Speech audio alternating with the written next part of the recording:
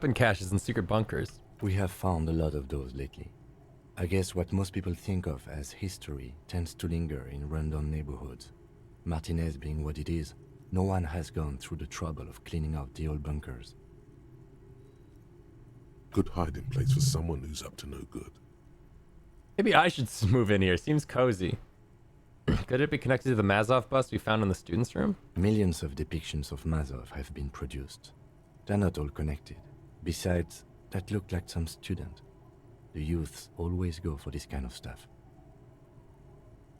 Someone have stopped you recently? You mean like Ruby? No, I think we've stumbled on a piece of history. Years worth of dust is shaken off. The full head of hair, matched by an ample moustache and sideburns, look a bit silly. Someone crouches, heels digging into wet sand. Hands sweep across the sand, grains sticking to the frayed skin of the fingertips. An old man sits on a slab of concrete and taps his fingers against the glass of a scope. You shudder.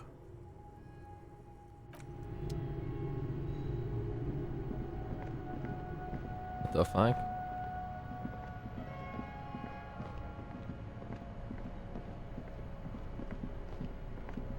Footprints.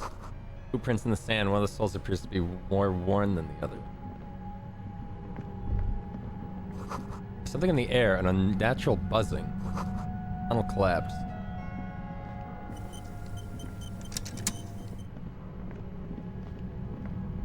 Oh. Getting louder, the buzzing sound. I kind of want to check back upstairs then. This seems like it's leading to something important. I'm curious if the upstairs is just the way you get down if you took the ladder. But there might be stuff up there.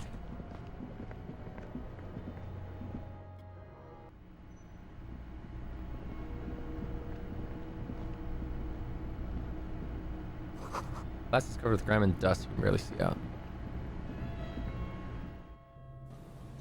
Ah.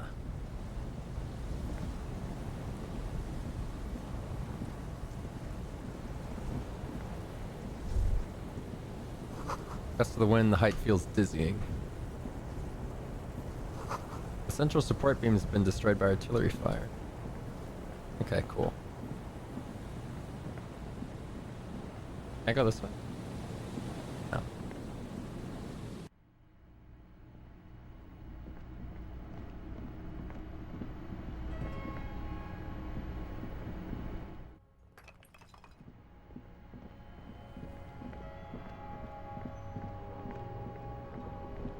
Maybe I should put on my combat armor. Nah, we'll be. I only have boots and gloves. That's not gonna protect me from shit.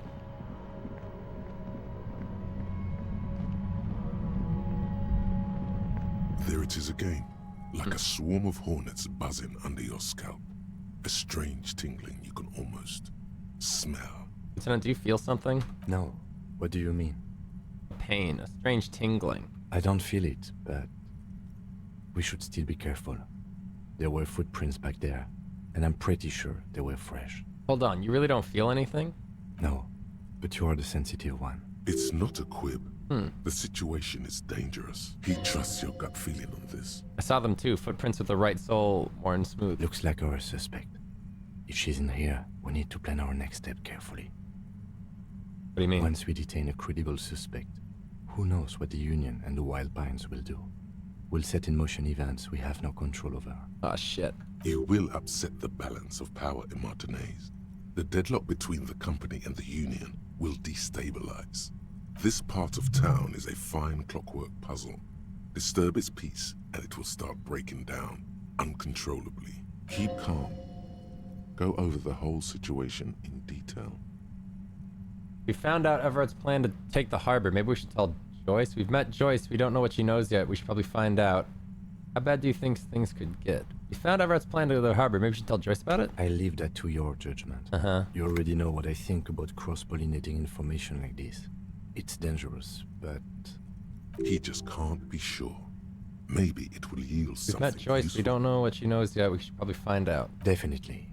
I think she knows something about the mercenaries. How bad do you think things could And she get? won't. Well, we are not responsible for what we can't predict, are we? I don't think the entire city will be razed to the ground. That's your point of no return warning? Let's try not to worry, he thinks. If you can't predict it, there's nothing you could have done. What do you think is waiting for us there? I think I see a cavern. Maybe more cellars? I think we've been careful enough. We still have the element of surprise. I wouldn't be so sure. You haven't exactly been sneaking. Or maybe not. Either way, once we go deeper, there will be no turning back. Fuck. Okay. Shit. Shit. There's some stuff I do want to do, but I don't know. Some of it's kind of annoying, or it seems like I need to do some obtuse shit to get it to actually fix. Like this, I don't know how to make it go. Joyce won't fucking talk to me because I won't find the drug lady, but I'm pretty sure the drug lady is Ruby. So I thought that those two would intersect, and then she'd explain the information. You know what I mean?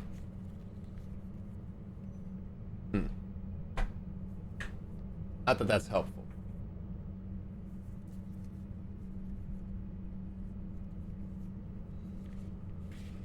Also, what the fuck do I do with that street? One thing for the Joyce thing, the rest you have. Nah, most of these I need checks for, right? And I'm out of XP.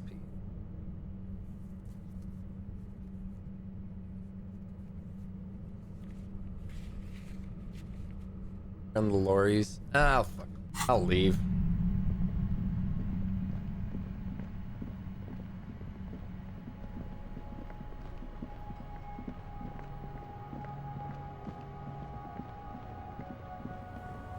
The only side mission you can do after this point is on the coast. Huh. Okay.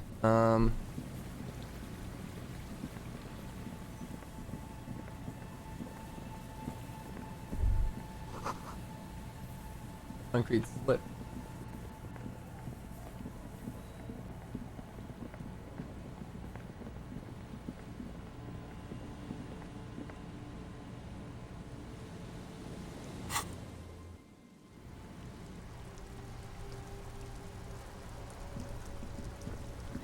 Because the only thing I can think of is to press that guy and be like, all right, actually tell me what you know. I've changed my mind.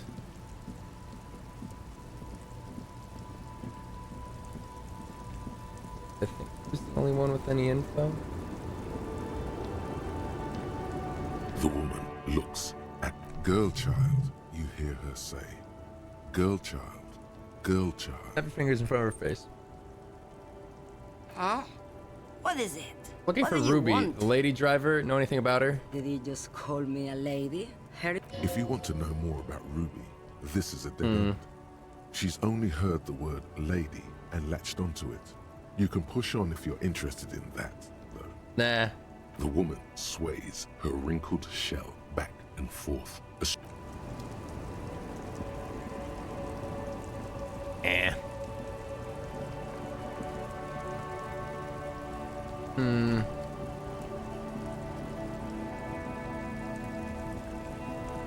Yeah, I don't know who else to really press about this Lori situation. Other than the poet guy, and I don't want to be mean to him.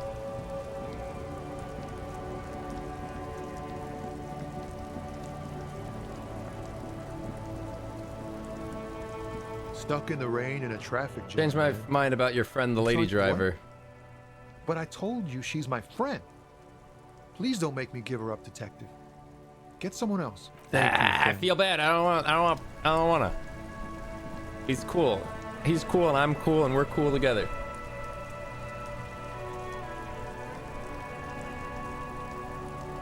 All right, I gotta go pee, and I also am unsure if my pizza's been delivered or not, but I'm gonna go check just because I don't want it out on the porch for like a billion years.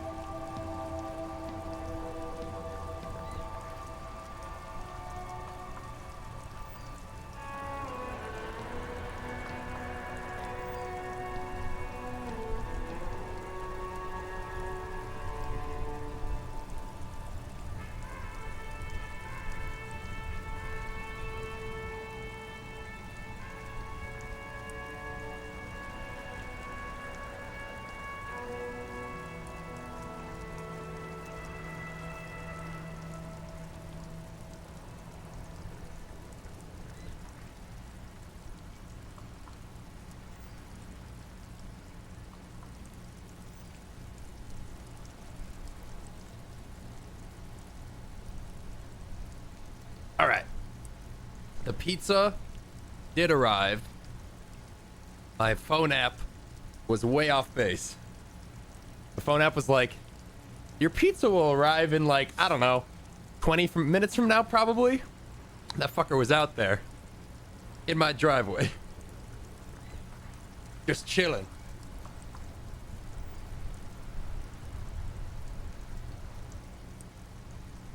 Because I think they have to like watch you grab the pizza and be like, all right, they got their pizza. Like, you know, it was delivered. Because I did like contactless. All right.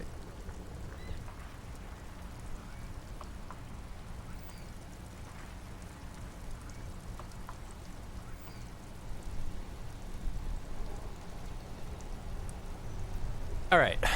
Trying to think what I can really do right now without passing checks.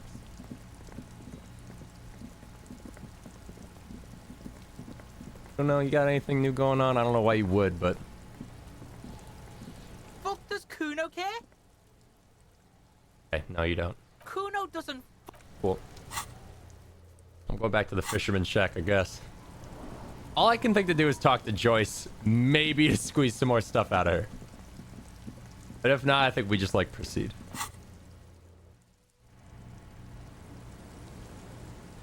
That's all I can really think to do.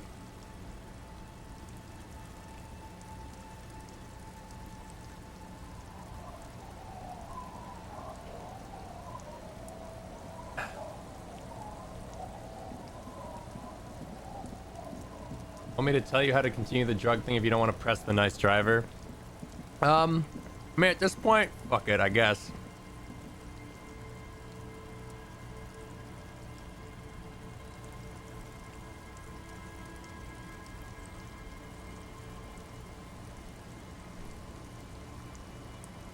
You have high authority in Kim, you can press the racist. I thought I already exhausted all the dialogue with him.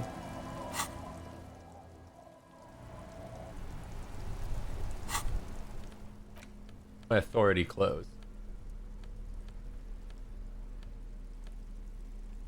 You did it alone? I don't know if it resets. I mean, I could try.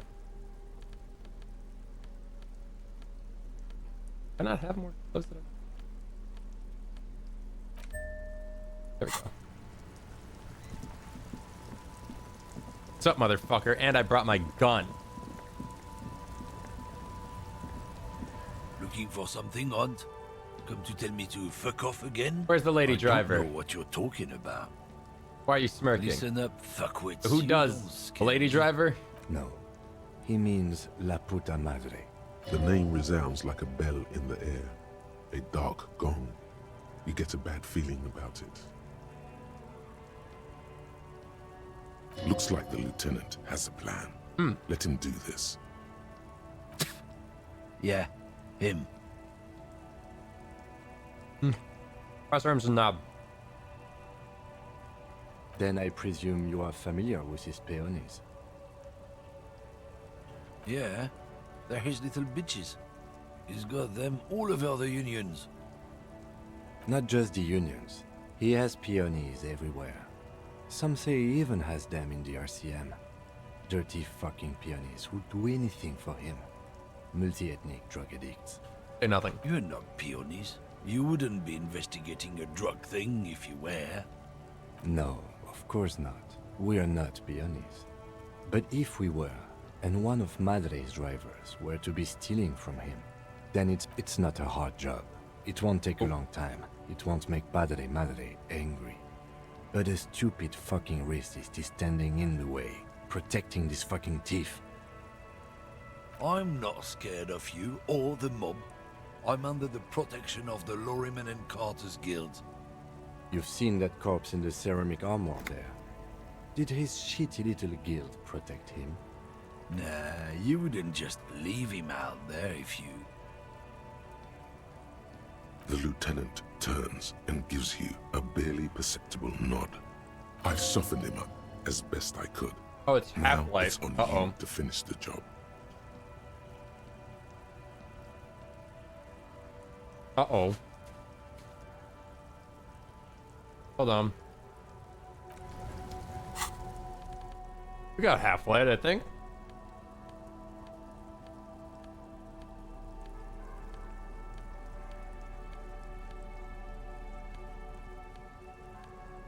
-1. +1.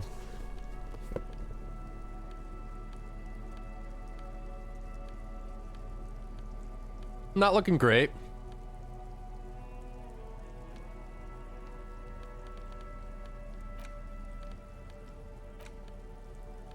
We don't got nothing for half-light. What the fuck? On gloves too? Oh, okay. Looking for something, Aunt? Come Okay. to tell me to fuck off again? Men like this only respect two things: strength and fear. Uh-huh. Time to turn up the volume. Show me your lorry right fucking now. Where is it? Fuck you. I told you. I'm not gonna... There. His voice grows smaller as yours. I'm gonna fuck you for the rest of my life, you understand? I've been to your fucking lorry. I know where it is. Point to it. I'm gonna burn it down, you hear me? Look, fuck you, man. It's some lorry down there. Green, banged up thing. I don't fucking know who she is. When did she go away? I don't know. I don't even know her name. She just rolls with the fleet and acts like a big shot. Some dyke, probably. I haven't even seen her for days.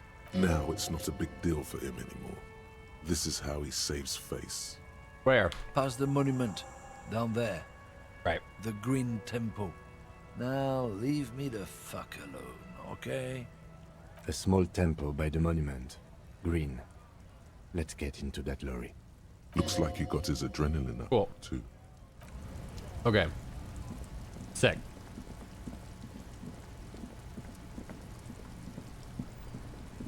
Ow. Pizza Hut.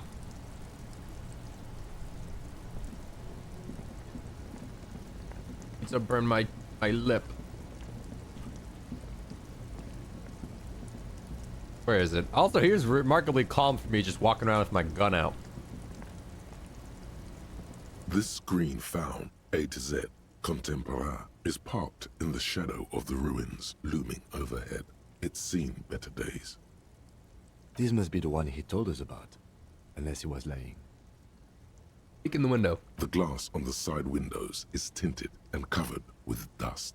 You can barely make out the shape of the seat and two steering levers. Posters cover the small windows in the back. You can't make out what's on them. It feels like you're peeking into someone's home residence. Inside it's private, cozy, warm, dusty too. How the door handle? How are you going to open this, Kim? Use the pry bar to smash the window. Open it from the inside. Really? This has been hard enough. No need to make it any harder. How the door handle? The door is locked. Figures. The handle looks shiny, like it's recently replaced. There's no picking this lock. The owner has put special care into it. It's a recessed design. Okay.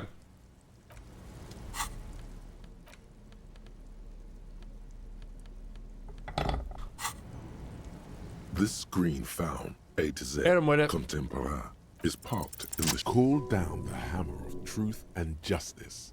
With a firm punch that could shatter bone, you smash through the window. Why you didn't equip and use the pry bar, who knows? But now, Wait, what? release your secrets, Laurie. Wait, what? Huh? The smell of cigarettes and perfume welcomes you. The cabin inside I is punched plastered it? with old movie posters. Actresses smile from the walls. There's a radio transmitter in the front and a toolbox tucked under the driver's seat. Some tools lie scattered near the pedals. There's something odd about the passenger seat. The seating fabric has been pulled tight over the lower side of the seat where the toolbox should be. Admire the posters.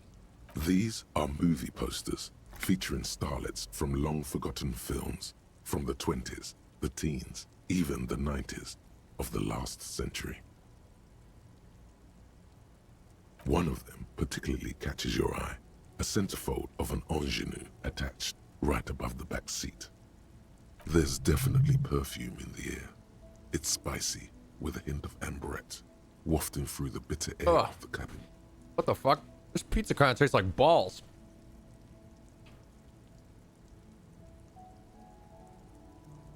Weird. The remnants of a sweet juniper-scented perfume, probably granate number 5.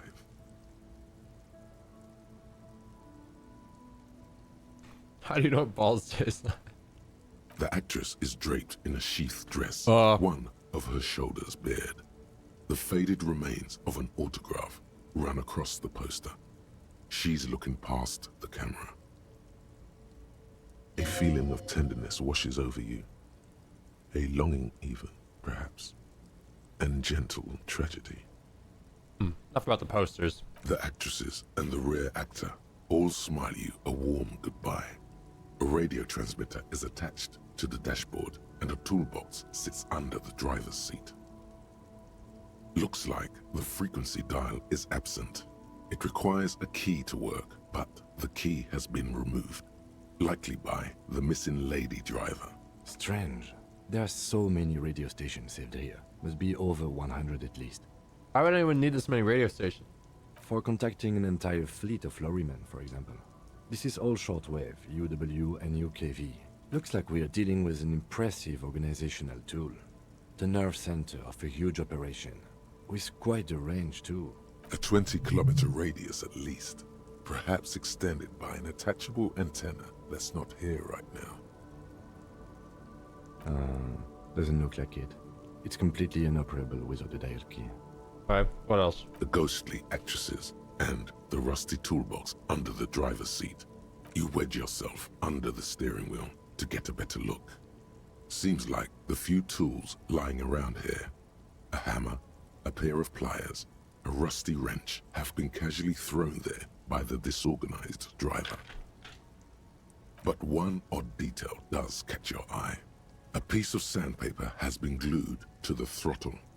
Sandpaper adds extra grip.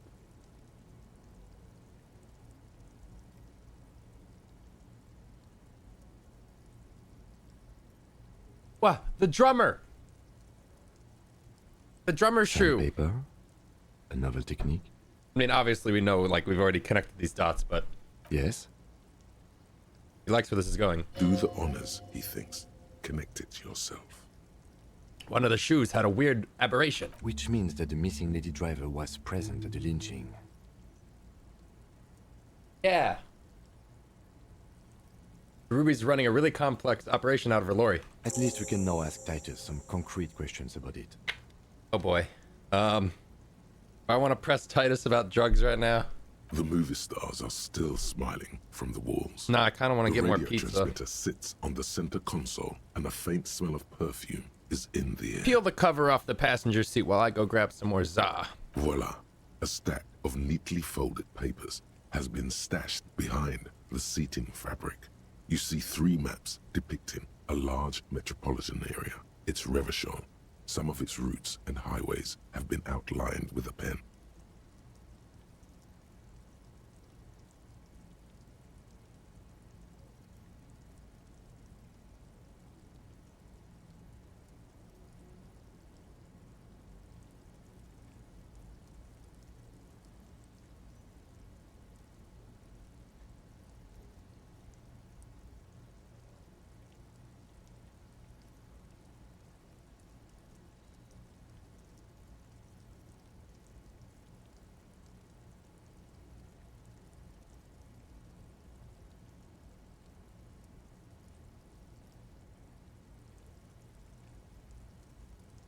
Alright. Tell me more. Bonne prise. Open the topmost map. This large map displays the elevated motorway called 881. The intake leading to Martinez is marked with a blue X. There's another X on the off-ramp at a place called the Old South. Toll booths at the intakes are marked with a circle. It looks like there are scant few ways of getting onto the elevated motorway that runs over Jamrock, and this person knows them all. There, hundreds of thousands of motor carriages roar on the 881. high above the mess of brown and red roofs that is Jamrock. The commuters don't even look down. The world ceases to exist outside the windshield. Where does this road lead? To Kuron, through the middle-income neighborhoods there, by the river, and then to Stella Maris and La Delta for work, while the men and women of Jamrock scuttle to their fates below the road. Hold open the second map. This municipal map from the 30s displays a complex system of storm sewers underneath a sub-district called the Pox, old military hospital, right adjacent to the 41st precinct. No storm will ever drown Revachol, the great solution to the riddle of history. Wind rips through the empty hallways of the once great military hospital, now just a ruin under an overgrown park. Beneath the hospital, great sewer tunnels hum and vibrate with life of their own. What does that sound? The rattle of motor carriages and lorries driving through long-forgotten tunnels, Third lit map. by gaslights. The final map displays a labyrinth of service tunnels left over from the construction of Motorway 881. A few routes have been marked with a pen, where the tunnels and sewers surface near the eminent domain and a traffic island in central Jamrock by the lake. These service tunnels were probably used during the construction of the foundation beneath the motorway. It means that the smugglers are secretly using the motorway to transport their goods and materials. They've infiltrated East Motor Tract, most likely. It's a big The operation. RCM patrols most of these auxiliary roads, though apparently not all of them. Where do you think the contraband ends up? Hard to say. This distribution network looks certainly large, yet still vague enough. It doesn't reveal much about the Besmerti behind it. Besmerti? The Besmerti is a Revacholian crime syndicate. They see themselves as the inheritors of the 14 Revacholian Indo-tribes. But really, they're just violent gangs vying for control on the west side of Revachol. With cool names, like La Puta Madre and Aura Masta. It's a dark parody. Who do you think is behind this? I mean, we know it's Ruby, but... It's definitely not the Union. They just do some logistics. This operation has spread everywhere in Jamrock. If it's that widespread, then Madre remains the most likely suspect. Here's bad news. There have been attempts at a serious investigation before, but they haven't ended well for those involved. Lieutenant Kitsuragi is a brave man for saying Madre's name without the winces and whispers that usually accompany it. Especially bad news for cops who may have something in their past they don't even know is there. Somewhere on a hidden field, a flash of light, a whirring sound. Camera lenses focus on a man in a ragged police uniform, standing in a field of blood-red poppies. A blurry figure dressed in white stands right by the camera.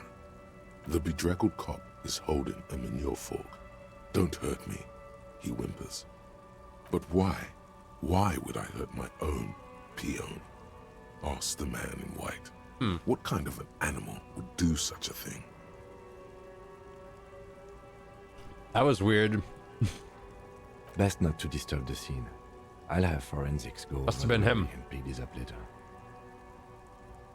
The stack of That poor maps cop. looks just like before, barely noticeable. Take the toolbox. A metallic drawer slides out from the seat. It's empty, except for a folded newspaper. Unfold newspaper. It's an issue of Petit Ferik from last Wednesday. A piece of paper falls out from its pages. Pick up the note. It looks like an article ripped out from a radio enthusiast magazine. Complex mathematical equations explain the basics of something called the Ulan frequency system. These formulas look oddly painful. Maybe it's the hangover, but they give you a headache.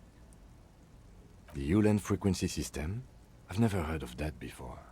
I know of FM, AM, UKV, but...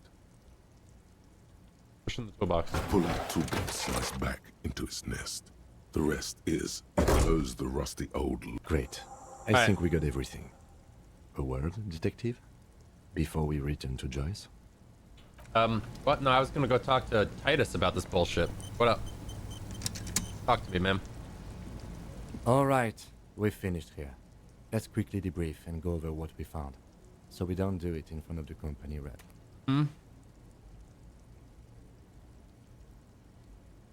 Sounds like something the police would do. What do you think of all this, Kim?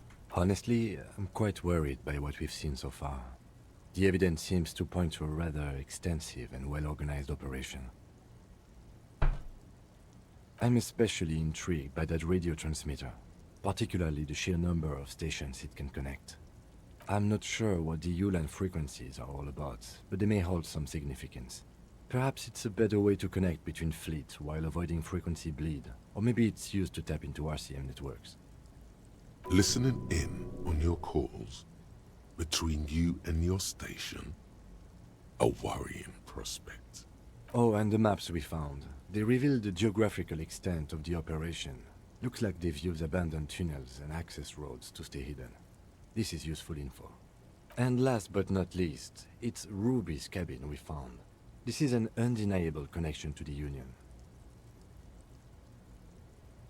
As elegant as they are, I don't think they are relevant to the drug trade.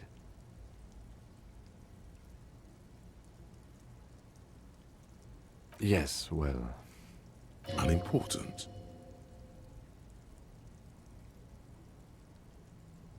One way or another, they seem to be. Logistically, if nothing else. But don't expect to bust this open during our stay here. At the best, this is an angle we can use against them. To other ends, as extra ammunition. We should return to the murder case. See what Joyce tells us about the lynching. When we are done for the day, I call my station and suggest our narcotics department look into it. There are more than enough grounds to start an official investigation, sometime later when we are done here. We do not want to get caught in that. The fact that one hasn't started already gives me pause. An investigation, I mean. Especially if the Madrid grouping is involved, and I can't imagine they aren't. It's certainly worrisome. All the same, I don't like the idea of internal affairs descending on the matter. That won't help anyone either.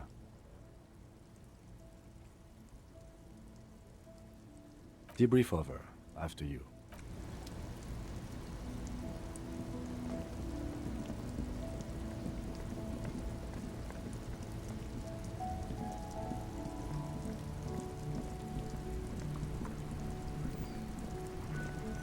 I, saw you poking around in Lady Driver's lorry. She in trouble?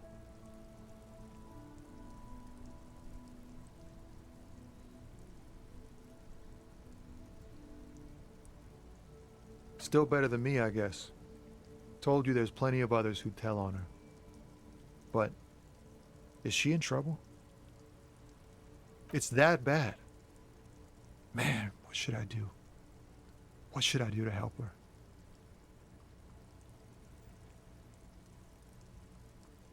Yeah, maybe I should just keep my head down and work on my rhymes while I can. Oh, you know, Tommy Leham's gonna be a musician. Sprechgesang, but with beats. I've got a lot of free time on the road to hone my craft. The correct grammar is Tommy Lahom. Tommy Lam was taken. My real name's Jerry Lafitte. Tommy's way better. It's more him. The man taps his fingers rhythmically.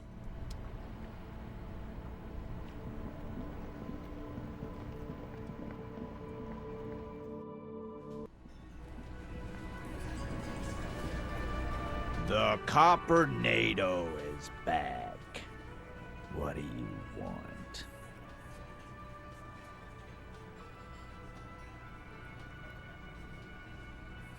Like hell you have. There is no local drug trade. This place is as clean as a rifle. Go back to Jamrock and ask the local junkies how clean your streets are in Precinct 41 kilos. We'll do that. In the meantime, did you know that there's an abandoned lorry at the intersection that was used to move raw ingredients for drugs from Terminal B to Jamrock? We know Ruby was the driver. We know that's your affiliation with her. Detective, you want to deliver the coup de grâce?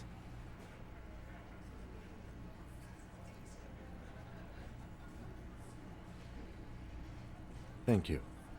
You're right, Titus. There is no local drug trade because it's all controlled by you. You're the drug trade. That's a mighty interesting Wait, theory. that's what we I guess concluded? that's what you would need to do, theoretically. A big, strong state-run I was eating monopoly pizza, you would guys. I'm outcompete done the eating runs pizza. on the street. Now I could focus. Yeah, man. Theoretically, that's what you would do. To get rid of the gangs, the dealers, even some of the junkies. You would need good, trustworthy people to take their place, of course. Hardy men to run such a monopoly. For the good of the community, of course. This is disgusting. You're admitting to profiting off of poisoning your own people. Good idea. People are always going to do drugs. At least this way you have some control over it. Yeah, keep telling yourself that. I know for a fact there's still plenty of drugs out there. No, there aren't. Some little shit and his dad are doing speed. Who fucking who? Stuff's probably from Jamrock. Whatever you've seen is peanuts. Look at the big picture, man. The place is a paradise. And all thanks to Hardy Boys. Right. Theoretically, of course. We're just talking politics here. My answer to your drug accusation is, how dare you? Go fuck yourself. What about this Ruby? Is she the 8th Hardy Boy who runs this thing for you? You sure do love long walks through Theory Town, don't you? Well, I'm thirsty now. Thirsty for beer. Got any less theoretical questions, Cobb? He doesn't let it show, but must be a little impressed. You've put a lot of things together, fast. Okay, that's all I needed to know. Alright, let's go talk to Joyce.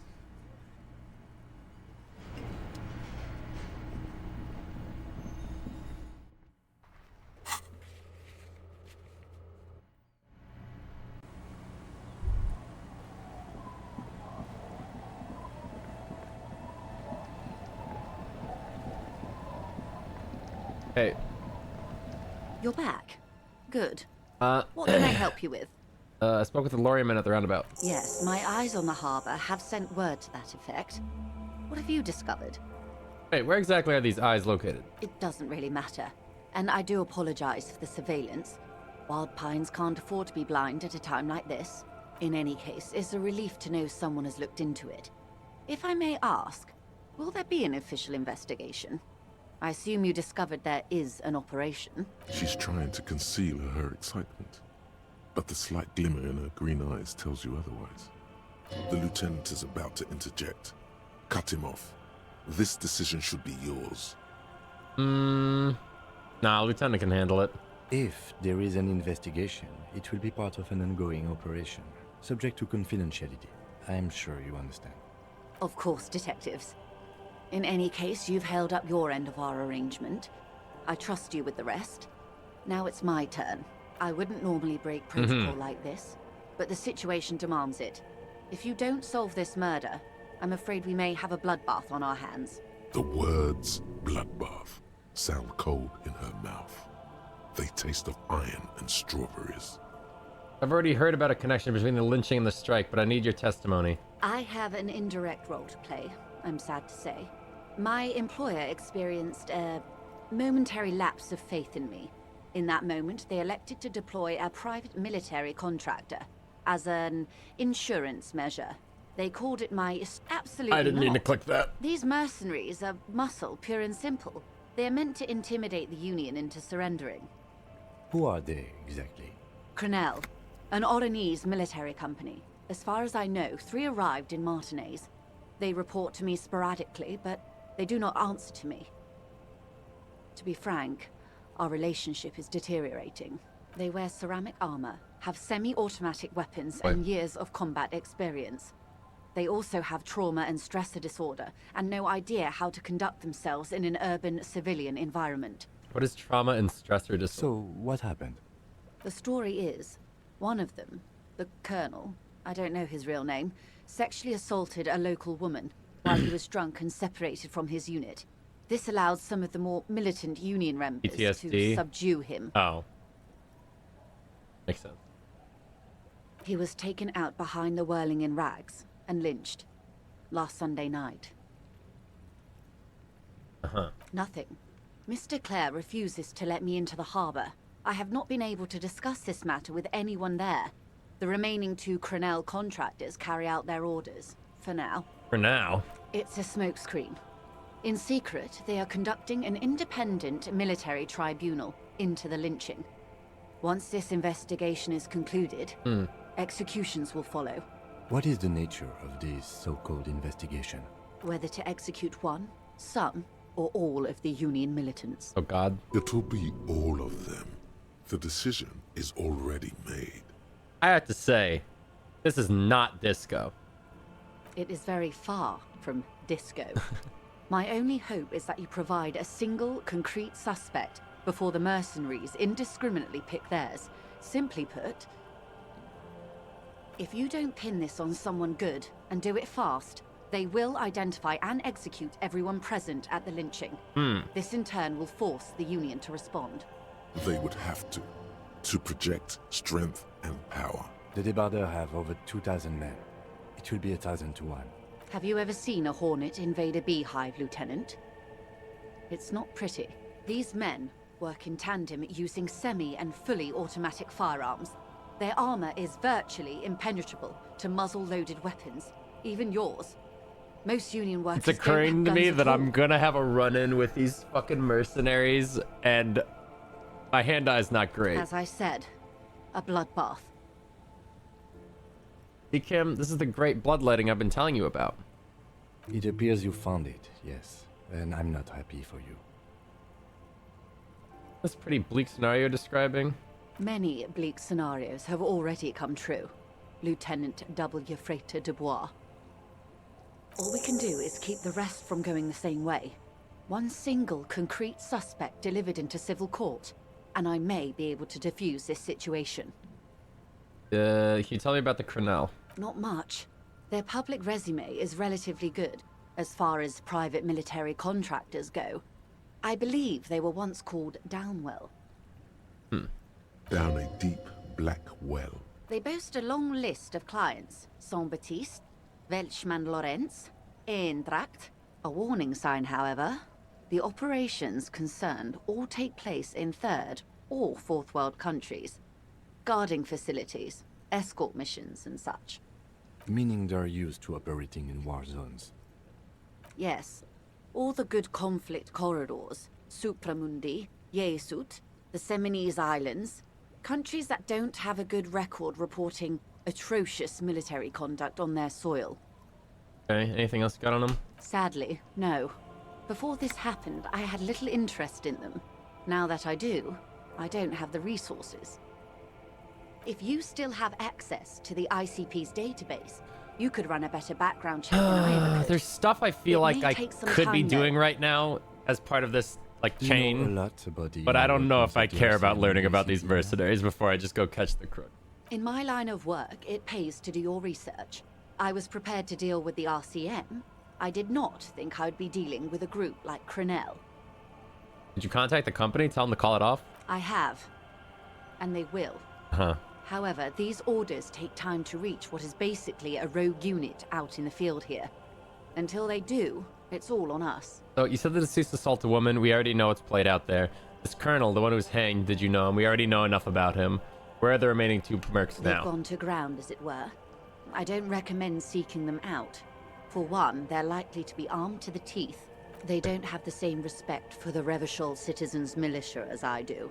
To put it bluntly, they think you're vigilantes. Ghetto savages. It will not be a fruitful meeting. Vigilantes. You're a professional officer of the only legitimate authority in Revachol. Vigilantes. The RDCM gets their authority from the coalition. Where does theirs come from? Somehow, I doubt that lecturing them on the legitimate use of force will persuade them to stand down. You still need to know where they are. You're likely to run into them eventually.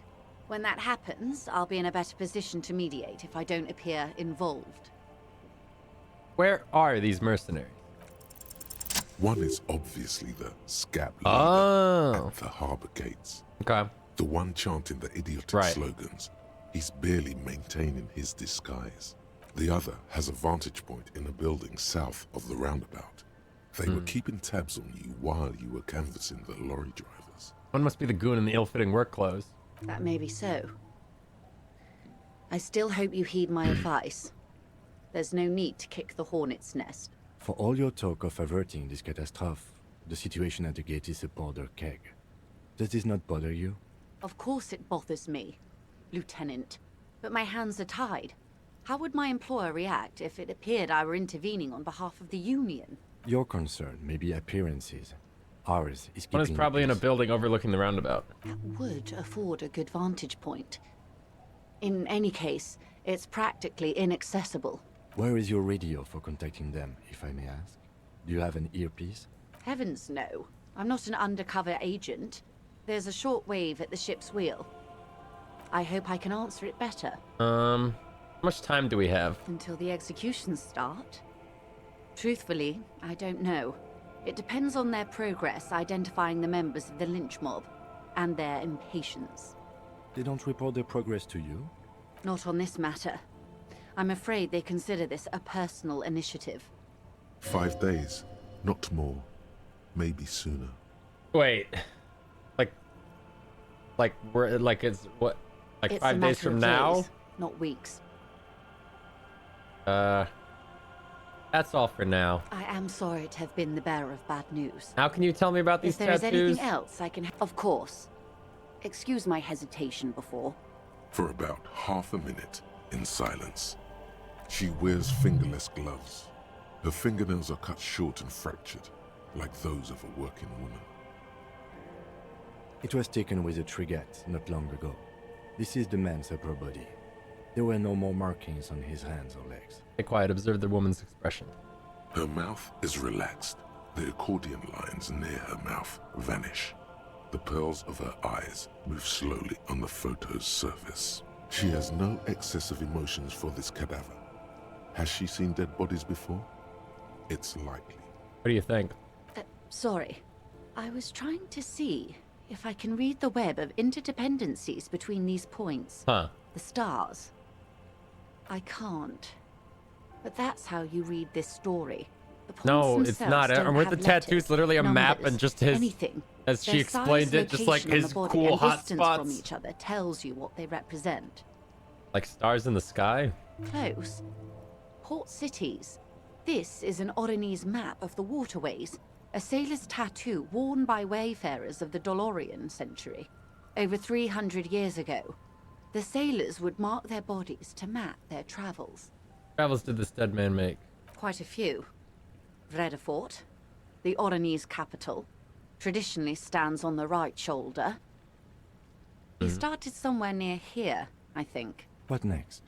Then he made his way to the Pretto Grande, through what I think must be the Stutz Canal, an artificial sorta channel kinda through know the all this. Occident. From the Pretto, he sailed to the Insulindic Ocean, first the Semines Islands, then this. Revachol. Those are the two constants. Vredefort on the shoulder, and Revachol in the heart. They started the tradition of these maps right after the discovery of Insulinde, at the dawn of the Interinsulary Age. You said you can't read it. I can't. This Okay, well, man at least was we got no that sailor. done. And these are no ports. I can understand geographic fragments, but not their meaning. Somewhere in an office lit by a single green desk lamp, Captain Ptolemaeus Price, 58, bald and bespectacled, is writing in a ledger on his desk. Rows and rows of days and weeks, laconic remarks in a single column. Patrol, case, vacation, injured. In Martinez, looking into Krenel, he writes in one. Then the man puts down his pen and rubs his temples with both hands. Outside, there is a siren. Distant gunshots on the streets of the Jamrock Quarter. This man is no brother of mine, but this is his service history. That makes sense to me. We have no more use for a map of the waterways, just like we don't need sailors the way we used to. This is what the custom would morph into on the Occident. Mercenary tattoos. Alright, that's all for now, thanks. Is there anything else I can help you with? Nah, I think we're pretty much good. Note, Union cryptozoology business might end when you do. What? Why'd they emphasize cryptozoology business? Hey, fish lady? No, I might go fuck with the mercenaries. See what's up.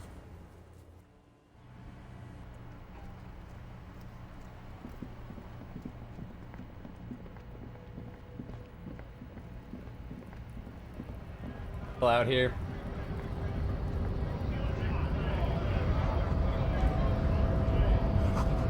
I thought you didn't catch this graffiti earlier. Man, Ike over here.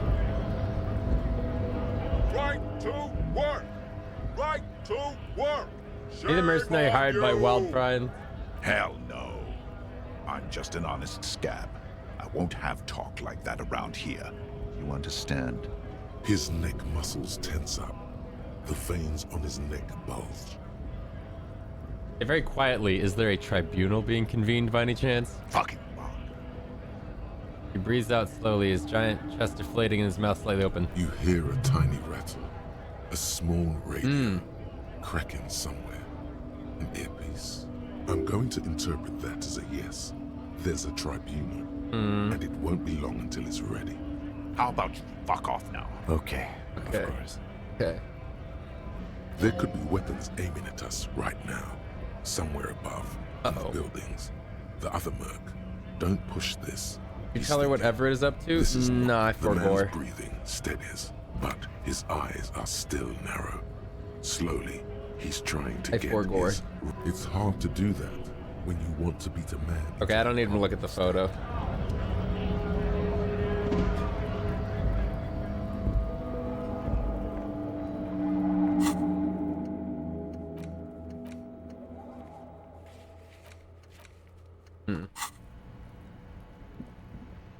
I feel like the disco church is gonna be left undanced.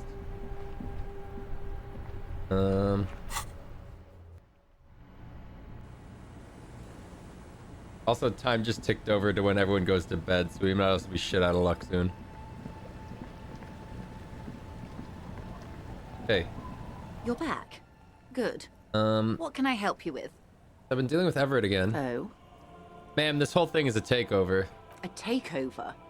Yeah, it's not a strike. You aren't being let in because there's nothing to negotiate. The Union is taking the terminal. He has told me in his own words, he's taking it. He'll also use the drug trade to finance the harbor. Taking it? Green livery, changing into red, blot by blot. Then we're talking about a war.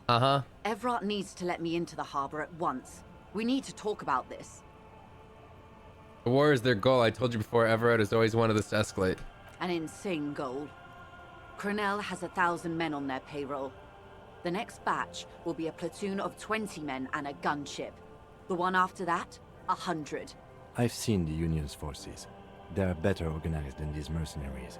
They also have the support of the people of Revachol West. It will take more than Cronell to wipe them out. Wild Pines will need to send more and better equipped men. Make no mistake, ma'am. I am sure you have the money. The question is, how many years and how many lives are you willing to sacrifice? What do you suggest I do? Does it matter? Boy. Her mind's made up. It has been for some time. The choice was whether to tell her this, and you've already made it. First, will this affect your decision-making process? Not the RCM's job to make these decisions. The workers should have the harbor. Cut off the snake's head. Everett's pushing this. It's a bluff. Call it. Have them open fire and see how long they last. Bring in everything you have and wipe them from the face of the earth. Look at your wrist. It's apocalypse o'clock. Time to commence the gloaming. I wish there was a disco option. You've already made up your mind, ma'am. What is it? It's apocalypse o'clock. Time to commence the gloaming. Maybe so, detective. But that doesn't mean we are not obliged to try and stop it. He's right. There will be slow, simmering, hideous civil war. The beginnings of a failed state. No apocalyptic rapture. Just ugliness. What are you going to do? What will I do? Did I ever tell you how they discovered this Isola? During our reality lowdown? You said you would one day. It may be the only break we've ever caught as a species. The last one for 400 years. Why? The nations who colonized this Isola called theirs Muindi, the world. It was all they knew, all they thought would be. That there would be something more was a gamble, akin to another world, or life after death. The Pale was thought to be impregnable, perpetual. Irene la Navigateur, the Queen of Suren, sent 8 expeditions, one after the other, into the mass at the edge of the world. 5 of the crews did not return. 2 did, but had lost their minds. 8? Is that a normal number? It was anything but normal. There was no precedent. People thought she was punishing the admirals, or had gone mad, or both. Until after years of trial and error, and the development of a strict psychological regime imitating the creation process of poetry. Huh. The 8th expedition returned sane and intact. They told of a new continent of matter. They told the Queen and her counselor, Dolores Day, that the Pale had begun to condense, day after day, hour after hour, minute after minute, slowly raining down until it formed a vast ocean. The air is cold and scented with petrichor. There are rain circles on water all around. Humidity crawls up your back like a piano trill. Your hand in the rain. So does the lieutenant. His mouth is slightly open as he looks to the sky. The droplets feel warm, like spring rain.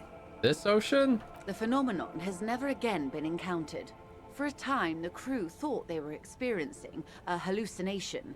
The mass hand proclaimed, Lancielinde, Lancielinde, the signal to wake up.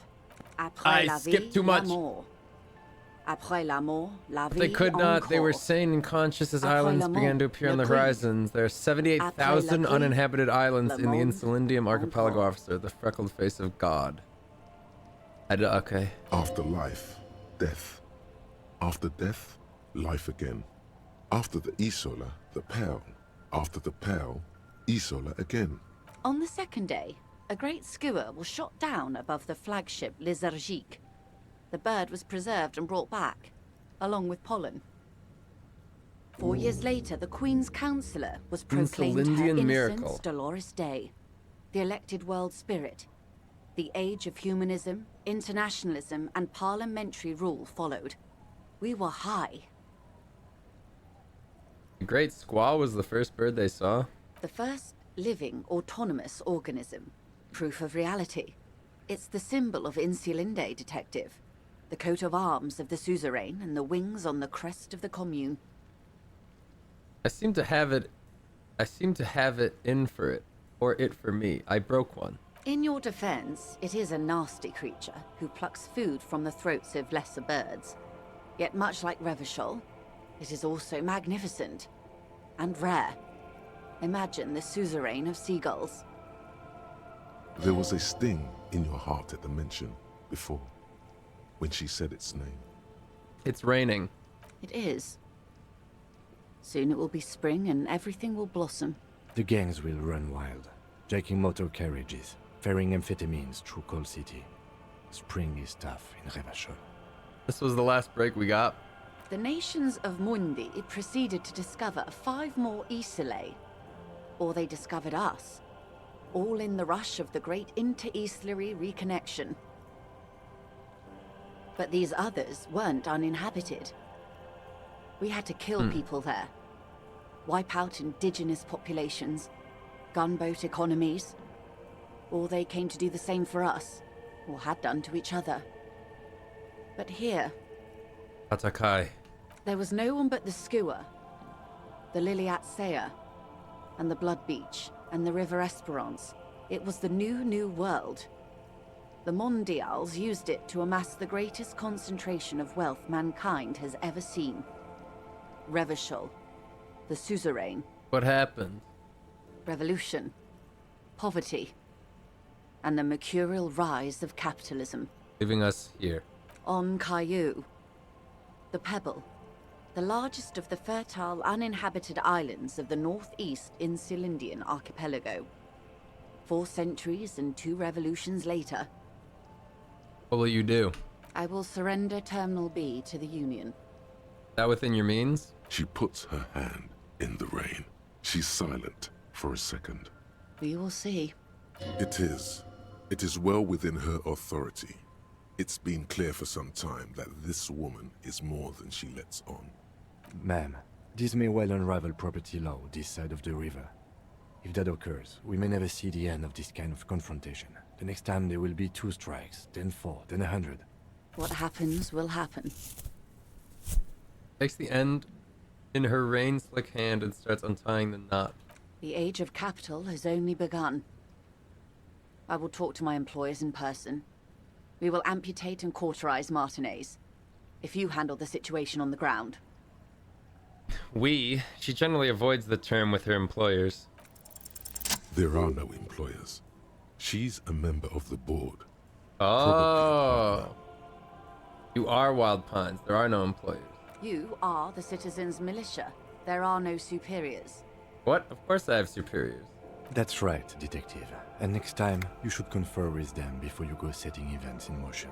Despite his words, he's not really sure whether to be annoyed with you or not. Even after all this time, I still don't understand who you are or what your angle is. I have not deceived you. I told you exactly who I was. Rejoice Layton. You're going now? Yes, Mr. Clare has a 2-month head start. I can't let it grow any bigger. And I've exhausted all my options from here. Okay, bye. Keep the peace, and I will keep my end of the bargain. How far along is Cronell's investigation? The confrontation is imminent. They have followed in your footsteps. Uh-oh. As your investigation reaches a climax, so does theirs. They are your shadow. Arm yourselves. Armor yourselves. Protect their targets. Violence may be unavoidable, but we can limit the casualties. When will they make their move? Where? Soon. I do not know precisely. Okay, They so we're have gonna cut have a off all fucking... We're gonna have a communication. showdown underneath They that know I've been feeding abandoned them factory or information. some shit. One last thing, Lieutenant Oh, Dubois. fuck. I've given the matter much thought and come to this conclusion. You're not an amnesiac. You're insane.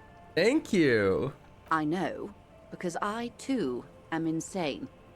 I just hide my illness better. And I'm rich. You're over-radiated? How do you keep it together? Goodbye. Goodbye. Buddy, a little insane? No, Detective.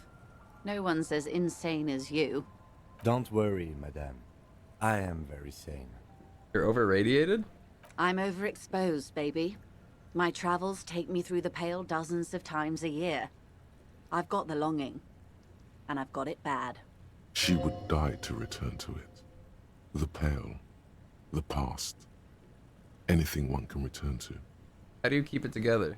The same strict psychological regimen the 8th Admiral developed when he crossed the Pale and discovered this Isola. The Volta do Mar. It's used by inter-Islary travelers and other troubled souls, even to this day. You could use a little of it yourself.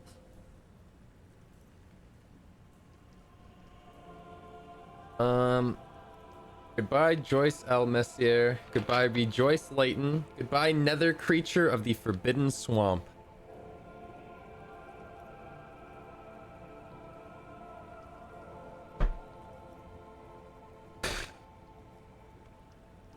That was a real name, right? Rejoice Layton?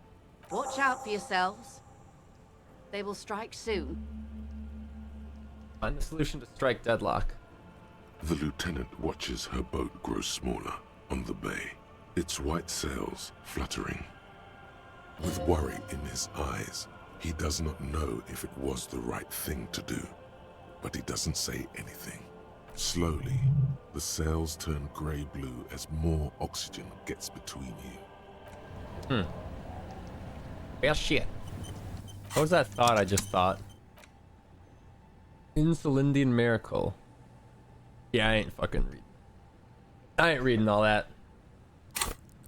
We do have 3 skill points to go fuck around with, so I think I'm just gonna go to the church and try to brute force that.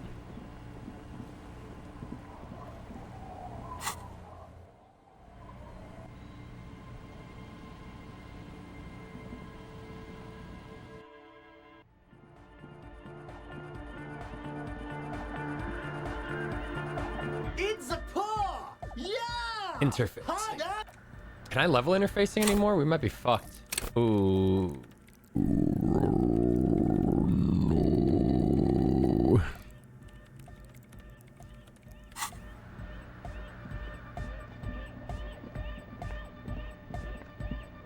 Oh, hey, man. It's good to see you. Of warfare. Goodbye, officer.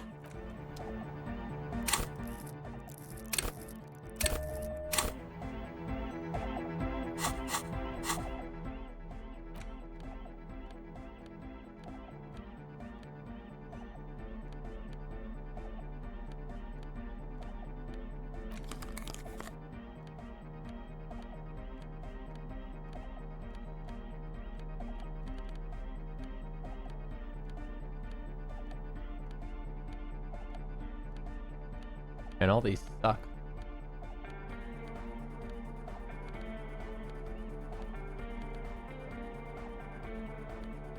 Yep, whatever. Oh, hey, man. It's good to see you. There's a way to unlock it if you want a small spoiler. Sure. At a certain point, I'm just gonna not complete these and just go finish the game, so I'll just take like a little hint here and there.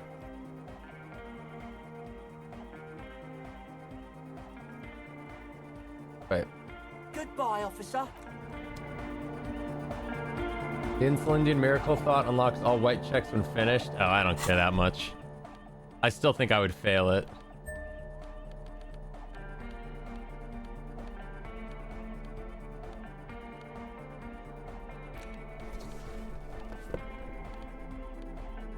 -1. Oh, hey, man. It's Okay, good to let's see try you. it. You close Oh, your eyes. let's go! And vacate your skull, leaving your brain to wonder, where did that little fluttering light go? Total darkness. Uh-oh.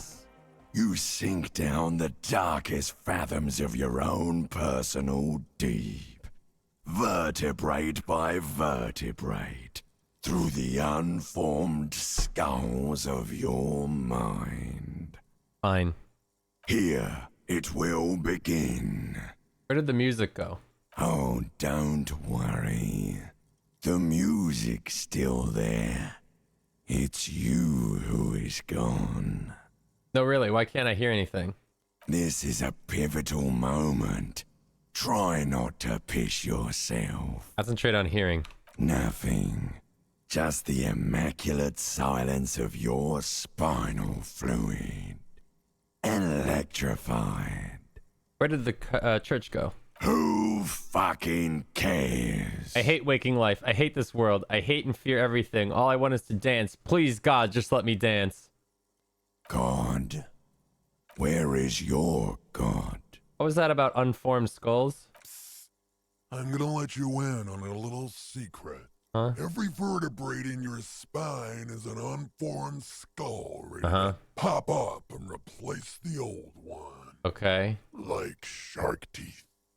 The one you're currently in has a little brain forming in it, waiting for its turn. What? To rule the world.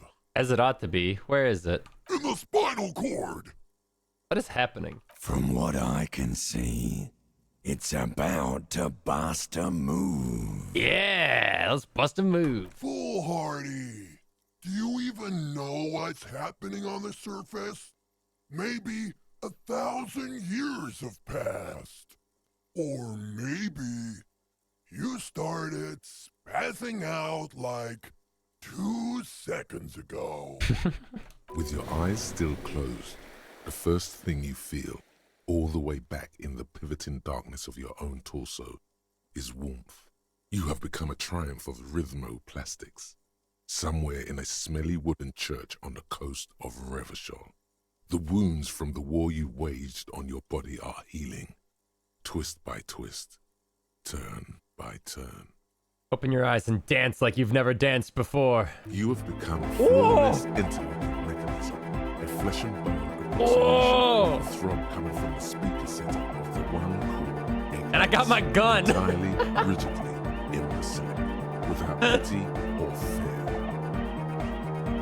Free from self-awareness, no deliberation, only, and I mean only, execution.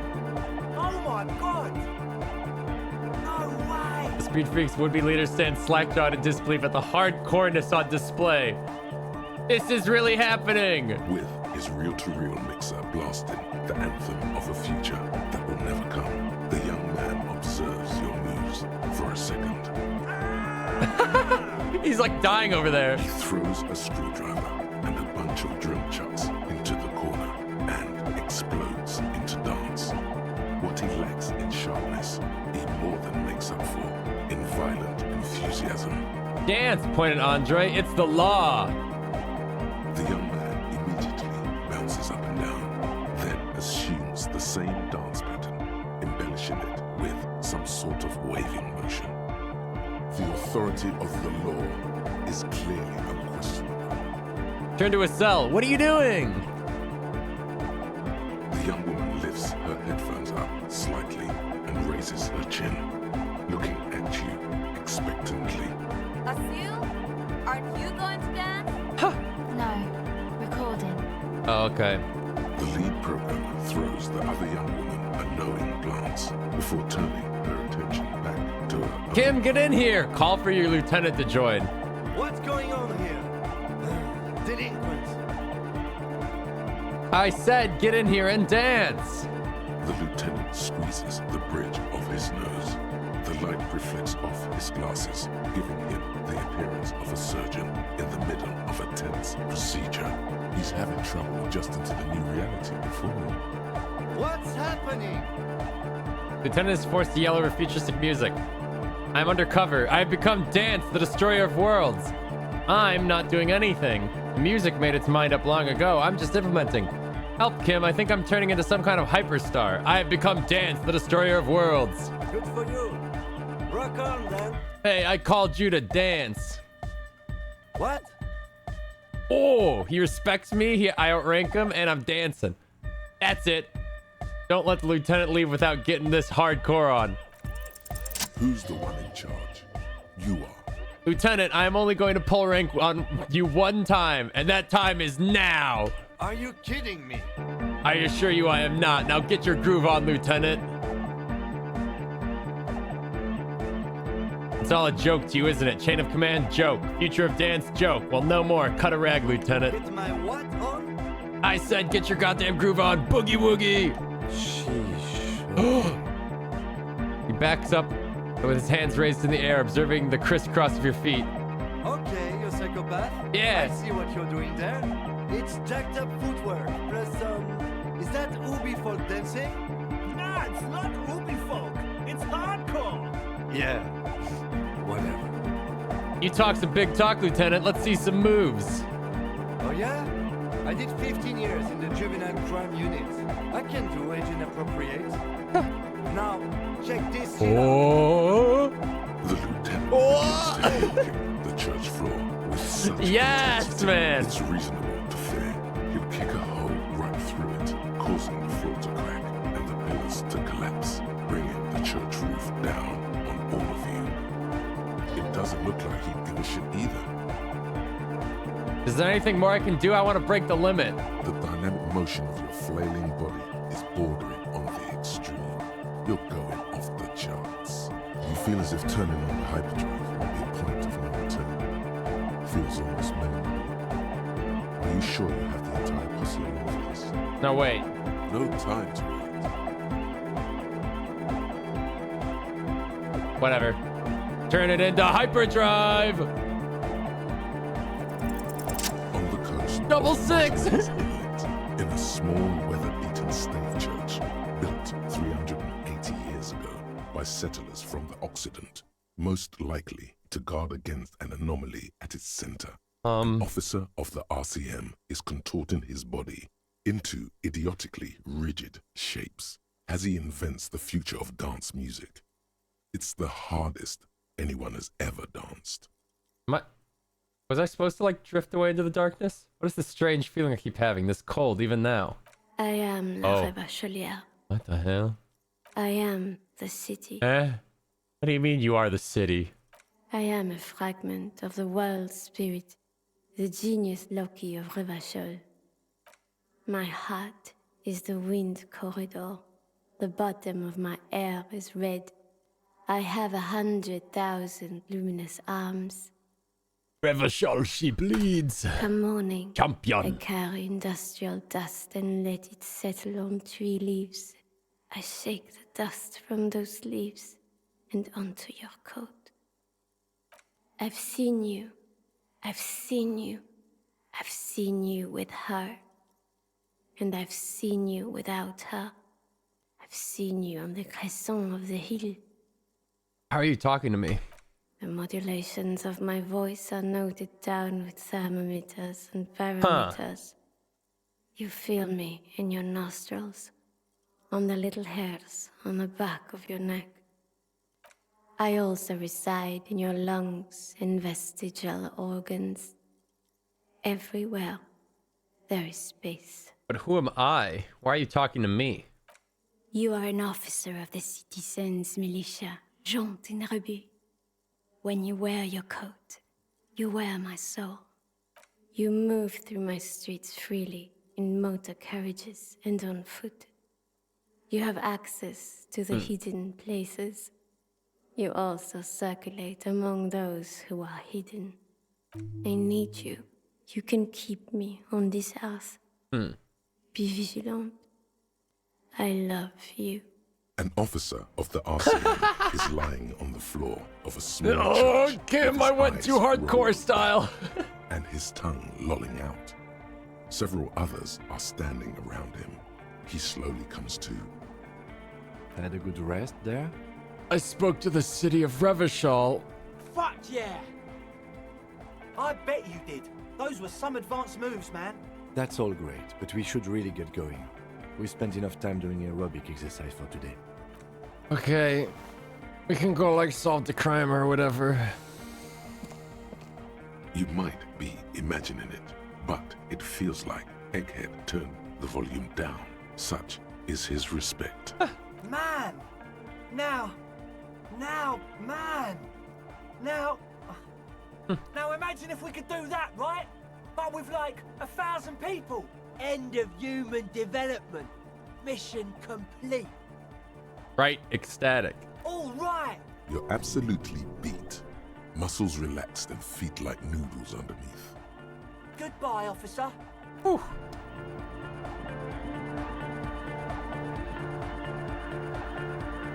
Uh-oh. I like bugs. I can't talk to him. Oh. I guess I needed to dance with it. Whatever. It's just... Yes, what is it? No. I think I broke him. How come she didn't dance?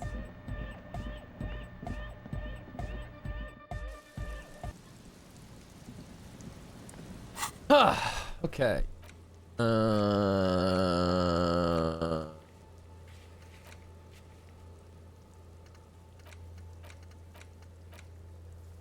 Whatever, I'm ready to go, man. I'm ready to go. Where's my combat gear? Gloves, boot. Which of these would be best for fucking shooting? I'm getting in a fucking brawl with Mercy. Hand-eye coordination's probably good to have.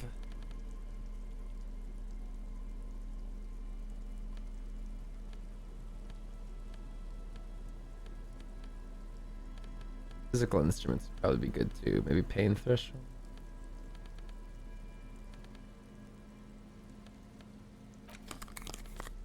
Probably not visual calculus, but I don't really have that many good glasses.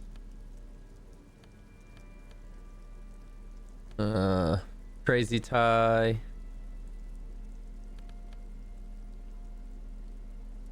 Last thing you can do is talk to Everard. I don't really fucking care about talking to him.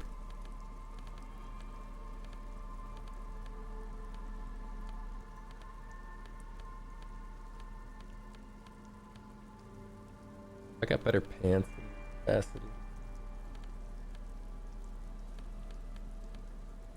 Exposure, maybe.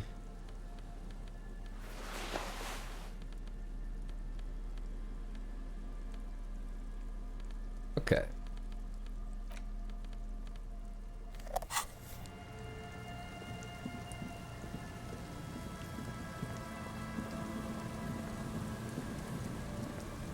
And we're going really late at night. I'm gonna do a hard save just in case, though.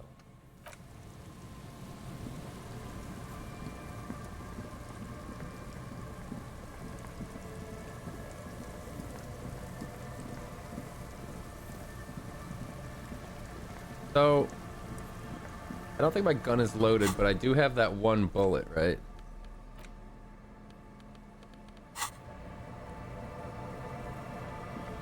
Wait. Oh, right, it was never the pipe, it was the door next to the pipe. For the gun?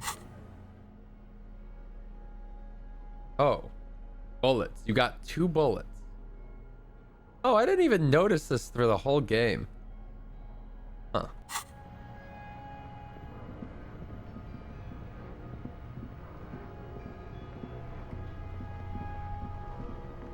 Huh.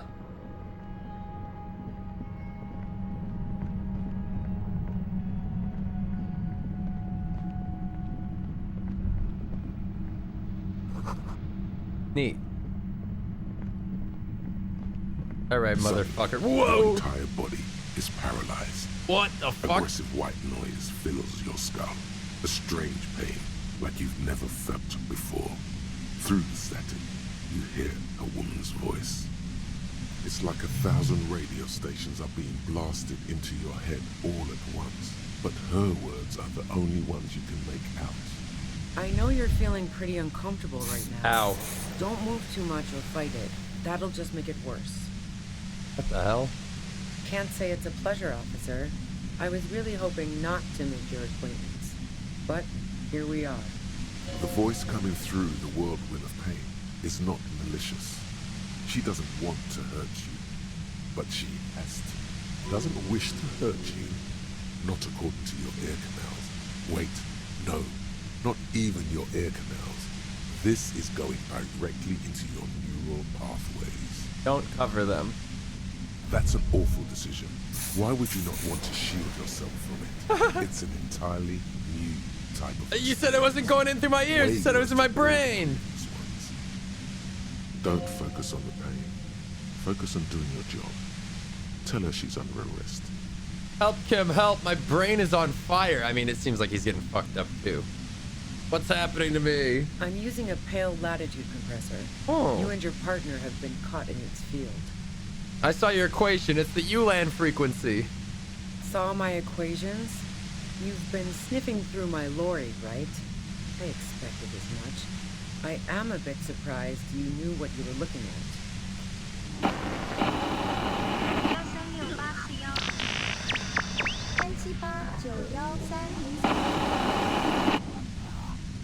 You should probably check on Kim. That's what good partners do. Look back at Kim. Right behind you, officer.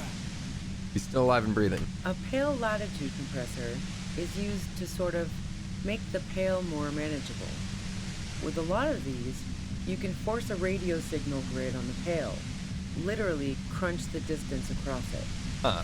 Signals are relayed across a series of repeater stations fixed to buoys. Not a fun job manning those stations.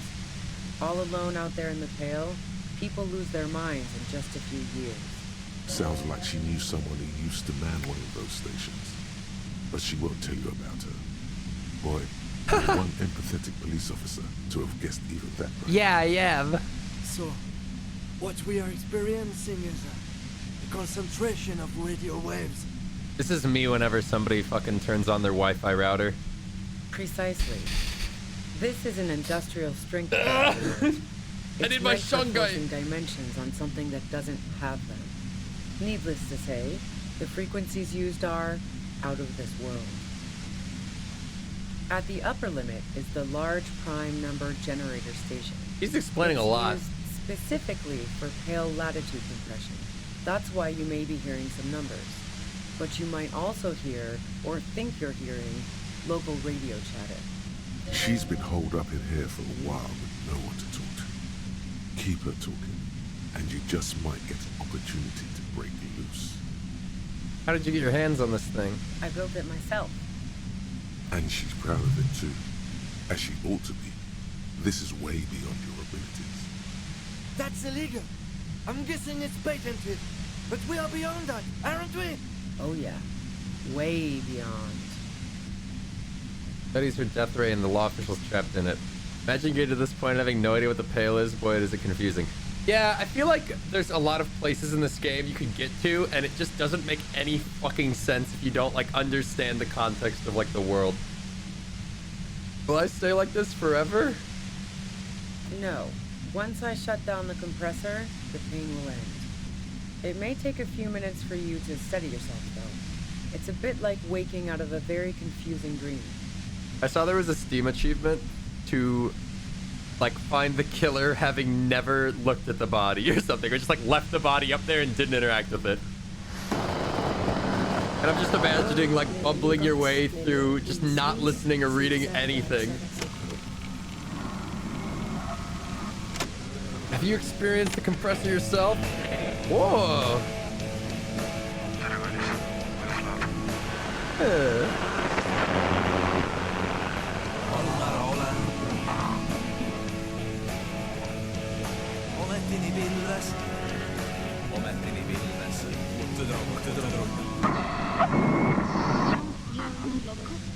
Yeah, I stuck my head in there before using it on you.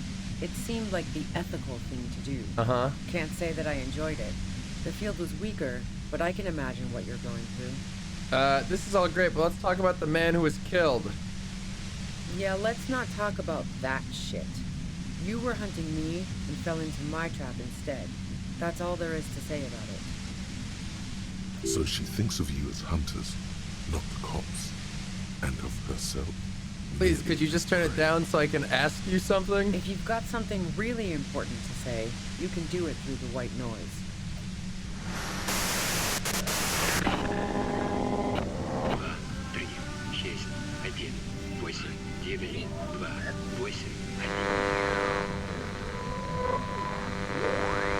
Looking for a deal on mattress.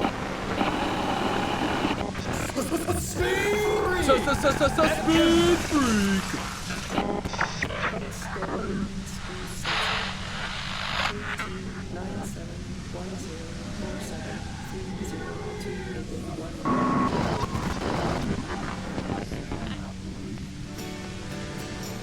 Oh.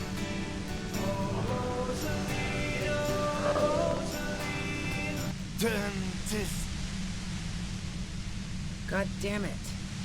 Regards you and Kim with sudden sympathy. Fine. If you really want to talk, I can dial it down. I've also got a gun, by the way. She steps reluctantly out of the shadows, the pain lessens. She's carrying a 2-barreled front loader. Remain careful. Well, it doesn't feel much better, but she can form sentences now. Thinking doesn't seem to hurt as much. Just keep her talking, and you'll get through this. Pain threshold. But how did you know we were coming? I heard you in the passages, and I've been preparing for I heard quite a you while. guys come down the passages, then you left for 5 hours, and then you came back. By hiding bullets under floorboards? So you found my shack, huh? I'm not surprised. Her tone is bitter. She thinks she's been betrayed. She didn't rat you out, by the way, Isabel the washerwoman. So nice. That's one knife I didn't want to find in my back. You're desperate, aren't you? I was. Before I caught you in the Pale Latitude compressor. I'm fine now. That's her admitting the bullet was an emergency exit. Knew it. It was dark in the shed. The waves outside had calmed down. God, I wish I'd She put looked on at the some loaded pain gun, threshold then clothing. she cracked the barrel open and took the bullet out. Not today. Wait.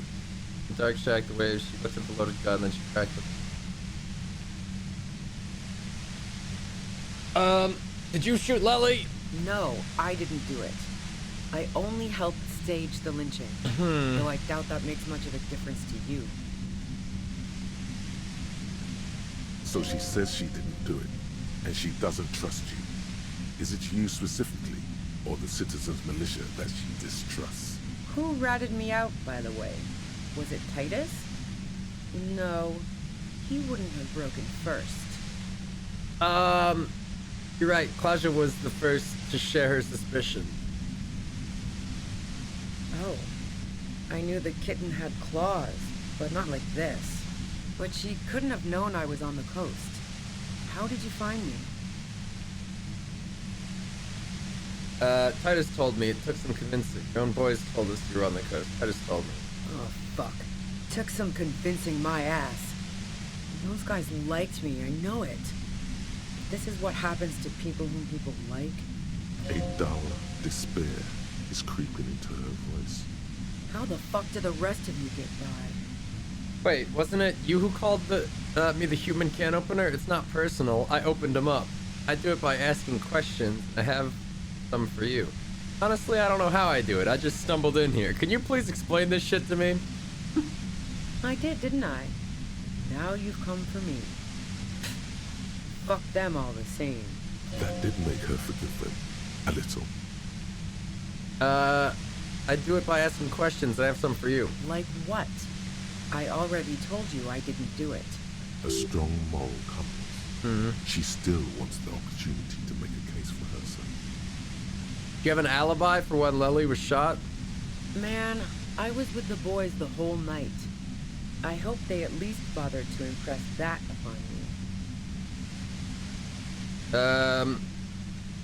There were 10 minutes they couldn't account for. You mean the length of a toilet break? That wouldn't even have been enough time. Our investigation, Wins from the Pain, has shown the 15 minutes was just enough time to commit the murder. Wow. Now I'm curious. Please, explain. Play pinball much? Look, there's a secret way from the play pinball much? No. Not since I was 14 and hanging out in the only diner in Dardun. Haven't been into low-risk, no-reward games since moving to the city. Why? There are some mysterious pinball machines in the pretty mysterious rooms in the Whirling. Yeah, and probably some ghosts from the time of the suzerain. I'm not really interested in supernatural mysteries. Wait, what kind of mysteries interest you then? That's a shame, because I happen to be a paranatural detective. Cool. They sent a ghost cop after me. Congratulations. Wait, what kind of mysteries interest you then?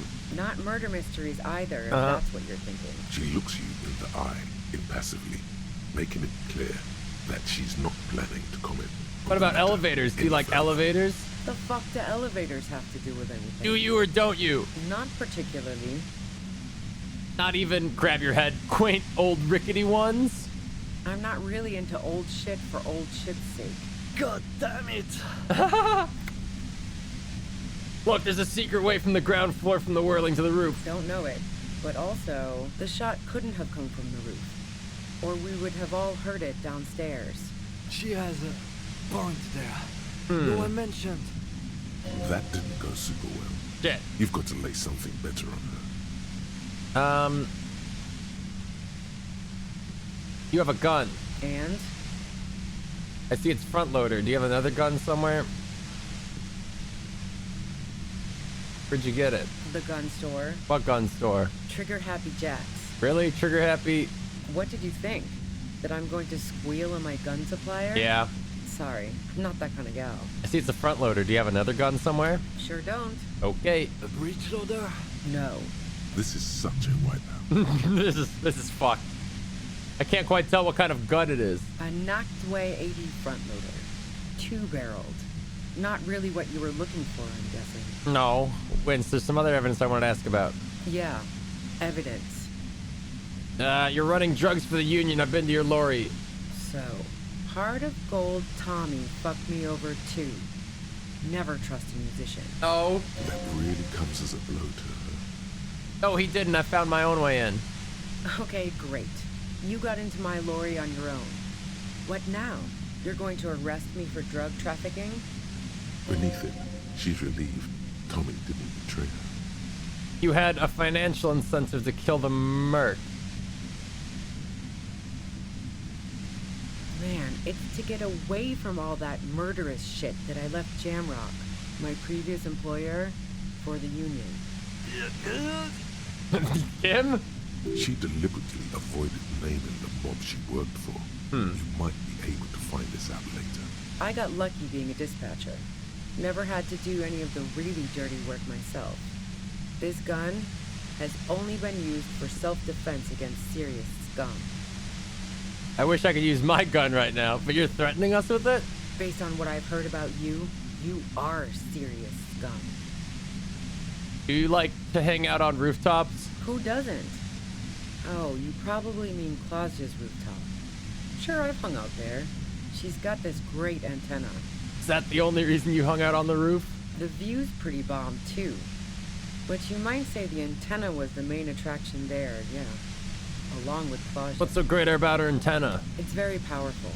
I used it to tune into RCM frequencies. Oh. That's how I knew to be prepared for your arrival.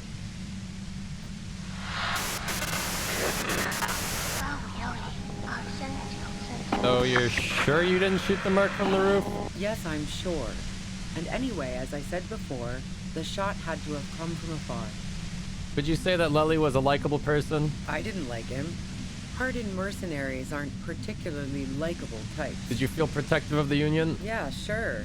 And I didn't like Wild Pines sending in those foreign hirelings. Me and a fuck ton of other people around here. Yo, Spot, thanks for the raid, man. Welcome, Raiders. We're in, like, the final stretch of this game, I think. She didn't hate. So if you don't know what the fuck's going on, you know, get out now. I'm listening. Okay, let's take a step back. Yeah? Where? More questions before doing anything. Who killed the merc if it wasn't you? How should I know? As I keep saying, he already had a bullet in his head when I got to him, and there hasn't been any useful gossip over the radio. Those rings around her eyes, her tired voice. She's been staying up late, listening in on the conversations crisscrossing Martinez. Police radio? You've been following the case? Who hasn't? You know, I can still see him there, in Claudia's room, lying on his side. He was still warm, but the bluish light coming through the broken window made him look as though he'd Nudged been it dead for during a good drug long talk. while. Oh, if I keep her talking, she'll crank it down a little bit. What happened Sunday night? Tell me your version. She eyes you warily, as though gauging your sincerity. She's refusing to adopt the demeanor of a cornered animal, a leader with no one to lead. She still wants to retain some control of the situation. It's okay. We just want to... Cam, you can't say anything, man. All You're right, fucked up. Don't kill yourself over it. I was shooting the shit with Hardy and the boys over a few beers, like always. Then Claudia comes in, all pale and shuddering. She sits down with a drink, trying to steady her nerves. So I grab a seat next to her. Wait, did she also seem high to you? Oh yeah, super. But I didn't think too much of it at first. I'd seen her party hard before. Lester said you knew something was wrong immediately. No, I really didn't. She's not that easy to read. I just assumed she'd done too much blow. It wouldn't be a first for her. But no such luck. She was in some deep shit. She asked me to come upstairs. The merc she'd been going with was lying on the bedroom floor, dead. I knew she couldn't get the authorities involved, so Wait, so yeah. if the shot didn't come from the roof, then the shot had to have come from that island that we trajectoried. You made it look like he'd been hanged. How'd you manage to come up with the plan so quickly? What? No. Faking a lynching was her idea. What? Wait a minute. Yeah, in cold blood.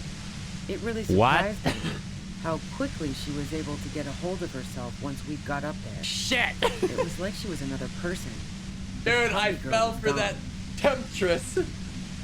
She asked me to help her drag him into the shower so she could wind the shower head around his neck to fake lividity. Then she dressed him while I went to get the Hardy Boys. Glacia knew exactly what she was doing. You can't remain calm under pressure otherwise. Showerhead, resourceful. Yeah, I wasn't sure whether to admire her or be disturbed. You think she killed Lully by herself? As I keep telling you cops, we didn't hear anything downstairs. No gunshot, nothing. Wait a minute. But even if this is true, weren't you worried the lynching might lead to... War? The thought crossed my mind. But the mercenary's death was going to have repercussions either way. Although the way things are going, fuck it. I'm not responsible for these people after what they did to me. Her grip on the gun is tight, her arms toned, her posture solid.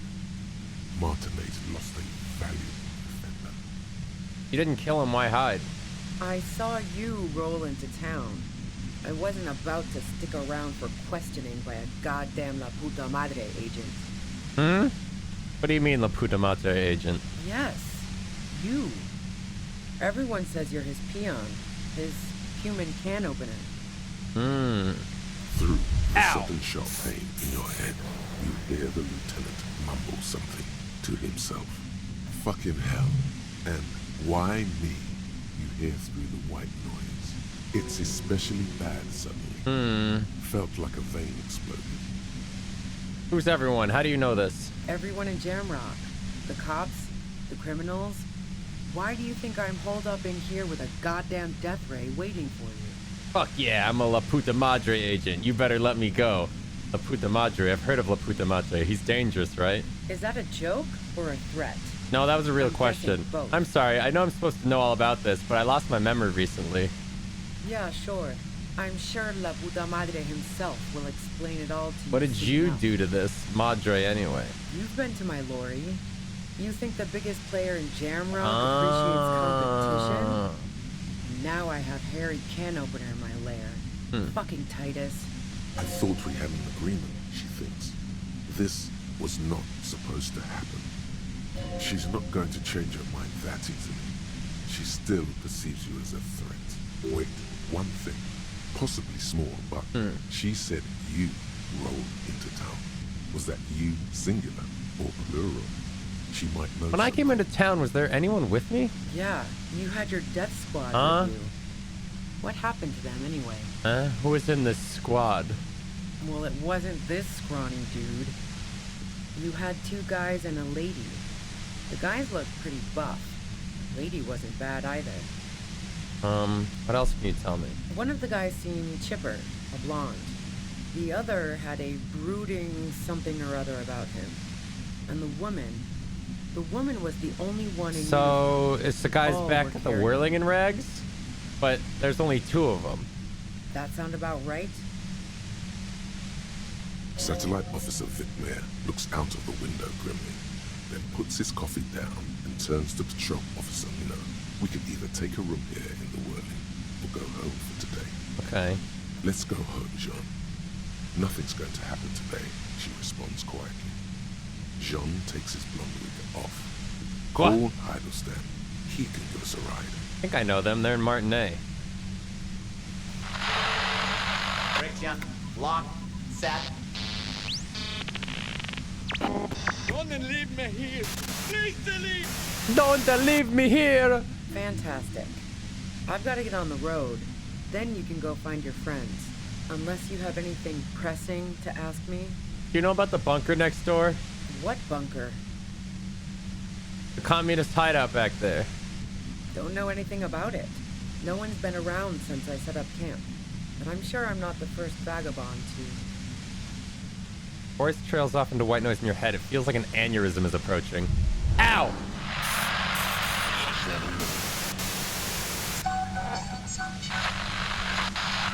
Keep calm. Breathe in. After the pain recedes, it's a little clearer. Going for it.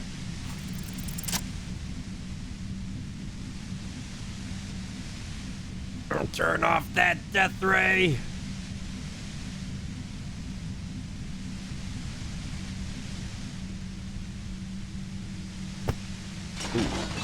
You did it. The compressor lies broken on its side. It's quiet in your head again. It still hurts like hell. You're under arrest. See them fireworks, Kim? Glance back. Whisper over your shoulder. You okay, Kim? All good, officer. Be careful. She looks at the machine, assessing the damage. Her hand trembles. Oh, fuck it. Whoa! Wait. wait. I've gone down this road. I'm not gonna respect you. If you want me to respect you, this is not the way to go about it. Because I'm just gonna tell you to do it. Instead of put the gun down. What are you doing? Problem solving. Ma'am, put the gun down. That's not the solution to your problems. You are... Oh, yes, it is.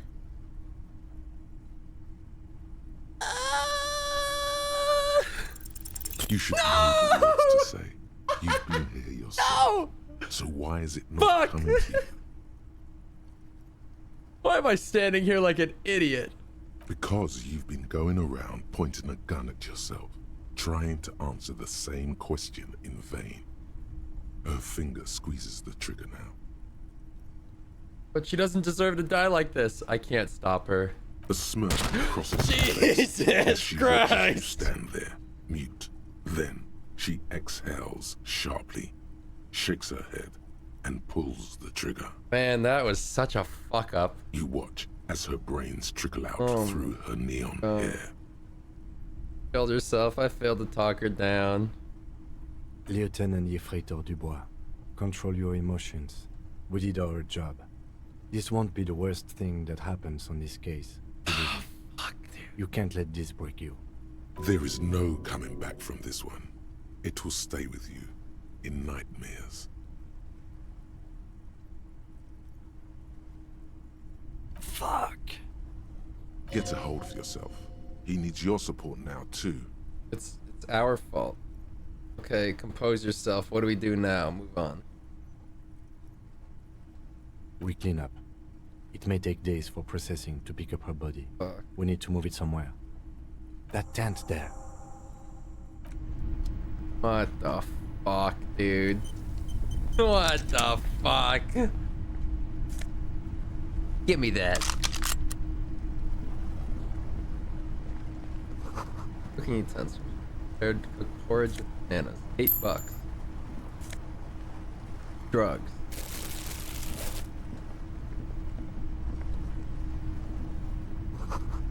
Dark water trails in the distance. No way out. The plain red tent stands by dispassionately. Fuck, dude. It was Double pitched by ones? practiced hands. Double ones? She was used to camping out. You see a rolled up sleeping bag and personal belongings. We should put her in the sleeping bag. What? So the rats don't get to her. Okay, let's carry her over here. The lieutenant nods.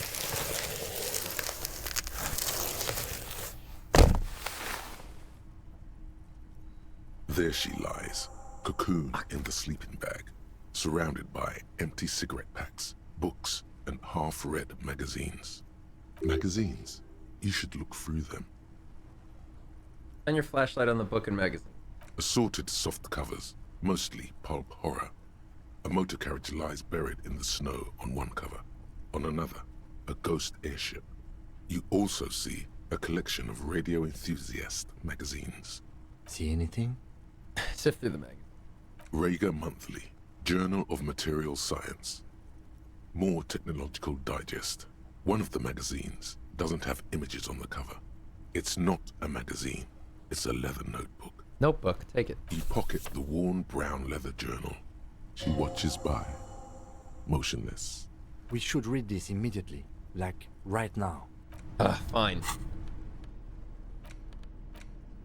A thick journal. The cover is worn like someone used to carry it around in their I wonder what would have happened if I just didn't break the machine. I'm thinking by breaking the machine, I forced her into the gun check. It's made of Maybe she would have just full-grain turned it leather. off by herself. The lower left corner of the back cover sports an embossed brand name, Schneller. This was important to her when it was still hers. God damn it. Unwind the strap. The journal falls open. About 2/3 of its ruled pages have been filled. Study the handwriting. The large cursive of someone who writes quickly and confidently, perhaps too confidently.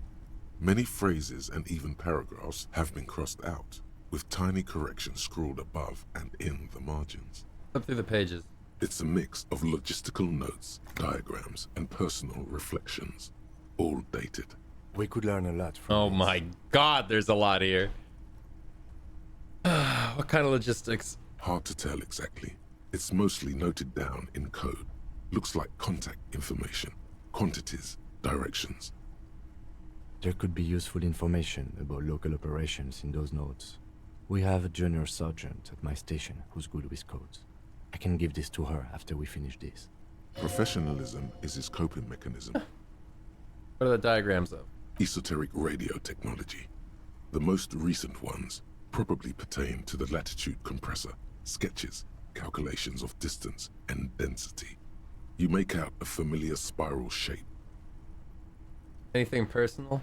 Short, wry observations of people and places. Probably a way to pass the time on the road. Also, what appears to be attempts to sort through some difficult decisions. There are a few passages with many questions in them. Staff issues. Always tough on the leadership. You smell traces of betrayal. How far back did the entries go? The first entry is from August 2nd of last year. It reads simply, I know my position is precarious. All I can do is make myself as useful as I can while looking for a way out. Remember, no one is indispensable. What did she write the day Lely died? Nothing on March 4th. March 5th, though, well, that's bound to come back and bite me in the ass. I'm bad at this. Loyal to a fault. But that's another matter entirely. You have no idea what she means. These are personal notes. Don't expect to understand all of it. Anything about La Puta Madre? That name isn't mentioned as far as you can tell. No mention of La Puta Madre. What about this M? Could this be La Puta Madre? Here, March 9th and March 15th. Read the entry from March 9th first. Great. M's peon is coming to town. No doubt to Yeah, that's investigate definitely the Madre. lynching. But also, I feel it in my gut to finally put a bullet in my head while I'm napping in my lorry or She was kind of right. on a smoke break. Oh, except for she Well, did it, but I won't stick around just to twist my own neck by constantly looking over my shoulder. Then again, isn't that what I've been doing ever since I got the call? Things played out just as she had feared, except you didn't shoot her. This is not me. I wouldn't do something like that. What a coincidence. Is it? Can you be sure? What if you are secretly being manipulated by La Puta Madre as you pursue this investigation? What if No, I don't you think wiped so. your memory on purpose? Read the entry from March 12th. Been holed up here for 3 days now. I'm used to being alone and all, but I don't know when I'll be able to leave, or if I'll be ratted out. They will rat me out, of course. I've made it a point to believe in the best in people. The boys, for example. Badge. But experience tells me, did M feel truly betrayed by me? I was feeling threatened. He'd have to know if he threatened people, they'd take measures to protect themselves. Even I know that. Economic measures first of all. Gotta make a living, right? I can still hear his voice in the receiver. Taste the plastic. The entry ends abruptly. The call was a courtesy. He must have held her in high regard to personally tell her he knew about her plan to run drugs for the competition. What's the most recent entry again? The most recent entry is from today. Oh, no. It reads, even when I leave here, if I leave here alive, what's my next move? Staging a lynching is a crime, even if I'm not accused of murder on top of that. Forever on the run. Not really my idea of the open road. Man, I was really looking forward to winning. Sag. I don't think she killed the mercenary. It looks like she might have been framed. This whole thing was a detour, and a fatal one. Fuck. Don't get emotional. She died for nothing? She killed the merc, then turned a gun on herself. Case closed. It's so tidy. Died for nothing? She was in plenty of trouble, even without the murder charge. Am I really a La it's a Puta nasty Madre agent? No, I don't think you are. I think I am. Ask someone in your precinct if you want to be sure. I think I am. His trust is well placed. You aren't. You can feel it. Who do you think killed the merc? Could have been Titus. And again... He-Man wouldn't fuck me over. Either way, we need to keep an eye on him. Somewhere Me and along the Titus way, were cool. He might have been fed a lie or two. One thing is for certain. Wait, I'm We still have trying to business figure back out. in the whirling She said and we ride. showed up here Questions to ask. with We should get to it. 3 cops, but there's only 2 other cops back at the Whirling Rags.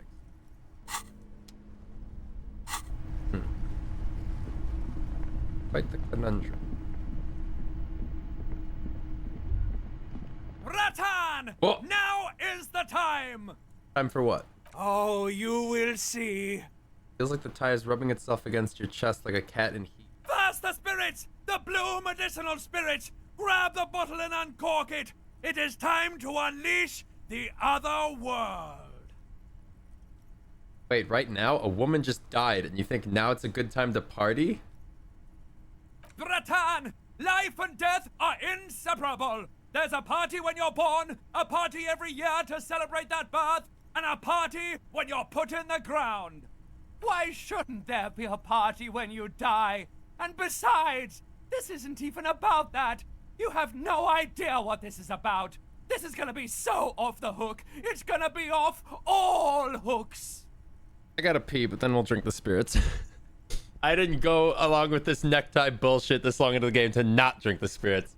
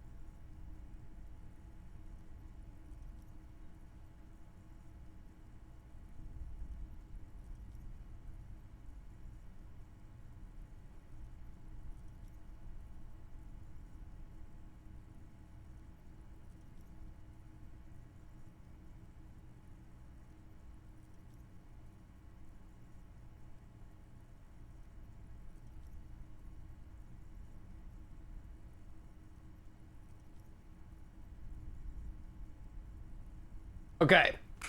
Uncork that blue medicinal bottle. The bottle opens with a silent, mysterious hiss. The fumes rising from its mouth are as crisp as the northern winds. Howling somewhere, lashing the boardwalk with brine and rain. An ancient warmth crawls under your skin. No, Bratan! Take me off! What? I didn't know I could do that. Bratan! Have I ever lied to you? Just take me off! Take the necktie off. Your fingers manage to undo the oily knot, and the necktie slides off. It looks so frail sitting there in your hand, weighing almost nothing. Now what? Now, put me in the bottle! But why? Trust me! Just trust me! You and I are gonna have so much fun it should be illegal! I expect that it might be. Just put me in the bottle, Bratan! I'm not gonna let you down! You and I are like the same person! Put the necktie in the bottle. Be gone, foul necktie. Finally, I rid myself of you. End it. Throw the necktie as far as you can. I'll put him in the bottle. As the necktie slides into the purifying liquid, large stains of grease rise off from it and float to the surface. There, they quickly dissolve and disappear completely. Cleansed by the blue spirit fire of 98.7% pure alcohol, the fabric looks almost new again. No longer like a disgusting worm of the lower intestine, but like a colorful and deadly poisonous reef snake of the Insulindian Ocean. So, what next? The necktie floats in the bluish liquid with almost unearthly grace. Did I kill him? Necktie? There is silence. Oh. Cork the bottle and put it away. The lieutenant has been observing you. Gained item Spirit Bomb. He's struggling to keep silent, but finally seems to give up. I've got to ask. What are you doing? I don't really know, but I'm eager to find out. In my family, when someone dies, you put a piece of clothing in a bottle as a sign of eternal respect. Okay, Kim. I didn't want to tell anyone, but my necktie's been talking to me lately. Mind your business, Binoclard. Of course it has. It started when I woke up in the whirling rags. It's been talking to me ever since. And what has the necktie been telling you, if I may ask? It mostly urges me to party harder. It teaches me about life, Kim. Sort of a fodder figure. We're buds. Mostly just goofing around. Some of the really hardcore mental illness. Oh, signs of a really hard... Mostly just urges me to party harder. Wonderful. Very useful. He doesn't actually believe it's wonderful. Okay, so why did you put it in the bottle? Because it told me to. Right, okay. Anyway, I'm glad you told me your necktie has been speaking to you. That must not have been easy. For a second, it looks like he's about to add something. We're all under stress. This is turning into a great big mess. I'm not judging. Just keep it together. Let's go. What? Wait, what? What did I... Spirit bomb. Equip this when times are most dire. Okay. Is this a Molotov cocktail made out of a tie?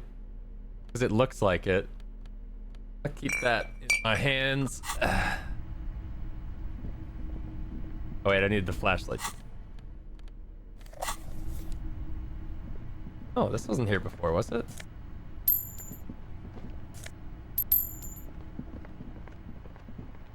Oh wait, I hadn't been here.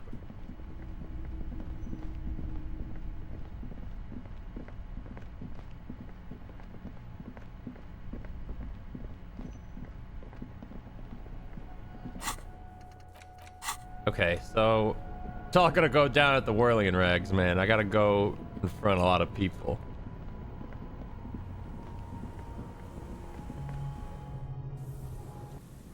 Oh wait, it's super late. I guess I do that in the morning?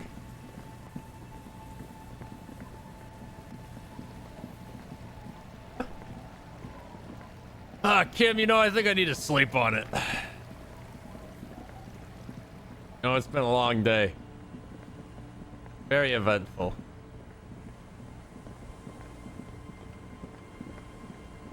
You know what this game needs, or could need? Maybe in like a sequel? An outfit loadout system. Just to be like, I saved this loadout. This is my like fighting guy's loadout, tough guy. This is my smarts loadout. This is my like other loadout. I'm afraid we don't have time for rest stops right now, officer. We should really get back to the whirling. The sequel's never happening. The company went to shit. Oh. Well, what are you gonna do?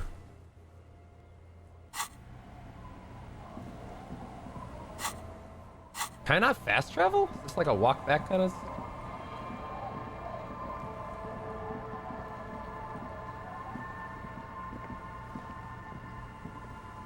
IP got stolen.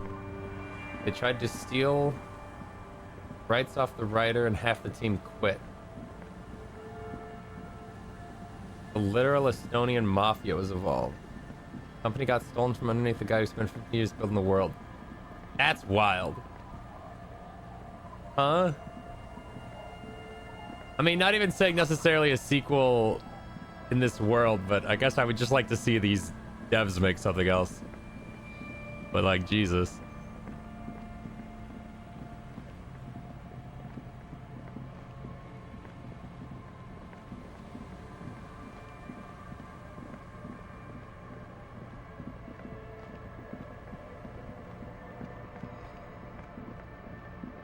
I wonder if there's anything else I want to spend money on.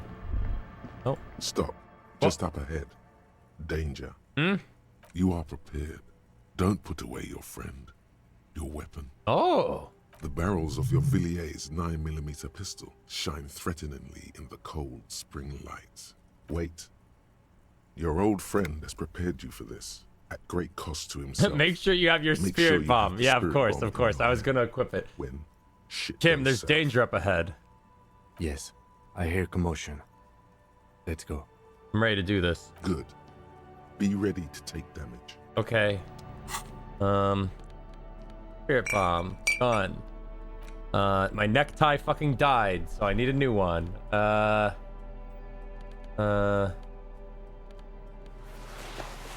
pretty good. Oh, that increases volition. Interesting. Maybe some drama. Just a little drama. Nice little bow tie.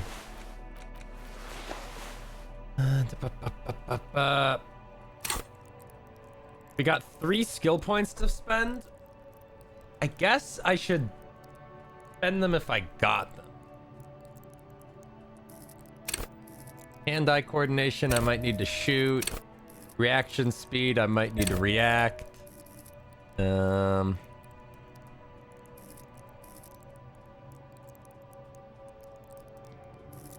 Hang on to them, spend them when you need them. Nah, but this doesn't seem like one of those situations I'm gonna run into.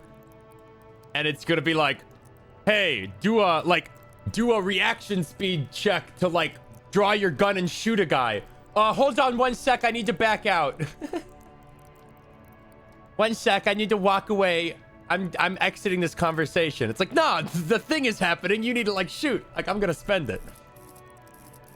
Reaction speed. You know, maybe some endurance. You can skill up during dialogue. Don't I have to click back out and stuff? I'll see. Whatever. You ready, Breton?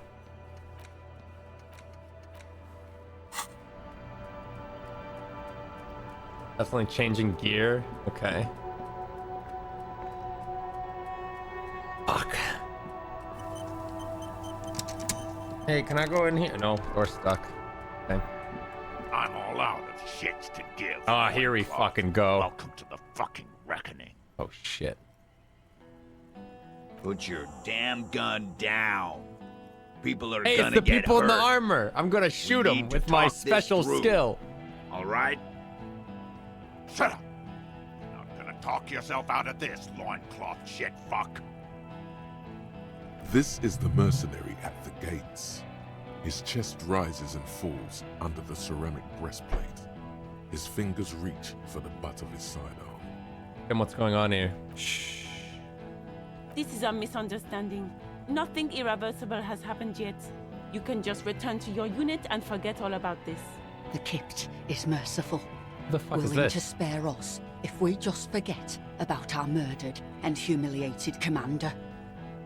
I think we should just kill everyone, Corty. You are all drunk. Come to your senses. You won't gun down 7 people in the middle of the street. This isn't a frontier town or a jungle outpost. Easy, Lizzie. Let me handle it. I know guys like this. I'm sure we can come to a peaceful agreement. Ain't that right, fellas? He is facing overwhelmingly superior firepower, and he knows it. Peaceful. What? Sounds like the armored figure is weeping. Who the fuck? Who? What? Nest in your abdominal cavity like a little wild mouse. The masked man's words are barely intelligible, but you can hear them. Fuck, there's the third one. How did we miss something like this? What? This third one, he is the Where's most the third? I dangerous didn't of see a them third all. one. Heavily Was I just like not looking so accurately? I saw 2 standing there. The lieutenant is genuinely worried for his life. You should consult him before getting in there. Far left near the wall. I didn't see him. We're out of time. This is... What do we do? Whisper. The big one is the mercenary at the gates, the scab leader. Stop. This is the police. Get between them. Whisper. The big one at the mercenary gate, the scab leader. If this turns into a firefight, we should take him out first. We're out of time. What do we do? My plan is not to get killed, but we have to intervene. He doesn't want to, but he must. We're out of time. This is... The Mercenary Tribunal. Let's walk away for now. You know what? I need to back out and change my clothes real quick. Cam. Stop, this is the police. Get between them. Let's do this, man. I got my spirit Get bottle lost, handy. Comedian. You cops had your chance. Now it's fucking time for some justice. I think he's calmed down a bit. Pig fuck!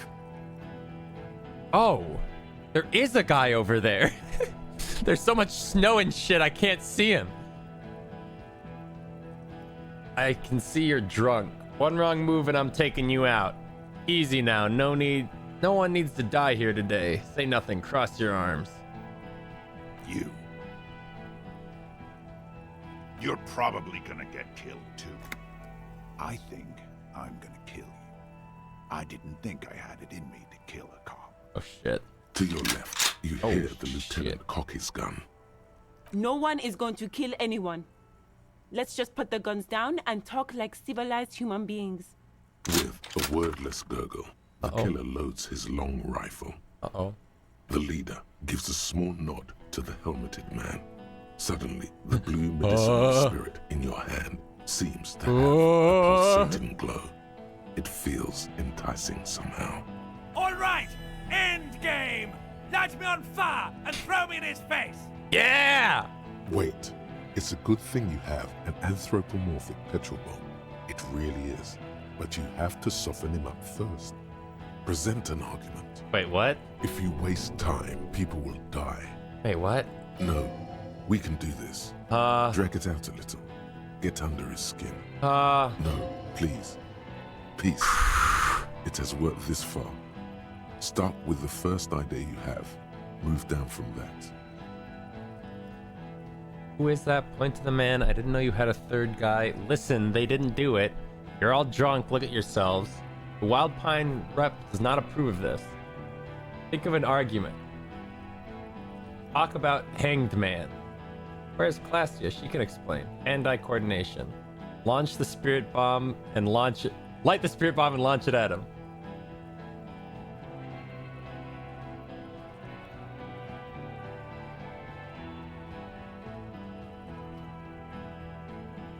I just need to check over what everybody was. What's everybody's input here? All right, a necktie wants to be thrown. Rhetoric's like, let's talk him out. If we waste time, people will die. No, we can do this. Drag it out a little. Figured out the armor. Had blue eyes. Know about down one. You want our opinions? Or are you going to work through your own analysis paralysis? And they're quietly hope nothing bad happens. Nah, I'm just thinking. They're saying, basically, most of my thoughts were like, soften them up, say like one thing. So, but it's also really funny to walk into the middle of this section, cross my arms, and then just light a Molotov and throw it at a motherfucker. Like I didn't say anything. Like just roll up. It's a real like psycho pick.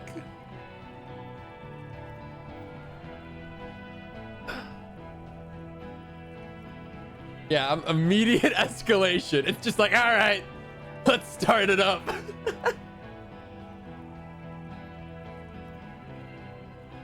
I'll talk once. I think it's only fair that I know who the man is I'm throwing a Molotov cocktail at. Who is that? I didn't know you had a third guy. Rude. Rude is the killer.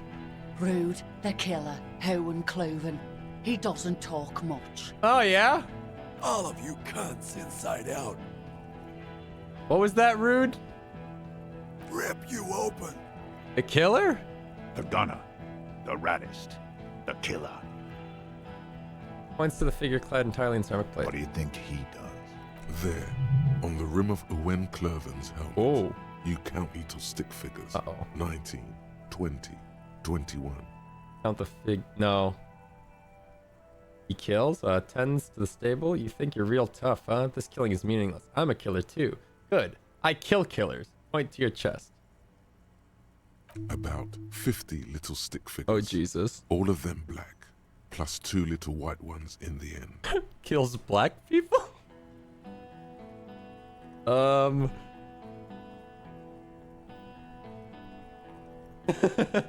What? This is so stupid. Good, I kill killers. Points to your chest. What are we waiting for? Let's blow that pig fucking mouth off his face. Lance Corporal, just fucking shut up and wait for your order. He is not used to commanding or leading. He feels uncomfortable. He'd rather shoot to kill. Ah, shit. Shit. Shit. Shit. Shit. I can't level it anymore. I don't want to talk anymore. I want to throw Molotovs. Time's up. Let's do this. I failed. I failed.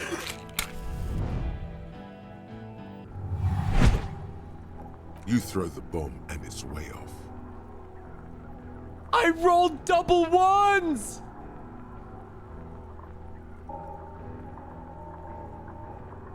It's a fiasco, Bratan! Oh, fuck. Even at this distance, you can still make out the ugly tie suspended in blue liquid. It looks extremely worried.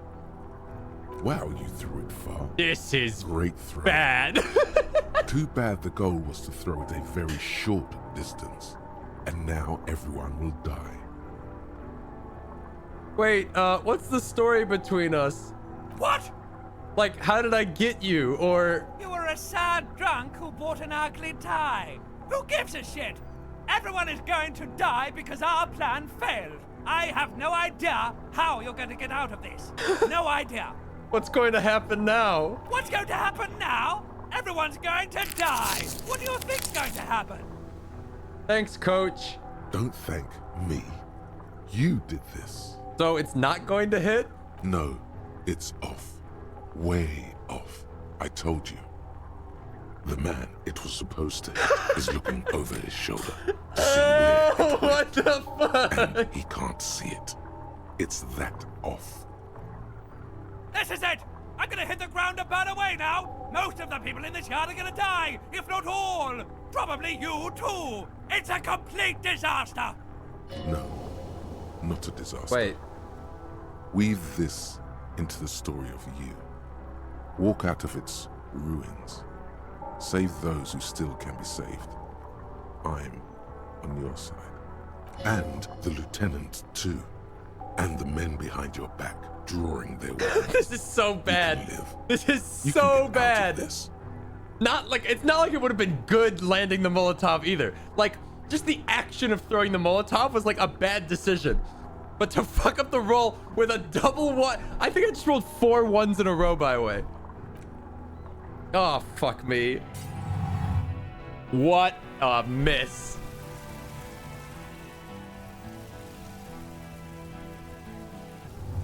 Oh, the gun! I bet you are! The fiery container hurtles towards the earth with the last wing of light. It shatters to 1,000 pieces. Around you, time starts moving again. The sounds of violence and panic. Okay, yeah, I just rolled Snake Eyes to stop her from killing herself, and Snake Eyes on throwing a Molotov. Okay, we can salvage this. Oh, what the fuck? To your right, the killer raises his rifle and takes aim at you. His moves are steady, but the long barrel of the rifle sways slowly.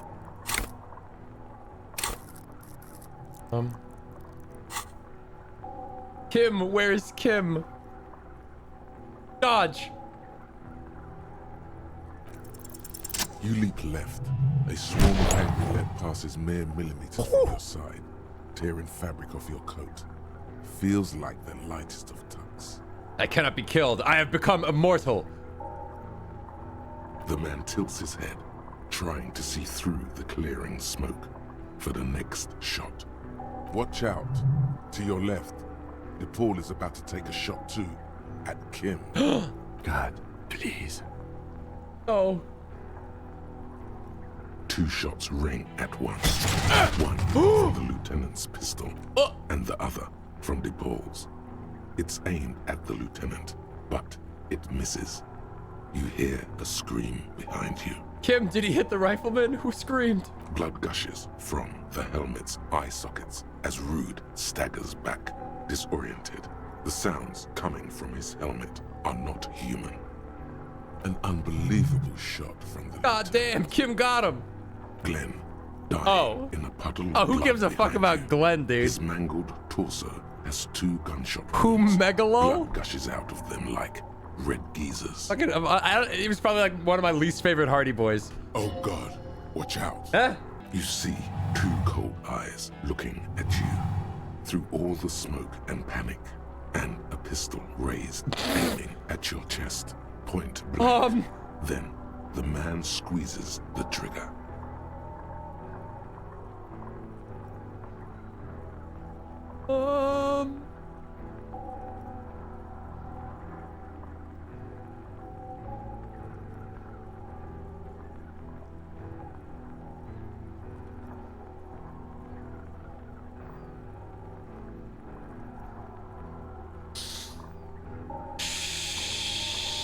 Shit.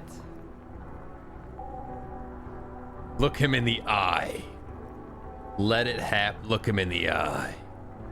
A look of happiness. His eyes seem unnaturally bright, shining like stars. Something in the fear must distort him somehow.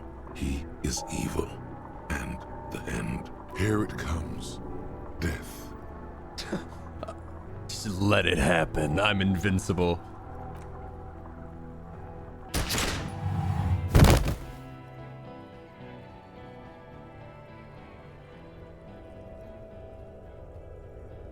You simply blink, then something inside your pelvis explodes. Your entire lower body is on fire and your legs can't support you. You fall down like a rag doll. The pain is too immense to scream. It pushes the air out of your lungs. Everything goes dark, a distant blur as you recede into it. Listen through the darkness and the pain. The Hardy Boys are yelling. Someone is running, jumping over you. In the background you hear gunfire shatter glass, and then a man in pain. A familiar sound. It's Titus with a splat like meat. You hear bullets rip into him. Oh no. His voice, still giving orders, grows fainter. A gurgle. He's not gonna make it. Oh, fuck. Feels slick and warm with blood. The pain is too strong to know what has happened there. Even clutching to your consciousness takes everything you got. What part of me are missing? Most of what's down there. Oh, God. It's all gone. Open your eyes now. You have to see what's happening. No. It's just a fear. Even if... Who cares? No one wants you anyway. Try to open your eyes. What do I see? Nothing. A persisting darkness. Dancing lights of pain. Distant shadows cast by them. Like a hellish play. You're bleeding out. Out of it, a silhouette appears, crouching over you. Hear familiar voice filled with urgency and fear. No one wants to do anything with me. No one wants to party with me. The wolf is at the door, Kim. He'll eat the sun. Kim, I lied about not remembering who I am. I made it up. I remember everything. There's a white shadow that smells like apricots. It's always there. The wolf is at the door, Kim. He'll eat the sun. Yes, keep talking. Stay awake. Look at me. But you can't. It's so hard. Your eyelids grow heavy, and the sounds ever more distant. And the cold comes over you. The lieutenant, too, is somewhere far away. Almost gone. When suddenly, you sense something behind him.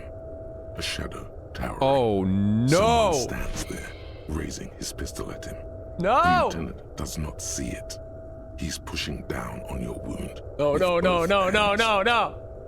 Scream immediately. He's gonna die. Lieutenant trusts you. Kim truly trusts you. No. If I double ones that, I I almost did. Your hand trembles and your eyes are full of fear.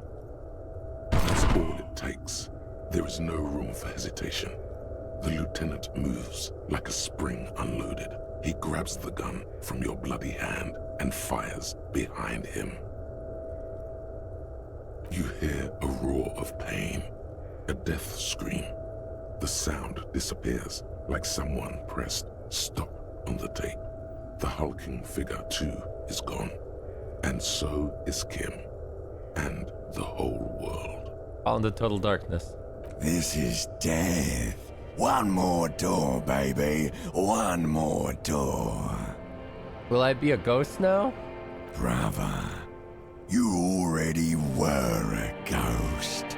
Up there screaming along with all of them. Scaring each other. Haunting each other. It's the living who I are didn't do ghosts. anything in this gunfight. The dead are silent.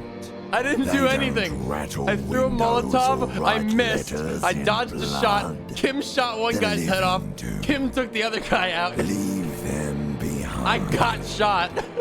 Rest.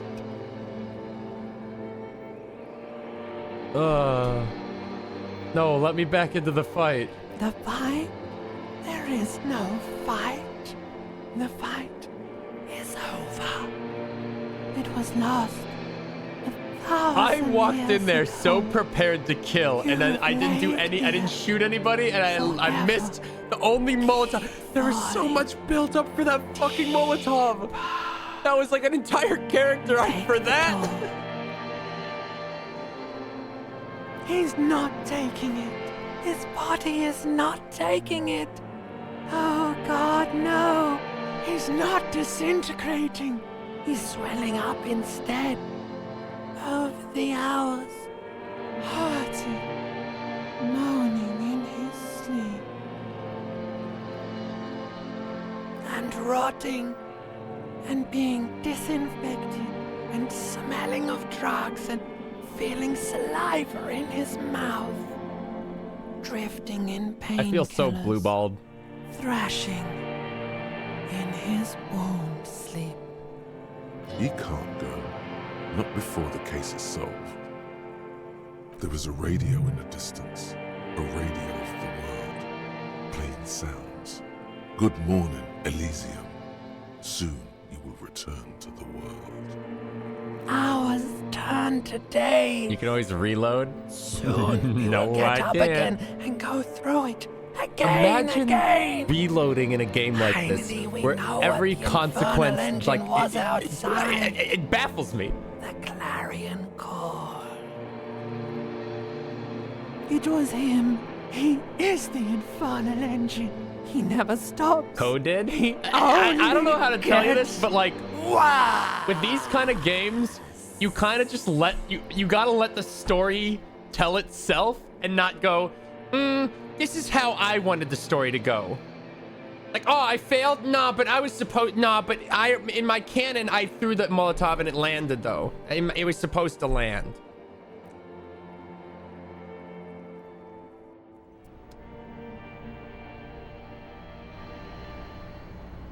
You see the lieutenant's familiar I mean, I'm not dead, but he's not dead. It turns double. Other than then Titus, if Titus hadn't died, that would have been, like, A+. Like, this all worked out in my favor.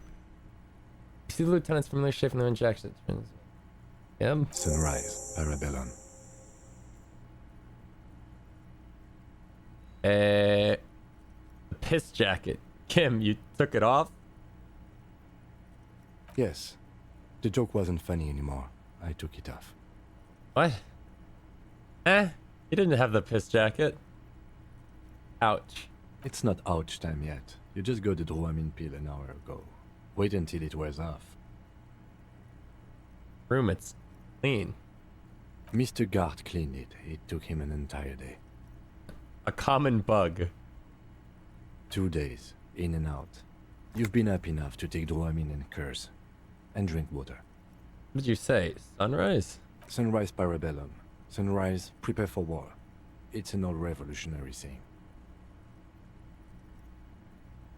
I tried reloading the game a few times in my playthrough, but literally every time I did, I got the exact same results. So I assume the rolls were seeded. I don't think they're seeded, but I could be wrong. Isn't that written on your... My gun, it's engraved on it. Cops like it. Is it war today? The gates of the harbor are boarded up. The streets are a little more empty. Apocalyptic violence is yet to erupt, I am relieved to say. I think we may have held it off, for now. Barely. Good. Yes, we have also completely failed. What That's happened, okay. Man? You tried to throw an improvised petroleum bomb. Then you said, "It's a fiasco, bratan," in a funny voice. A firefight ensued. I said that out loud?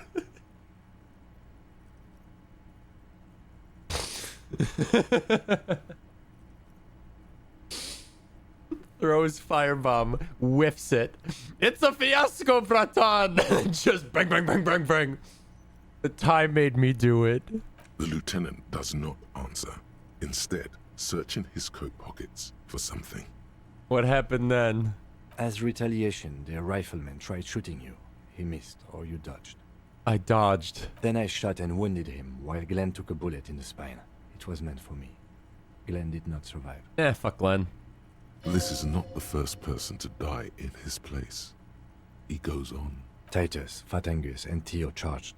Angus and Theo died before they made it to intensive care. Oh. Titus died in the hospital. Oh. Alain and the young musician, I forget his name. They are all that's left. Okay, not great. Not a great outcome. Yes. You were bleeding out by then. You warned me. I was able to disarm Cortana before he got the jump on me. Thank you. Although... I was not able to kill him, as I should have. Crenel took him. A stray bullet killed the Pole, though. And that's what happened. Titus is dead? Yes. I thought you only smoked one at This is the one. And the major? He's in a private hospital across the river. Crenel claimed him from the local butcher shop where Titus died. Turns out he's insured. We won't get to him anymore. The good news is he's not coming here either. I did some damage. How many casualties on the Union side total? 5. Glenn, Theo, Shanky, Angus. The fat one. He took a lot of bullets. Damn. And Titus. And that's... all. Absolute disaster. Yeah, that was bad, man. Yes, officer. 7 people are dead. What? It's not a success. Wait. 1, 2... Yeah. +1. Ruby. Shut up! But what's done is done. The violence is cordoned off. The Hornets did not get into the beehive. The worst scenario has not materialized. Yet. And we are still alive. Both of us. He did not expect you both to survive once you stepped between those two armies. Yeah, I don't know how I'm not... His smoking. I should have his tried to hunched dodge the back. second time. You have Even if it was a slim chance. In my mind, here's how I stared at those That two options cigarette of dodge has or take it. medicinal purposes. I was just like, all right, it's like a 3% chance to dodge. I bet if I take it, like stand my ground, maybe something cool will happen. Reasonably bad. You were shot in the left quadriceps. That's your thigh. The outer side, thankfully, no major arteries were nicked. The bullet was removed and a bacterial infection treated with mercurochrome. Can I walk? We will see. Oh boy. If it's possible, then by pure willpower alone, you are going to have to become a psycho-locomotor. What? I'm a psycho-locomotor. Good. You'll need to be. Whatever that is. Anyone from the station been to see me? No. The man and the woman sit in the front seat There of they an are. armored motor carriage. The woman is driving. The man lights a cigarette. Jean Vicmer is his name. The asphalt vanishes under the wheels of the machine. Ahead, harbor cranes rise to the sky. Back to that shithole, he says. They don't care about me at all. Good, I don't need them. Really? They don't care about me at all. I called your station after the fight. The injury was logged in. They told me they've sent officers to join you on the site. Ah, you haven't seen any, have you? I'm sure they're worried about you. It's not my station, then who treated me? I did. What? Holy shit. This... MVP! No need. Are you hurt? Not very. I have a concussion from the Major beating me with the butt of his gun. I try to not move too much. Things would be worse if you didn't warn me. Thank you. I did not see him coming. Stupid of me. Okay.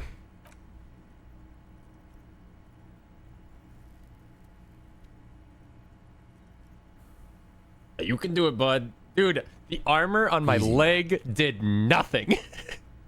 Why did I even wear this stupid thing? How are you? My disco days are done.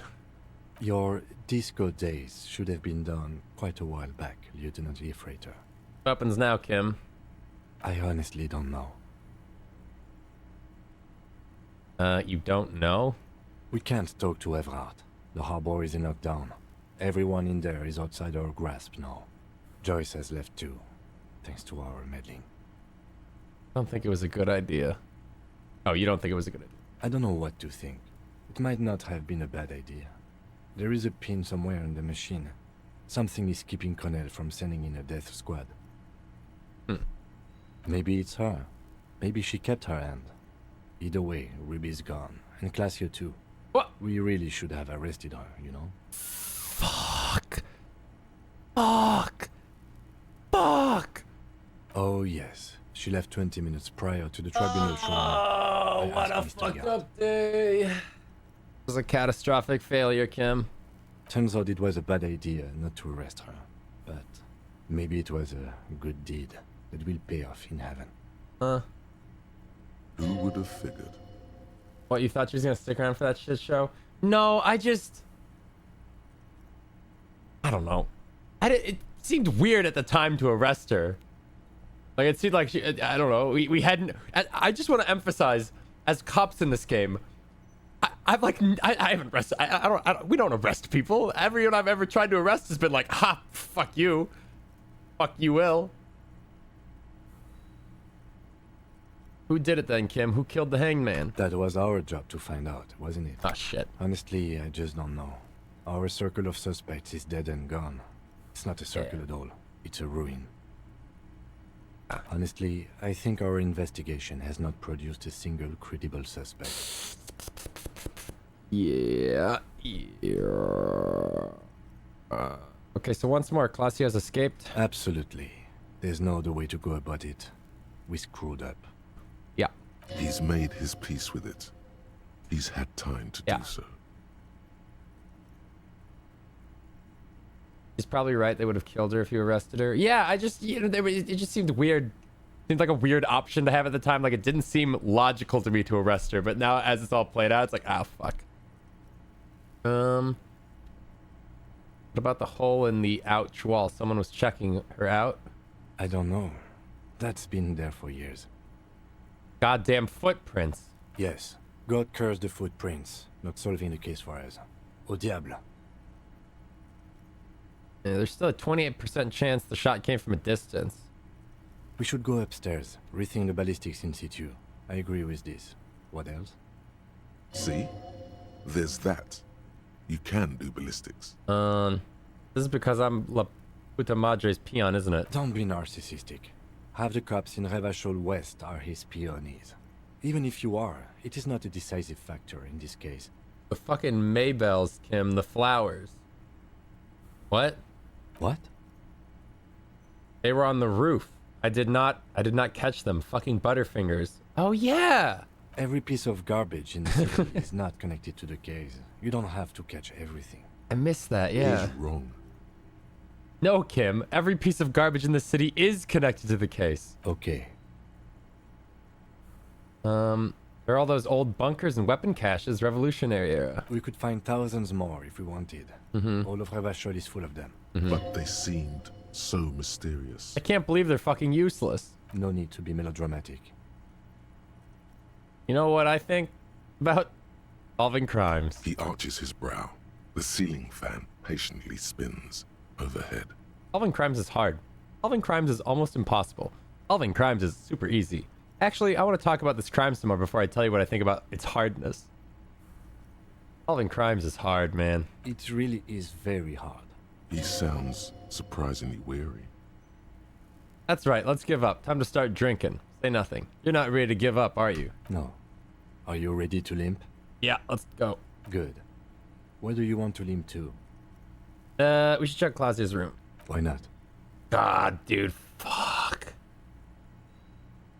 Tomato's gonna laugh at me when I explain this to him later. The one he was shot through. I don't So know. bad. I can't think of anything better. I mean, at least Kim's okay. Kim handled that great.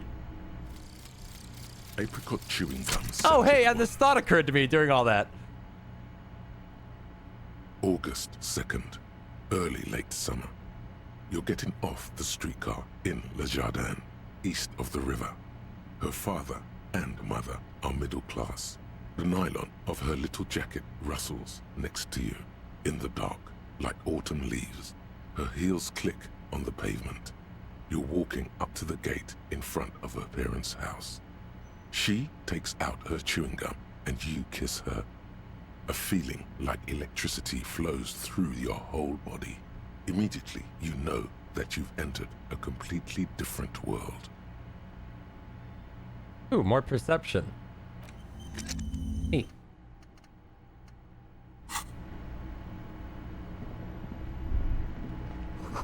Look, the door's open. You can walk right into Kim's room. What? What? What? Timer set to 6:50 a.m. Medicinal supplies in the cupboard. Mercurochrome, Mercurochrome.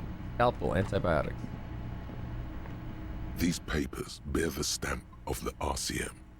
They appear to be fragments of the lieutenant's paperwork, half finished. You make out notes on this and other recent cases. I had Garth open the door to your room.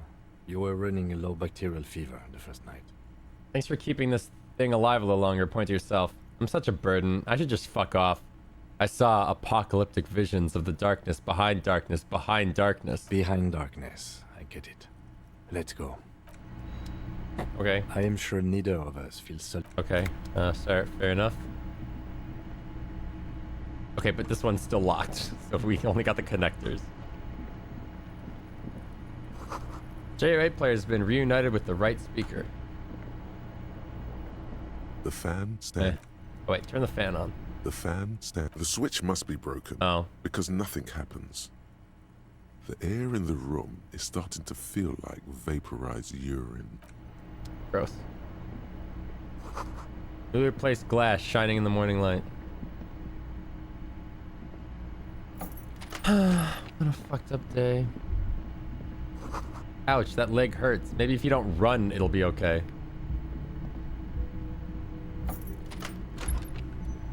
I don't know how to stop running. Oh.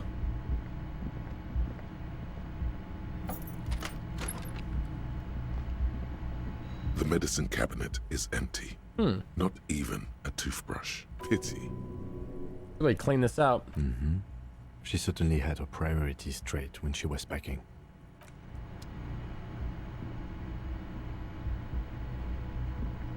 Can't get around the door. There we go. Wait, there was a note. Go back down. No, go back down. Something on the desk.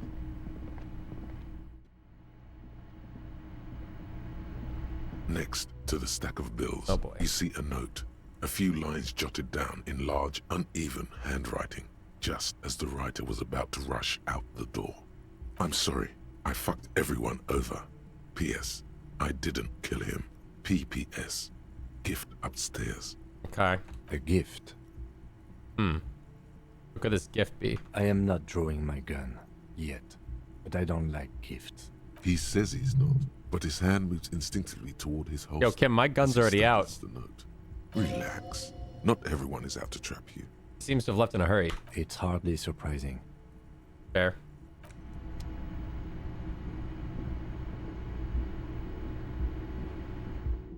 I miss my Molotov. Red thread made of nylon. It leads out the room onto the roof. You see the same two neon-lit shapes. A man and a woman. Only now a red thread bisects the room, pointing from the antenna outside. Don't forget to put on your necktie. You mean the one that died? There is no necktie. This is ballistics. She's left a trajectory for us. A ray of backward motion explodes from his mouth to the roof outside, A prime, to then widen into a radius of locations in Martinez, B prime, B double prime, and B triple prime. Where's the thread lead? It suggests the bullet came from the extreme upper quadrant of possible angles, from a point beyond the roof. B triple prime. What? The island in the bay. Ah. She's trying to tell us the shot came from the islet? Unless she thinks the perpetrator was standing on the ring antenna. That is where the thread seems to point. How did you know how to do this? She was there that night. She would have known precisely where the bullet hole was in the glass. It also looks like there may be more to her skill set than we know. The question is, should we trust her? This is her way of saying sorry. I find that hard to believe. But at this point, what difference does it make? This is the only point of origin we haven't ruled out. So it is. For a second he seems tired. Maybe we go to the island? Oh, you seem enthusiastic. I just haven't gotten a lot of sleep these past few days. That makes sense. He doesn't really believe this will yield anything. Maybe we should go to the island. He is trying to justify it to himself. I don't have anything to say. This is just something we have to do, Kim. Kim, let's go to the fucking island. Go. I'm going to the island. Are you in? Actually, yeah, let's not go to the island. No go. Kim, let's go to the fucking island. Okay, let's go to the fucking island. How do we get there? Joyce Messier had a sloop, but she's gone. Lillian the net picker, she's tearing her boat? Ah, yes, of course. The village. Let's go. Okay.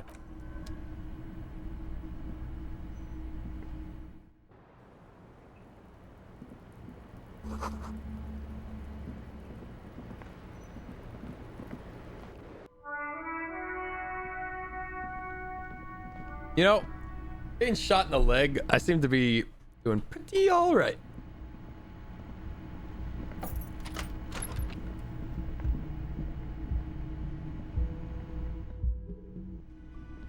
Hey, ma'am. Oh, you're up. It's good to see you back on your feet. Did you like your room? I cleaned it for you. I did, it did. Thank you, big improvement. You're welcome. I thought it would be nice for you to wake up in a clean place after you, let's be fair, defended this establishment and its clientele from gunfire. Yeah, I'm kind of a hero. I give credit where credit is due, and that was crazy. To throw a petroleum bomb at him and then miss. Maybe not super effective, but very crazy. Yeah! I was watching until that. Then Pretty crazy, right? Bullets started flying. Yeah. Anyway. He really wants you to realize that he was also on the balcony looking by, in the danger zone, so to say. I wish you a quick recovery. Also, you and your partner are staying here free now. Ooh. This establishment supports cops. The Yes. stay is free, the drinks are not. It just felt I needed to specify that. Where did everyone go? Oh, you know, people don't tend to stick around after shootouts. Turns out they're not good for business. What happened to the man with the sunglasses? I don't remember everyone who comes here, and many people wear sunglasses inside lately. Must be a fad. By the way, where were you when it happened? Where was I? How do you think I know the crazy shit you pulled off out there? I was there, out on the balcony, protecting my establishment. That's actually true. You remember him. Yeah, he was up from there, the I remember corner now. of your eye, right behind you on the whirling balcony. So, yeah, I guess I'm what you call a badass. You sure are, really man. took courage. Don't pick at him. You say it as two different words like that, it sounds like there's something wrong with your ass. Yeah, I guess you are a badass. Yeah, I don't know. Clients were panicking. And also, I guess I sort of found out that I don't give a shit if I die. He means it. Yeah, man. It's not just boasting. It's something he discovered about himself. Yeah, man. Stepping onto that balcony. No problem. They'll come back. They always do. Okay, bye. He wasn't boasting. He just learned that about himself. Dude, what a sad sight. Hi again, Gendarme. Hey, I don't got nothing to say to you, man. J-Dub. Yeah, I'm surprised you don't have anything to say about me. Hey, man, sorry about what happened.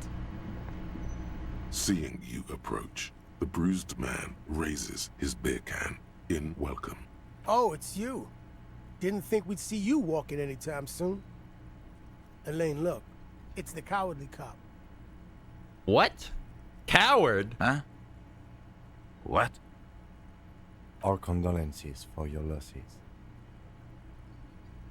What happens? What's gonna happen to the Hardy Boys now that Titus is dead? Titus is fucking dead. What's gonna happen to the Hardy Boys? Look around you, man. This shit is done. Yeah. There are no more Hardy Boys. You two are just going back to hauling containers in the harbor? No, man. I don't know. I guess the Union will still be policing the neighborhood, but who's gonna do it now? Didn't Titus have a brother, Tibbs? Tiberius, he don't want to get mixed up in our shit. Titus has been buttering him for years on account of all this being fun as fuck. Well, then he died. But he's got his window fitting business, a wife with 2 kids, Yeah. and a 3rd one on the way. No way he's gonna leave all that. You okay? Does he look like he's okay? He does not. His unshaven face is almost grey, and he reeks of piss, sweat, and booze. While still alive, he has abandoned his own body to decomposition. How badly was he hurt? He wasn't. That's the thing. Titus, Theo, Dennis, Angie, they're all gone. But he got away without a scratch. There's nothing left. Nothing. Bad. He has lost the will to live. Oh. It's survivor's guilt. He feels like he should have died with the others. He may kill himself if he doesn't find a new purpose, or else go on in this way. Not dead, but not really living either. Shit is tough, but you need to get off your ass and finish this. What? Fennel, Wild Pines, all the people responsible for the deaths of your friends, you're just going to leave it like that? Sons of bitches. Was this really the best idea? I guess you may have prolonged his existence a bit if he can still I don't know. this when he sobers up. If you think this will keep him from offing himself, I'll make sure to remind him. So far, I've just been pouring whiskey in him to keep him sedated. Any ideas what happened to Claudia? Damn songbird of misery, that one. And do you have any information on this songbird of misery? God said she took off sometime before the firefight. That's all. Trying to remember if there was anything. Oh yeah, he said she seemed to be in a real hurry. She's gone. Face it. Move on.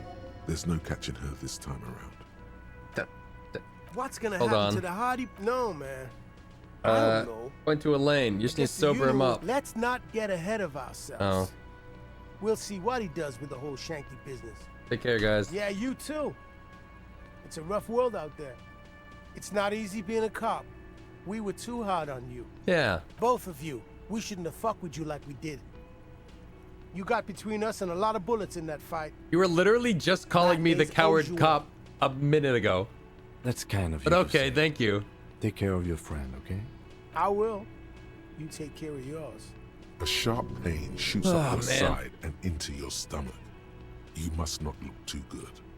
Luckily, it passes. Oh, man. What happened here? Bonjour, je serai de retour près de toi.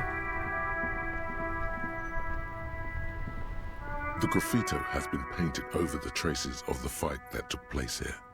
It smells of blood and heavy fuel oil. This was Cindy the Skull. Looks like Cindy the Skull finally found the words for her masterpiece. The lieutenant crouches, touching the fuel oil with his finger. Looks like it. Yes. This is still fresh. I wasn't smell here heavy yesterday. fuel oil. And blood. Some of it is even yours. Heavy fuel oil. Isn't that flammable? What are you trying to imply, Fingers? You could buy some smokes, light up a ciggy and throw it in there. You know, just to see what happens. See if it's flammable. It's better that way. Safe. That's a good idea, Fingers. What? Ale swallows all. What the fuck did he do? Are any of these ciggies? You see several packaged raincoats. The packages Oh. are small, discreet, sloppily stacked, making them easy I don't need to a raincoat. Any ciggies back there? A colorful display of cigarettes and alcohol bottles line the shop wall, inviting you closer. Again, I'm obliged to inform you that both Coward alcohol cop and line was a cigarettes bug, damage your supposed to health. pop if you totally refuse to shoot. Try to leave the fight as often as possible. Oh, weird. Give me some ciggy. Here you go, mister. Wait, also pale-aged vodka's really expensive. Why? Okay.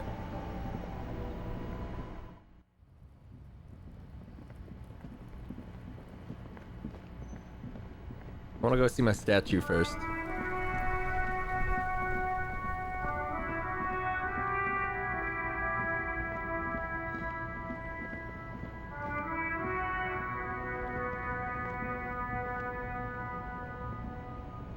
The scaffolding around the old monument has been taken down.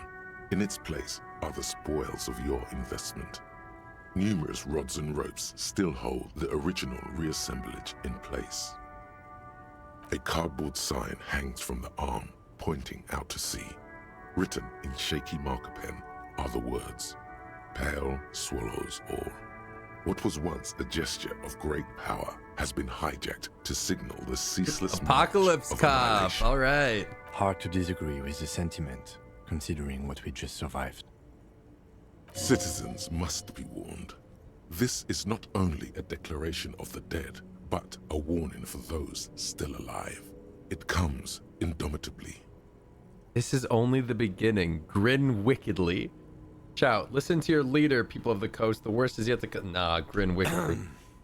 Detective, I have a few questions, if you don't mind. About what? About this pursuit of wealth, pursuit of recognition. Okay. He nods, eyes still on the doomcrier above, on the arm holding out the portent of the cold air. Why did you do it? I wanted better for myself. The free market demands it. Don't you think we should make the most of the short time we all have left? Not what I wanted. This is all the idiot doom spirals were. He nods. The roundabout is quiet, almost eerily so, in the snow. The doomcrier embraces the deathly cold, his cardboard omen dusted with what looks like sky-fallen ash. Good. Take no responsibility for this disaster. It was supposed to promote you, not make people fear you. It's far too soon. This portent is grossly inappropriate. But was it all worth it? Everything that came before. Cindy, the stocks, even the street lamp. You didn't do anything with the... Oh.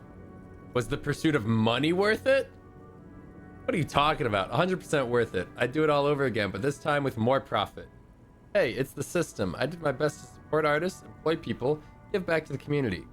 Even told Idiot Doom Spiral to stop drinking. I really don't need to be judged like this, especially after the amount of tax I've paid. Talking about. You managed to gather quite a fortune, kicked off by underpaying a young artist. Uh-huh. And don't forget about the lying, or the way you conned an honest pawn shop owner. Underpaying. You paid according to the market. Not too much, not too little. The lieutenant speaks as if you're rich. A common misconception, especially if you count the tax. No, we've got a long way to go before we can feel financially comfortable. The hustle never stops. Hey, it's the system. I did my best to support artists, employ people, give back to the community. I told Idiot Doom Spiral to stop drinking. Ah, yes. Spoken like a true philanthropist. All right, shall we? We still have some things left to do before we can go home. Right, I want to talk to Idiot Doom Spiral first. I don't think we have time for that. And even if we did, I doubt he's around anymore. What? Everyone's left. Okay, let me have one more look at the monument. Sure. Whenever you're ready. The Doomcrier towers above, mounted on a horse. Numerous rods and ropes still Got an hold achievement. the original reassemblage in place. Every day you're hustling. Noteworthy individual.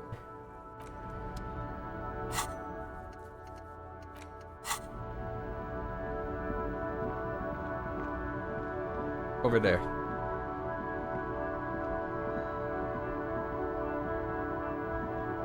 Oh. Oh, run. God damn it, I don't care you got shot in the thigh. Run. Oh, hey, Ruby's dead, by the way. My man, you're alive. Almost. Kind of. Alive and Sort of limping. alive? Man, what a day. I missed out on most of the action, but I heard it was quite the encounter. Had a strong sense of finality to it. So what's next? You guys heading back to Jamrock now? Talk is local union muscle were behind it all. I'd reckon the case is closed, even if it kind of turned into a shit show. The case seems kind of done. Gonna check on a few last things. Good luck with that, my man. Ain't easy being you, but hey, you're still breathing, right? I met the lady driver on my investigation. She's called Ruby. Okay. Telling him is a really bad idea. The lieutenant throws you a quick glance. What are you doing?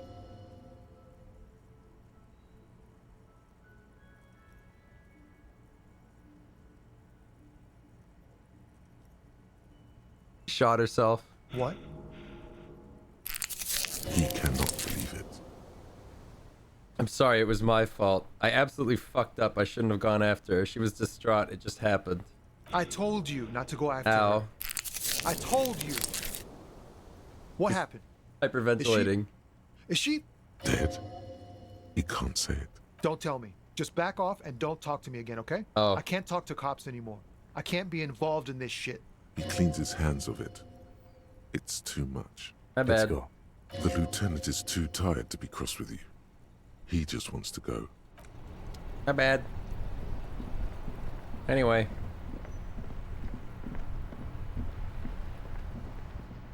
The graffito has been painted. This was Cindy the Scar. Step back, Lieutenant. Set the graffito on fire with a lit cigarette. The fuel oil catches fire immediately with an ominous hiss. A bright orange flash across the surface of the letters. Black smoke rises from the burning message. What if the words are not directed at the people of Martinez, or even the coalition aerostatics above the city? They're meant for something above even those.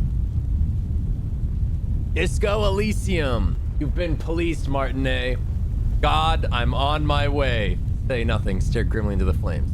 Disco Elysium. The lieutenant has taken a small step back. He looks at your face illuminated by the flames and nods silently. Then the fire falters. The flames warmed him too. Not at all in a bad way. Let's go to that island. Slowly, the flames subside, the fuel burning out. The air still smells of mazout. I thought I thought it would disappear, but neat. Hey, man. Mon Dieu! You set it on fire. What kind of a policeman are you? Firewalker, I walk in the flames. That's nice. Better somehow. Can I help in any way? I want to go over a few things about Renee, if that's okay. Yes. What about René? Is he really that bad? I repeat, an absolute cunt. Even his old army buddies didn't want him around. He was like an old viper. The only people who could stand to be around him were Jenny and me. She saw something in him when we were just kids, and she never lost sight of it.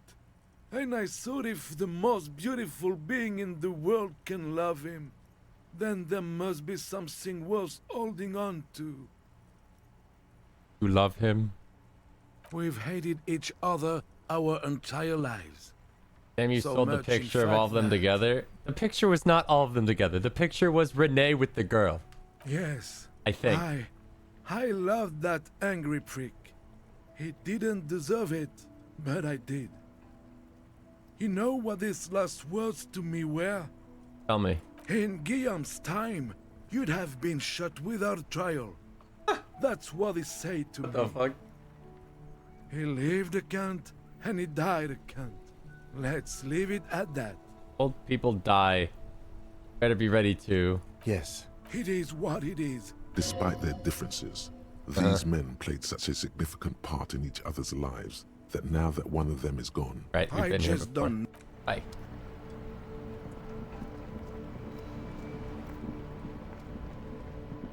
I don't think if there's anything I need to like buy. The shine on these sunglasses lasts a lifetime, officer. 100% guaranteed. Try again. Eh. no luck. Oh, that. Hey, at least it might actually offer some protection against the sun. Not like those cheap plastic Tim, are shades. firefights something we should be prepared for? I hope not. You don't like it? Sure, Square Joe. No problem. Let's get you some real shades. I'll take it. Sporty and practical, officer. Good choice. I'll take it. A good starter pair, officer. I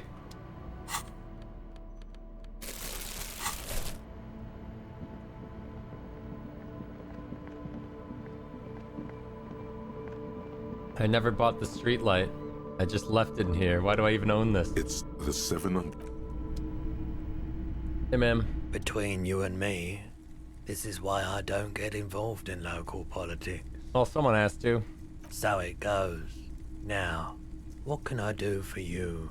Okay, bye. Nothing. Well, actually, maybe I'd buy some of these. You see rows of toys, big men on big horses, clad in lamella armor and carrying flintlocks. The kind that would mow down a line of enemy soldiers in the blink of an eye. What are knights on horseback? Who are they? Franco-Nigerian knights. I used to be very serious about these guys. A long, long time ago. Oh, there's nothing to buy here. I thought I could buy those. Okay, bye.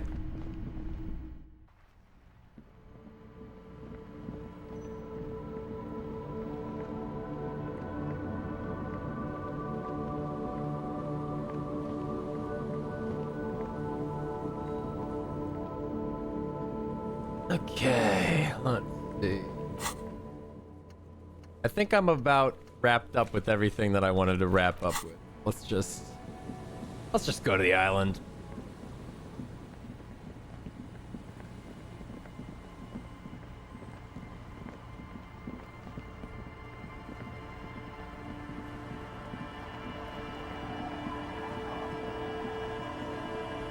Hey.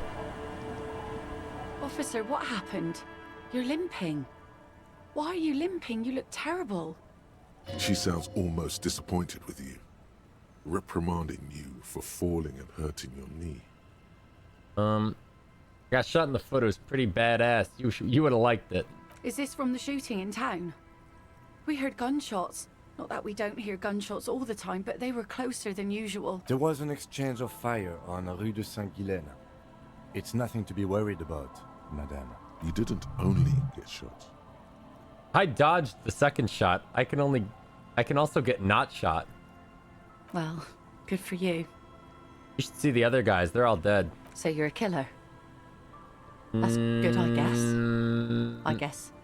I was Better a than killer being long dead. before this happened. Most cops are killers. I'm not a killer. I'm a cop. Hi. I guess you are. I didn't kill anybody either. For what it's Kim killed understand, people. that's how I it didn't goes. kill anybody.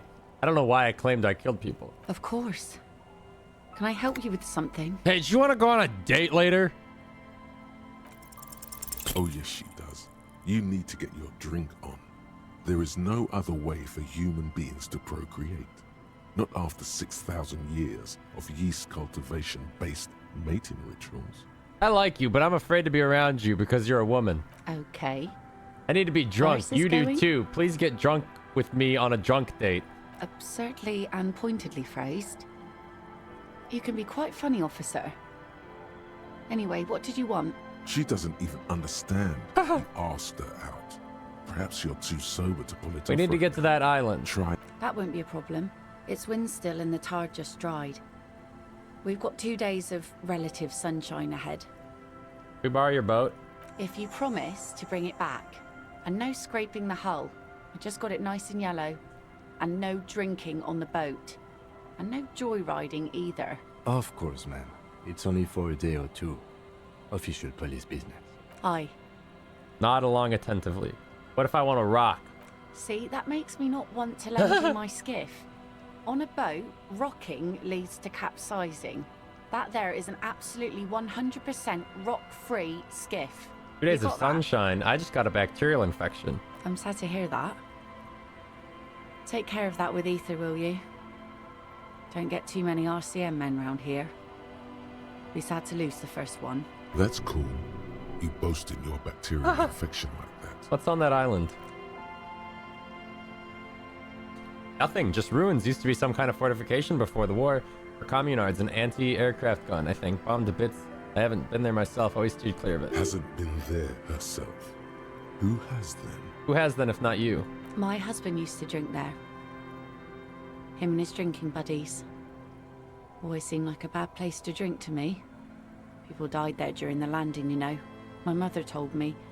The kids sometimes go there too. I know they do, on rafts. I tell them not to, but they bring back old bullet casings and such. Which kids? The twins. God forbid they bring the girl along on some rickety barge. Can we maybe ask your twins about that place before we go? Would that be alright? Be my guest. They've a strange way of talking. See if you can get anything useful out of them. I seldom do. Is there anything I should know getting there? Well, most of it's sunken. Underwater. That means concrete underwater. Cut your boat if you're not careful. Be sure to enter from the south side. Water's deep there. Aye, aye, Captain. Thank you. We'll use your skiff to get there. Please be conservative with the fuel, will you? Just filled her up, but it's a small tank. Okay. Hey, kids! Who wants to see my gun? I forgot to put this away. The scruffy-haired little boy kicks a stone while the other watches him do it. Okay, kids, you've been to that island, right? On that island? Yes, that one. I didn't know what's there. That's, nothing. It's just a seafort and some plants. You can take a raft there. It's great. And we make a fire. We make a fire. These two are adorable. Mm-hmm. Gather the sticks for the fire. And bullets. Oh. Or not real bullets, empty bullets. What then? They're lights. The fire guy comes and asks us to put the fire out. The fire guy? Your nerve endings sting from the mention of a guy. They must mean a human being on that island, but it's cut off. Someone lives on the island? No. Oh. Yes. Oh. Let's go with yes. Why is he the fire guy? Because he asks to put the fire out. Okay. Why does he ask you to put the fire out? I don't know. He doesn't like it. He doesn't like people to be there. You shouldn't go. Yes. What? Mention something about lights? I don't know. Did you mean there are electrical lights? Yes. Yes. Is there anything else you can tell me about this guy? Age? Does he live there? No, he doesn't live there. I don't think. No, he lives there. Been there twice, 2 times. I feel like these kids are the door that one always tells the truth and one always tells a lie or whatever. He doesn't live there. He isn't there sometimes. Anything else? What does this guy look like? I don't know. How come? We ran. He just yelled we shouldn't be there. Your father used to go to the island too, didn't he? Our father killed himself. Okay. Don't say that, he didn't. His brother punches him. The boy's eyes well up like he's about to start crying. It's okay to kill yourself, you know. I'm gonna blow my brains out. Gonna close this one final case and then blam, I'm out of here.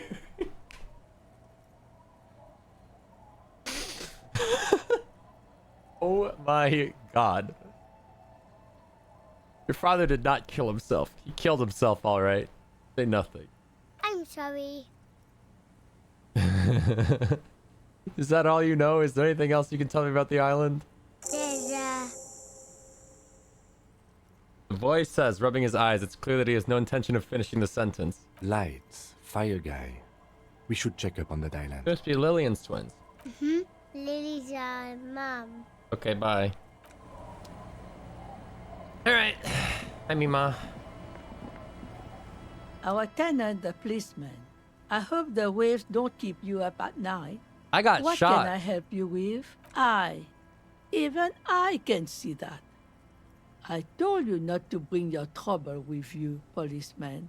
We've got troubles of our own here. Though I suppose you took the worst of it. Turns out you were your own ill omen. No time for jokes. Can't you see I'm in pain? What do you expect? Police officers get put into dangerous situations all the time. Sometimes they get shot. It's a rough trade you're in. Alright, let's go fucking end this case, dude. Holy shit.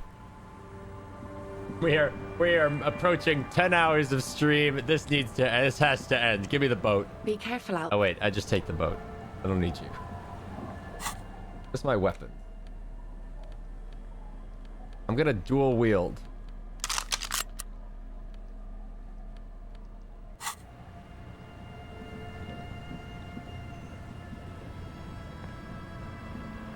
A skiff with a small steering engine in the back floats on the calm mirror of the sea.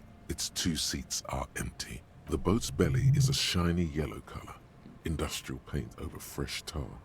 You see it reflect off the water, along with the factory number, A72. Once you get in, that's it.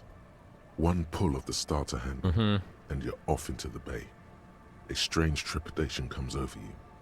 Are you sure you want to go now? I don't think I have anything very pressing to do. Have you made all the necessary preparations?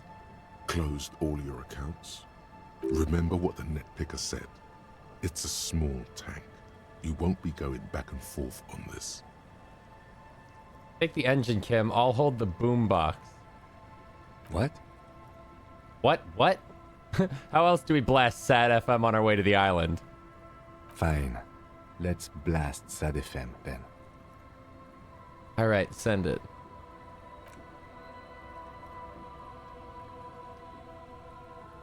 Probably should have quick saved, but whatever. Hell yeah!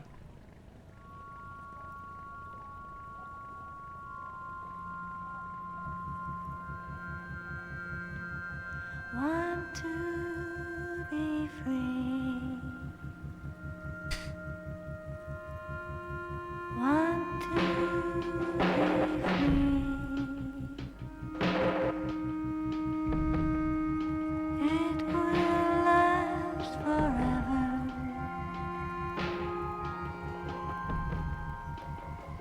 Eternally.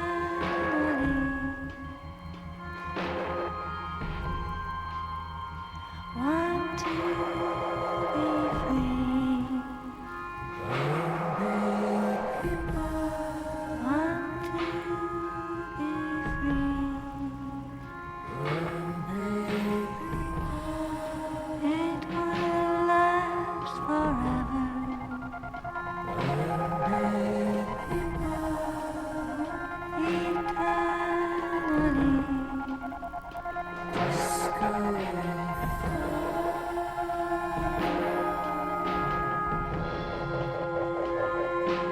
It's the church!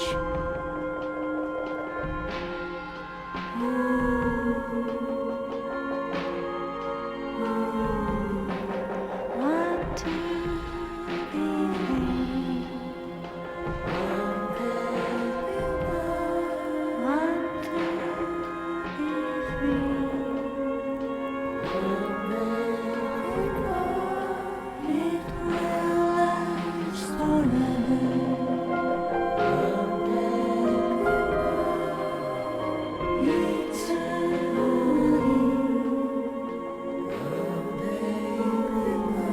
Now this is very clearly like building up to like the final area.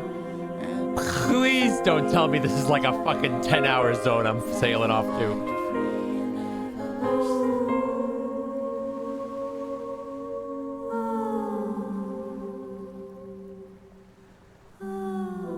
And the trees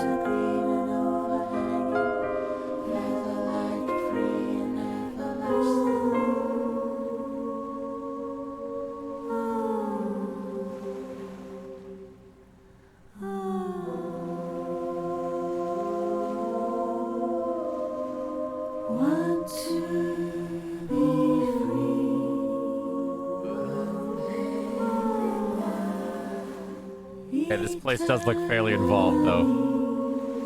Is he still on the first case? The what?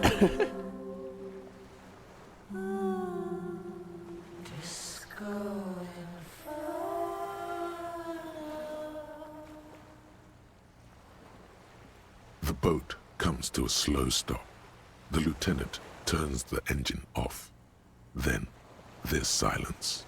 In the silence, a sputter of wings. A flock of quails takes off in the distance. Let's go. Showtime. He hasn't even unlocked his persona yet.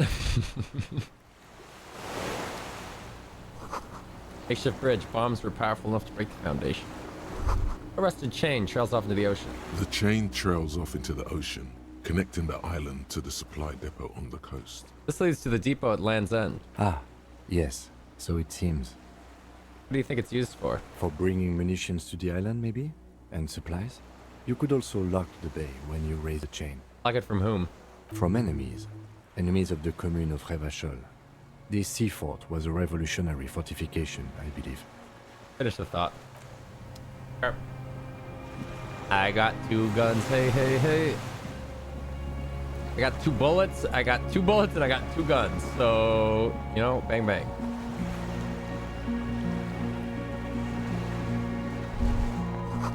Attention, inflammable. The lingering trace of mazout. Does inflammable mean flammable? That's confusing. The dry grass crackles under your feet as you stop. Far away, birds' wings touch the still surface of the sea. What is that flutter? The flock of quail departs. Now more than 100 meters away. 102, 105. On the islet, there is almost no wind, just the light movement of air through the reeds. Bulrushes swaying on the waterline. Long dried leaves chafing against each other. The great ghost of the air is holding its breath. To the west? A silent hiss. Sea air moving through the needles of a pine tree. To the east? The faraway roar of the city, distant like today's dream. Before it, the sound of sand. The low tide filtered through its grains. A bird tending to its feathers. Ahead. A low hum. The air slowly moves through a concrete box, through its ancient Whales can't slits fly, and cracks, can't they? resonating, hollow. I thought they. I'm pretty sure they can. Beyond that, further north. Air flows out of a pillbox window. There is very little there. The air cossets flowers on a meadow. Absolute silence. My dad used to go Reeds quail hunting, and I'm like Bulrushes 90% sure that you'd spook them out of the grass and they'd fly up into the air and then you blast them. Col de Mamadakwa. Col de Mamadakwa is here? Kim. Yes? Col de Mamadakwa. Momentarily, the sounds are swept away. Pain shoots up your right foot and into your groin. Pretty silent on this island. Have you noticed how quiet it is? I have. Is that why we're stopping? Wait, I have to listen. One more thing. The lieutenant There's nods. nothing.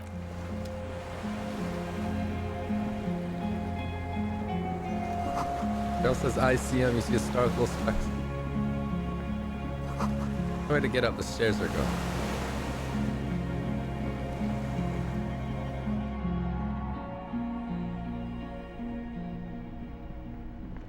Well, this place has a lot of interactables. Careful, these stairs have collapsed. Books, mostly fantastique and historical fiction. Dishes stained with sauce and fire. Survivor's kitchen. The candles planted on the broken rangefinder. Wait a minute. Wait, this is the place where the shot came from. This is the sniper's nest. Oh, nice scarf.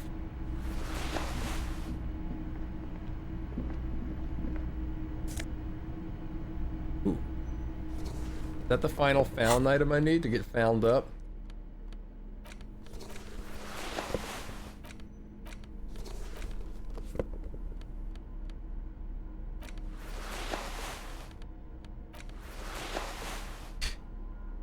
Cool. Oh, glorious Folnir, you wear the full set like a true-born hero. The ultimate performance of fun flows in you. I look so futuristic. You are next century personified, the synthetic man. Go on. The fucking sunset awaits, Fallen Rider. Fallen Rider! Down here.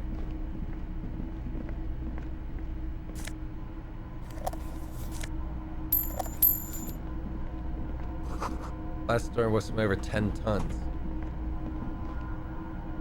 How do I get there?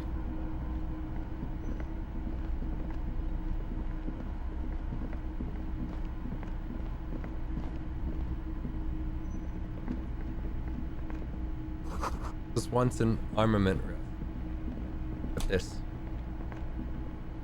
An old cylindrical generator is nested above the ammo lift, with makeshift electrical wiring running out of its side and across the floor. The cables disappear into the wall to your right. The lieutenant puts his hand on the metal barrel, checking for warmth. It's cold now, but someone has been maintaining it. The wiring has been repaired. Pour fuel into the tank. The lieutenant assists. I knew I brought that fuel canister around for something. As you tilt. Dark brown, viscous fluid pours out, and the room fills with a chemical smell. There's a red starter switch on the side of the cylinder and a start rope on the other side. The lieutenant flicks the switch. Pull the rope. The recoil start wakes the old generator up. The machine sputters like an old warhorse before settling down to a rattle. That should do it. Where do these wires lead? Downstairs, somewhere? Up on the side. The tank is far from full, but there should be enough inside to keep it going for a day. Okay, sick.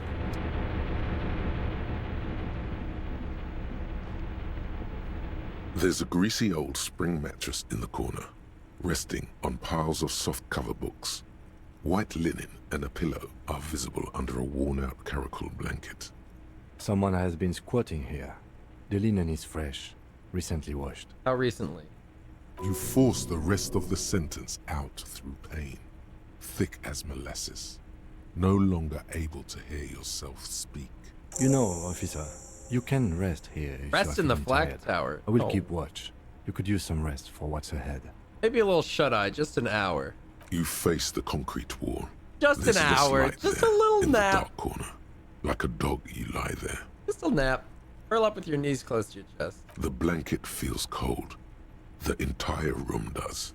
Concrete and cold. Minutes pass. Half an hour maybe. The sounds of the sea beyond grow distant. Your eyelids close. Until you feel yourself standing up in the darkness, right next to the mattress. Slowly, the world begins to hatch from the blackness. It's evening. Uh-oh. Sleep. Uh-oh. Kim?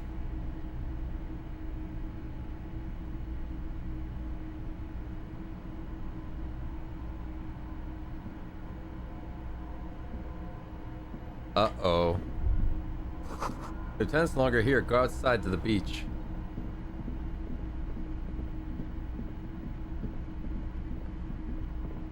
Wait, like where we came in, or that way?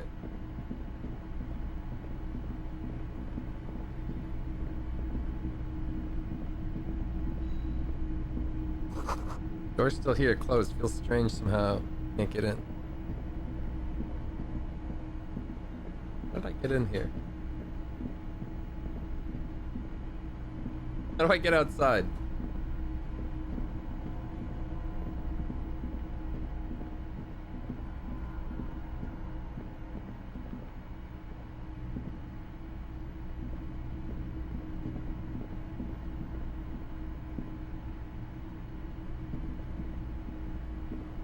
What?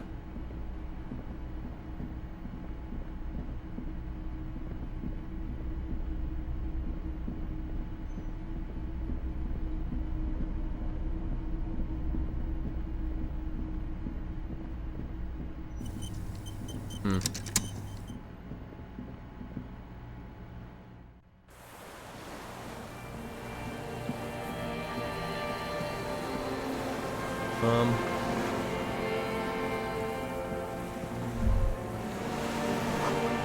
the chain. There's something there. The chain. This way?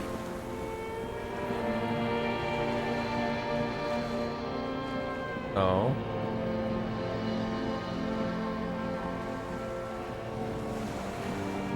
Oh, no. Walk into the water now. Okay. You see her footprints on the water. Further. What the hell? Dolores Day, the innocence of humanism, internationalism, and the welfare state turns around to face you. She has an airship airbag in her hand. She seems to be in a hurry. Okay, don't say you need to talk right away. Melt the ice first. This way you're already talking. But you don't even want to talk to her. She would only be cold and mean. Let her go. Where are you going? I'm going to Morova. To live there, in Grad. It's 1 million kilometers away, Harry. Might as well be another lifetime. Something is off. I'm sorry. I was heading to the aerodrome. I just don't have time to... Stops mid-sentence, glances at her right, then looks at her bag. She means she doesn't have time to tend to your emotions. You have time to tend to my emotions? She sighs and looks over her shoulder. What are you doing? Stop saying things like that.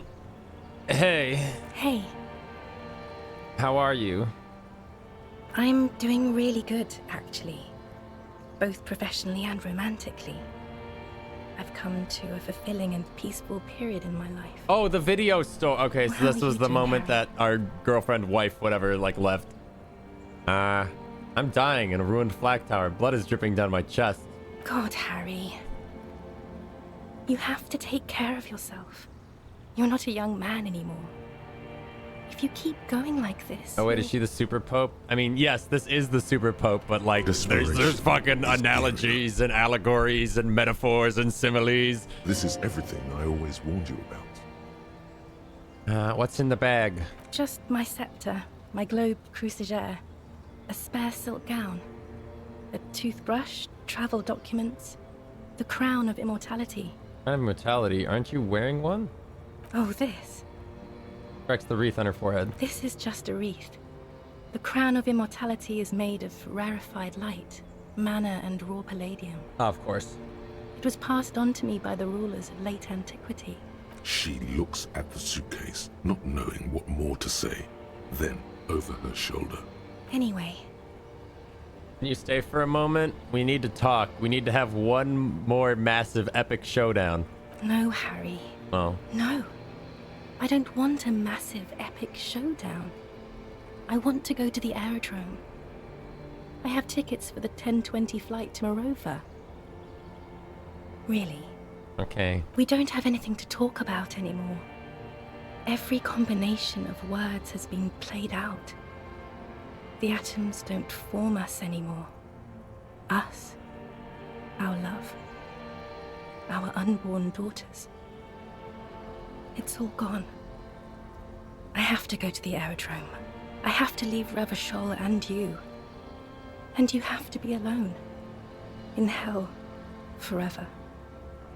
That's just the way it is. Huh. Oh God, whatever you do, don't try to kiss her yet. Not after that. You're still reeling. You'll fall over if you try now. But, I get the feeling you're not really Dolores Day. I bought you this figurine, a headless Fallen Rider. Give it to her. I don't want it. Oh. It looks expensive. I don't want it. I thought you liked figurines. I thought the figures were for getting you back.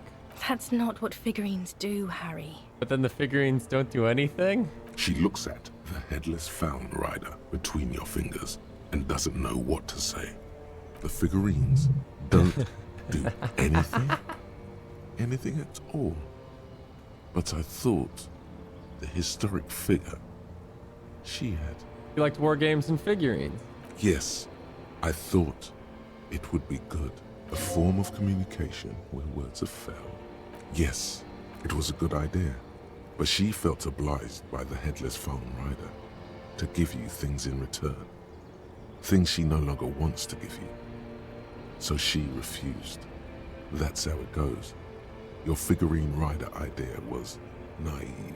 What about dice? I had some custom dice made in this place, a doomed commercial area. Harry, I don't want things. Okay.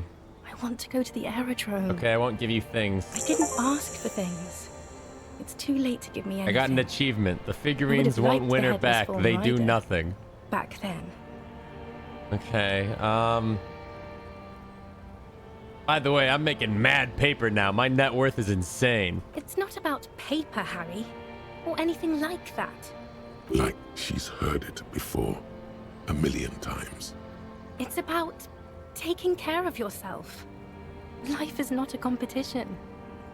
You have a new guy, right? He's fucking poor compared to me. I'm gonna incinerate him. I have more money than any human should be, than any human being should have. It's scary how rich I am. I'm richer than God. You're right, it's all fucking shit. No, it's not. I'm glad you're finally taking care of yourself financially. I really am, but you need to do it for yourself, not me. I don't need it. I need to run to the aerodrome. You failed. This failed. The hostile takeover. The Dawn Raid. Paper made out of broken, twisted trees. You're just insane. Insane and gone. Even 6 billion won't fix you if she's not there. But you said I have a vast soul and you'll always come back to it. We both said a lot of things. We were very young. It was her. I can feel it. I can see it in her tender, long fingers, in her wrists. Her hand wrote it. Said those things. Actually, you didn't say it. You wrote in a letter, a handwritten letter. I kept it in my paperwork. As Queen Regnant, I write a lot of letters. Uh-huh. You need to recite it to her. For effect. All of it. No summaries. Yeah. Put a stake through your heart. She'll get hurt too. Uh-huh. Collateral damage. She won't get hurt. She'll bend out of the way. I have it right here. Let me refresh your memory. Let's take a pause bitterly. Trip down memory lane. You know what I mean. You left me a letter saying you'll always come back to me, and I'll just start reciting it. Please, Harry. I just don't have time for this. Take out the letter and read. Every morning when I step out and you're asleep behind me, I find a little piece of sadness in me. I carry it in my chest down Voyager Road. Every step I take, it grows until by the time I reach the fuel station, it is filled completely. I step on the light rail and look back. Something, bow collector. I know it'll be like this until I walk back to you. You. Every step I take will get lighter. It will almost make me run. Sometimes I do. I can't believe I met you. I can't believe the happiness I feel with you. You have a vast, vast soul, and I will always, always, always come back to it. Okay, stop. Yes. There's more. Kisses, happy kisses, now? kisses. Very well. I wrote it. It was morning. You slept. There was hoarfrost on the ground when I left. On Voyager Road. It was autumn. The first autumn. But Harry, please understand. It was 1,000,000 years ago. No, it was 100 million years ago. I was someone else then. Filled to the brim with love for you. Hanging on your every word. Oh, Harry, you were the coolest. But I am no longer that person. This has taken her place. It will devour you. Harry, I will eat your mind. The light of the video rental shines through her dress now. A DeLorean figure, cut in black, moves below. It's still her. Her legs. Can't her you turn back to breasts, the person you were? I can see you in her. I can see her in you, under the gown and that wreath. And my crown of immortality. No. You scared her out of me. With your crying, the awful time we wound up having. and the cheap rental flats you could afford. Can't you see? It wouldn't be a cheap rental this time. I can afford a better place this time. We can try again, this time with money. I can win now. No, it's too late. I found someone for whom I feel the same love I did for you. Only this time, he is more careful. He will not lose me. It will go somewhere. It will grow. Your heart burns. Through the blackness, you feel the treacle of blood. Treacle. Below you. Harry, do you notice how none of this is very funny? No, this is very funny. Ha ha ha. Yes, you are the least funny part about me. I hate being that. I don't want to be anything for you. I hope the decades it takes for you to get over me have already passed. I was cool? The coolest. With your leather jacket and your boot-cut pants. Smoking in the bus stop. I wanted you to be the rest of my life that day. And you were. Some of it, at least. You were my first. My first kiss. My first time to have sex. The first and worst time I fell in love. I will always have that with me. It's a fact. But that is all it is. It's like a ticket stub, Harry. It doesn't do anything anymore. A ticket stub? Yes, let's talk about that too. Let's bring it up, the zoo. In Le Jardin, the day we went east of the river. To the aquarium first. I was sad about my mother. I don't even know why. The shimmer of the fish tank on my face. The octopuses. It was just a day then, but to think. I'm still getting Were we XP there out here, now? man. I'm You grinding. could touch my hair. Kiss me. I'm just Talk farming to me her about for anything. points. Go virtually anywhere in the world. Not like now. Now our interactions are limited to pain and regret. But now, what happens now? What is the next thing we talk about? Is there really anything left? If not, we can always repeat one of the things we have already talked about. I know you Talk still about love it me. again. Kiss her. There's no way this If you fucks do up. not feel Look at the like doing odds. that, you should let me go to the aerodrome. I'm going for it.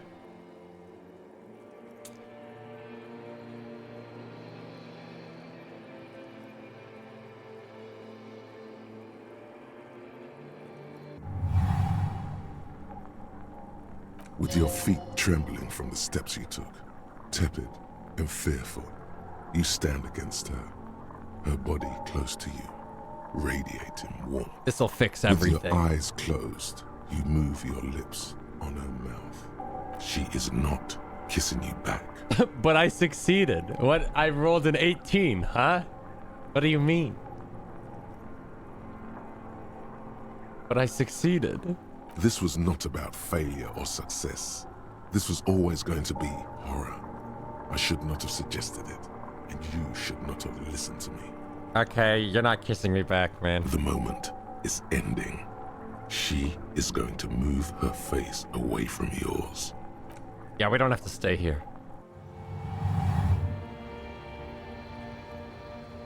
But I did pass the check, just we're all clear.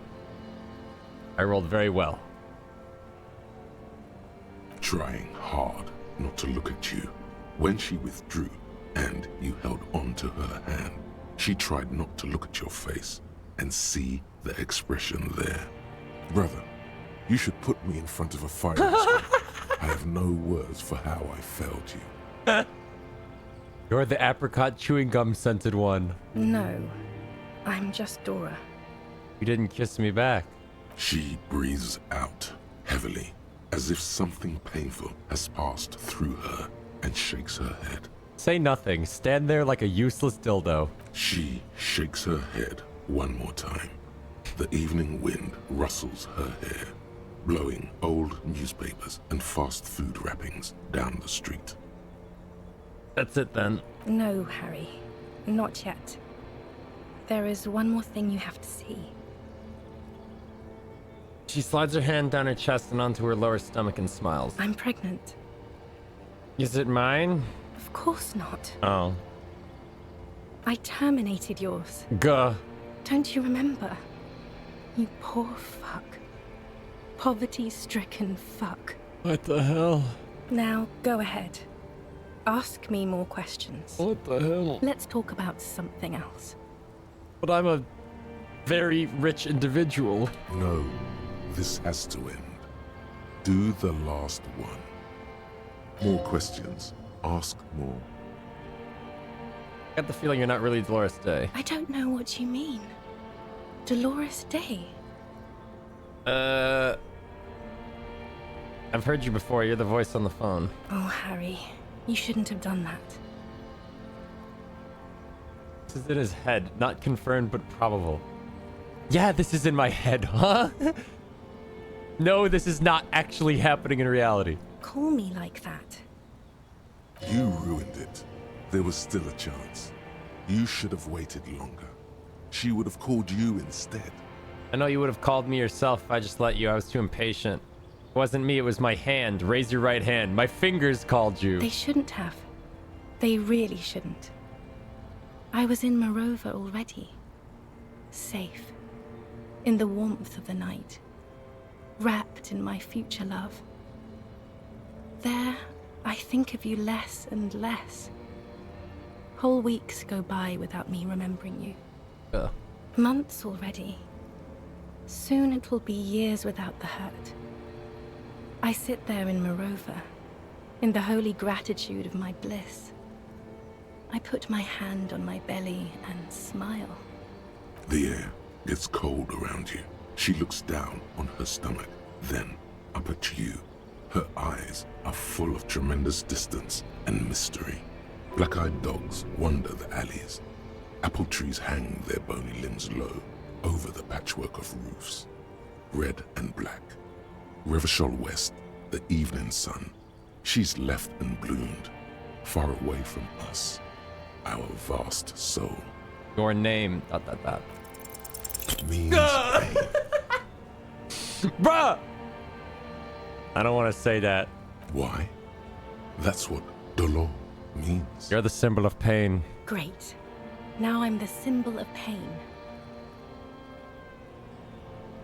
You're the X something. Wasn't I Dolores Day just a second ago? Now I'm the X thing? You're confusing me. Look, I have to be at the Lausanne Aerodrome at 10:20 p.m. I still have a light rail to catch. I haven't even bought the tickets yet. We all told you. Everyone warned you. Shut up, I'm talking to her. That's the problem. Look at what's pouring out of you. I should have gone deeper to a place where I never met you because it's impossible to meet people in the abyss of the void. I'm glad we're having this conversation. I'm getting so much closure. I'm glad too, but I have to go. My friends are waiting for me on the platform. I can't let them wait. It's impolite. What? You know what is impolite? Co-signing a lieutenant detective of the Revachol militia to eternal damnation. Cool, your friends. Say hi to your friends for me. This is grotesque. Say nothing, just look at her. She does not look back. Instead, eyes her fingernails. They're bitten, frayed. The evening wind blows in. The gown wraps around her like a white flag. On second thought, you're Dolores Day, Queen Regnant of the Territories of Mundi and Insulid, and nothing else. You're the Morning. The Morning? I don't understand. No, I meant mourning. I'm grieving, but you're not even dead. Oh my god, Harry, stop. I don't want to hear anything about the Morning. Mourning someone who's still alive. Any of that. I can't do that anymore. My bad. I'm not 80 years old, I'm 32. People my age are not supposed to mourn. Yes, Harry, I am. Things have gotten much better for me, now that I am the ruler of the known world. Oh God, it's already so late. I have to go, Harry. A tiny golden watch with red straps around her bony little wrists. Don't go. I have to, Harry. Really, I've already missed the 8:30. I'm gonna go now. Okay. I was wrong. You don't have power over her anymore. You've You sworn shouldn't a have said holy that. oath, Harry. She I herself am begged wrong you not to about let her go. everything. What's that? What? You should go on without me. What? Who's talking? Wait, can't we sit down and have a coffee first? There's a cafeteria on the corner, point east. Hold on. What is there to do in Morova? But I swear I wouldn't let you go. You told me. You asked me to be this way. Okay, I understand. Nod silently like a martyr. No, you don't. You're just being a martyr. And I'm really going now. The time is up. I must be on the 10:20 flight. Will we ever see each other again? I won't see you, but you will see me. How can that be? Oh, Harry. This is a dream. You need to wake up, Harry. Can't you You're see? fucking dying in a bed. I'm already in Morova by now.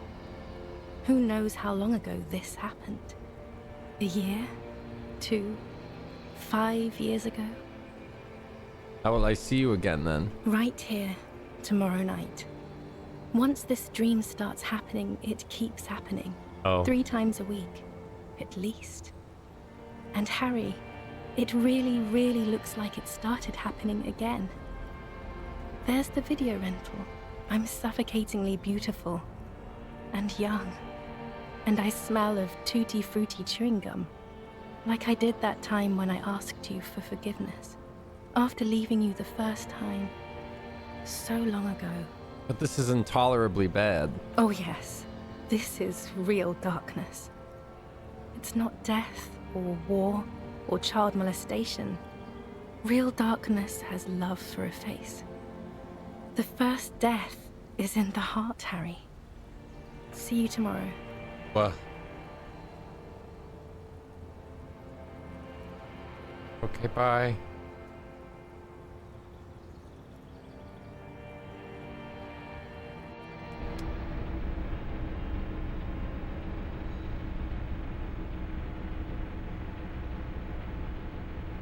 Are good? You're up quick. How was your sleep? Let's solve the fucking case. My sleep was deep and invigorating. Try to cover up the blood seeping out of your hands. Actually, it was total annihilation, Kim. Swallow the blood and conclude. Comb the entire island, centimeter by centimeter. That's the step in the task chain. Just spit out blood and get back to work. You're badass like that. My sleep was deep and invigorating. Try to cover up the blood seeping out with your hands. Of course. I was just thinking maybe you've torn your stitches. Are you ready to move on? Let's solve the fucking case. Are you sure you're okay? You thrashed around and you bolted up, half covered in blood from your wound. Swallow blood and conclude. Spit out blood and get back to work. You're badass like that. Okay. He's still worried. You must have really thrashed and squealed in your sleep.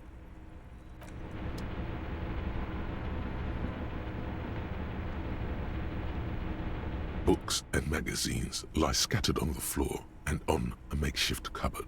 They are not particularly well organized. Sift through them. Most are soft covers, serialized fantastique and detective stories from the 20s and 30s. This disparate digest includes the classic Animal Adventures. Okay. Among what is mostly commercial fiction and serialized stories, you find a magazine cathodique for electrical engineering. Then it's back to pulp. Light erotica, an international thriller about circuit benders. Someone's made themselves a home. What does this have to do with the case? Conceptualization? Ah. Here I go conceptualizing again.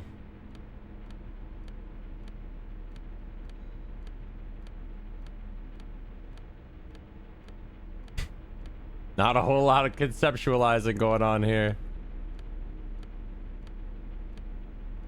Yikes.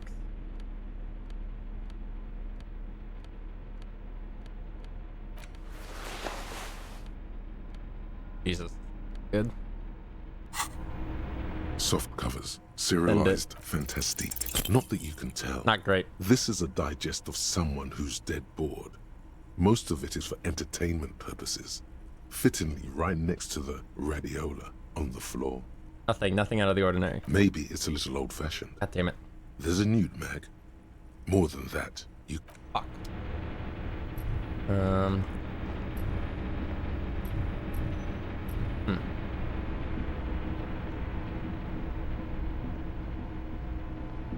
Did this open because I powered this?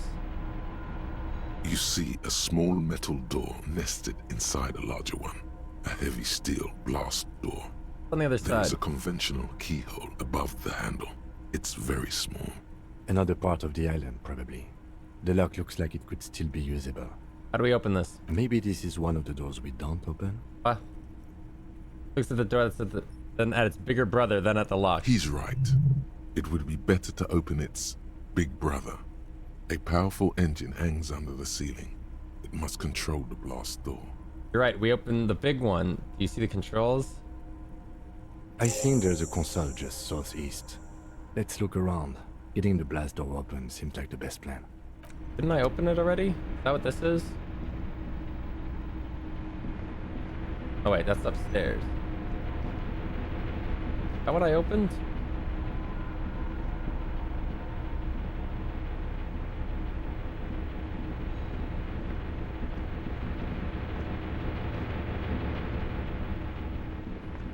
Or is this where we came from? No, this is where we came from.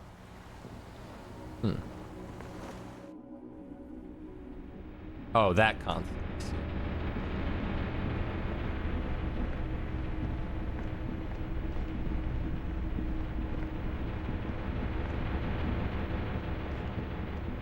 What's that? Hatch is jammed shut. Green paint flecks off the monoblock aluminium cabinet. There are rows of switches on the front panel, a frequency band, and even a keyboard. Your finger across the key. The keys rattle like teeth. This keyboard hasn't been functional in decades. What is this then? The console of an anti-computation device. The generator upstairs, with wires coming out. They terminate here. This open the blast door? I think, yes. Let's see. That one. The emergency open. Push light interior. The lighting in the room turns on with a sizzle. A dim, ambient orange. Slide radio dial. The dial slides under the glass, dark and silent. Restoring electric power has not breathed life into it. An emergency open. The blast door opens with a series of clicks. A shaft of light appears, then widens as the light shines in.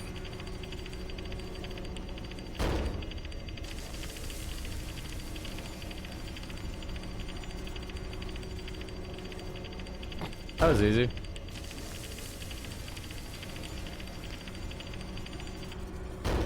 A sudden wave of anxiety makes your skin crawl. After you.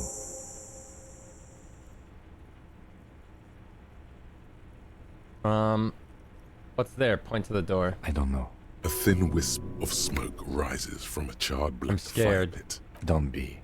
I have a gun. I also have a gun. I know. It was not easy to acquire. I have 2 guns, in fact. Oh. Water rushes below, far below. I feel like I should go out here first, though. Firing slit. You can't see inside. Because we only went out here in our dream, right? So we need to like actually investigate it.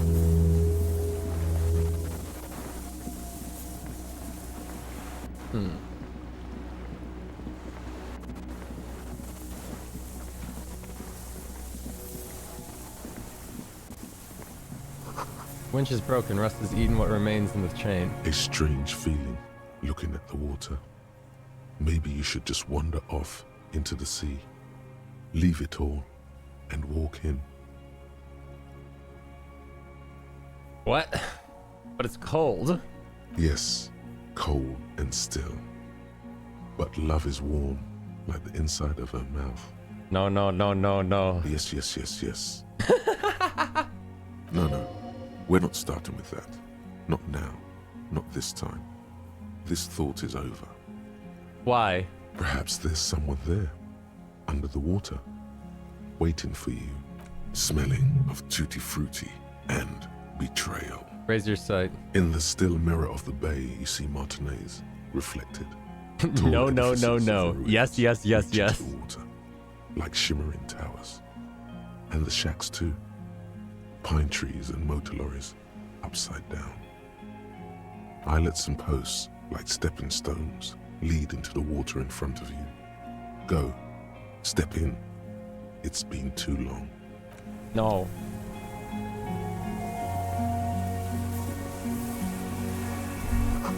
People have supplied the chain is long gone. Yes?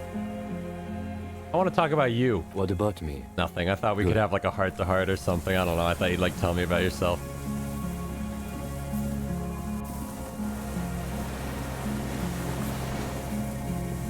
I thought you'd tell me like the things that your jacket's been saying to you, like my tie's been saying to me, but whatever.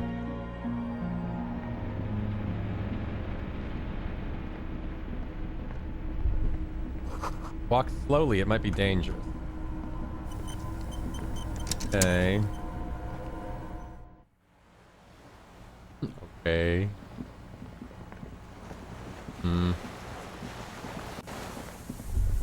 Oh. All white flowers blossom all around you. Rubber dinghy, it's deflated, broken. Oh! Who the fuck? Is that a gun? Is that a gun or a... Oh. That's a gun. I was like, is that like a... some kind of walking stick? An old man wearing tracksuit trousers leans on the frame stock of his rifle.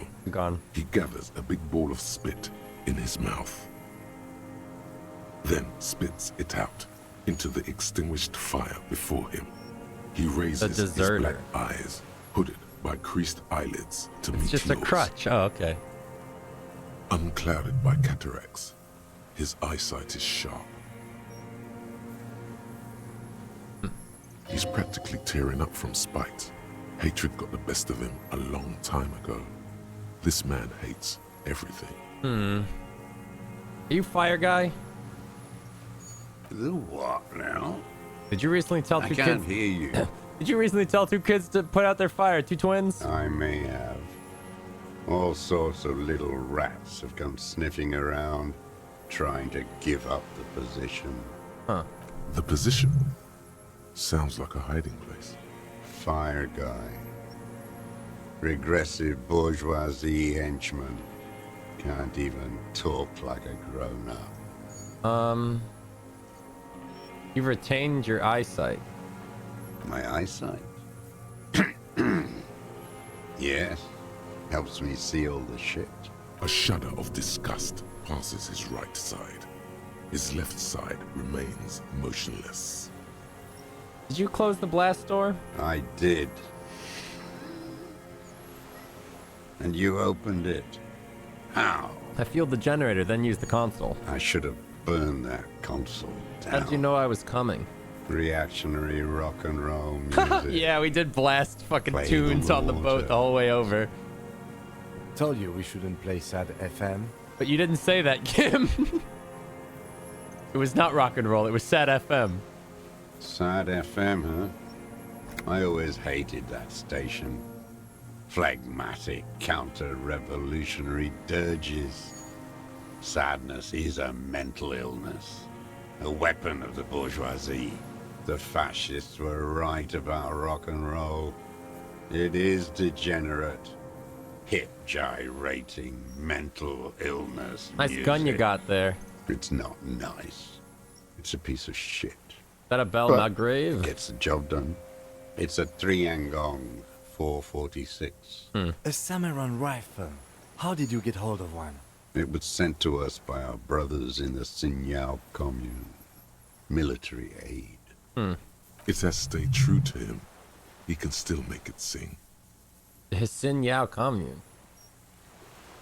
Your weapon has stayed true to you. Mine has stayed true to me, too. Show him the gun in your hand. Yes.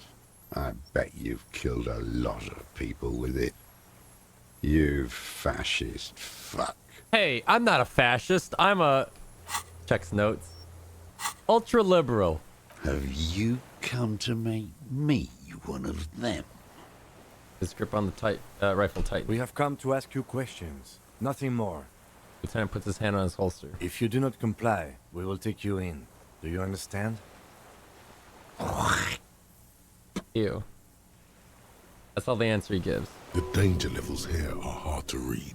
One moment he's a fire, the next, a fire gone out. The Hisin Yao commune? You heard me. Okay. It's good now. Like chalk, white from the ball. Sir, I need you to put that gun down so we can talk further with the police. I'm with the police. You can keep the gun, but keep it down. Not one move.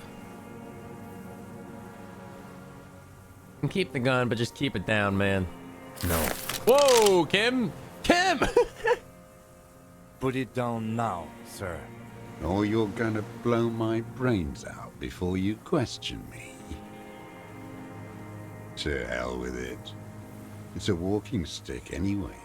That is a walking stick. I did think that. Okay, so we were right. It's out of bullets. Oh. Well, that was easy. Pick up the gun lying in the sand. No, I don't need to do that. My name is Josef Lilianovich Dross, Political Commissar of the 114th Anti-Aircraft Division of the 4th Army of the Commune of Revachol. I am a deserter, a partisan, and a prisoner of war. This is my termless surrender. The Commune of Revachol? Do you mean the ICM?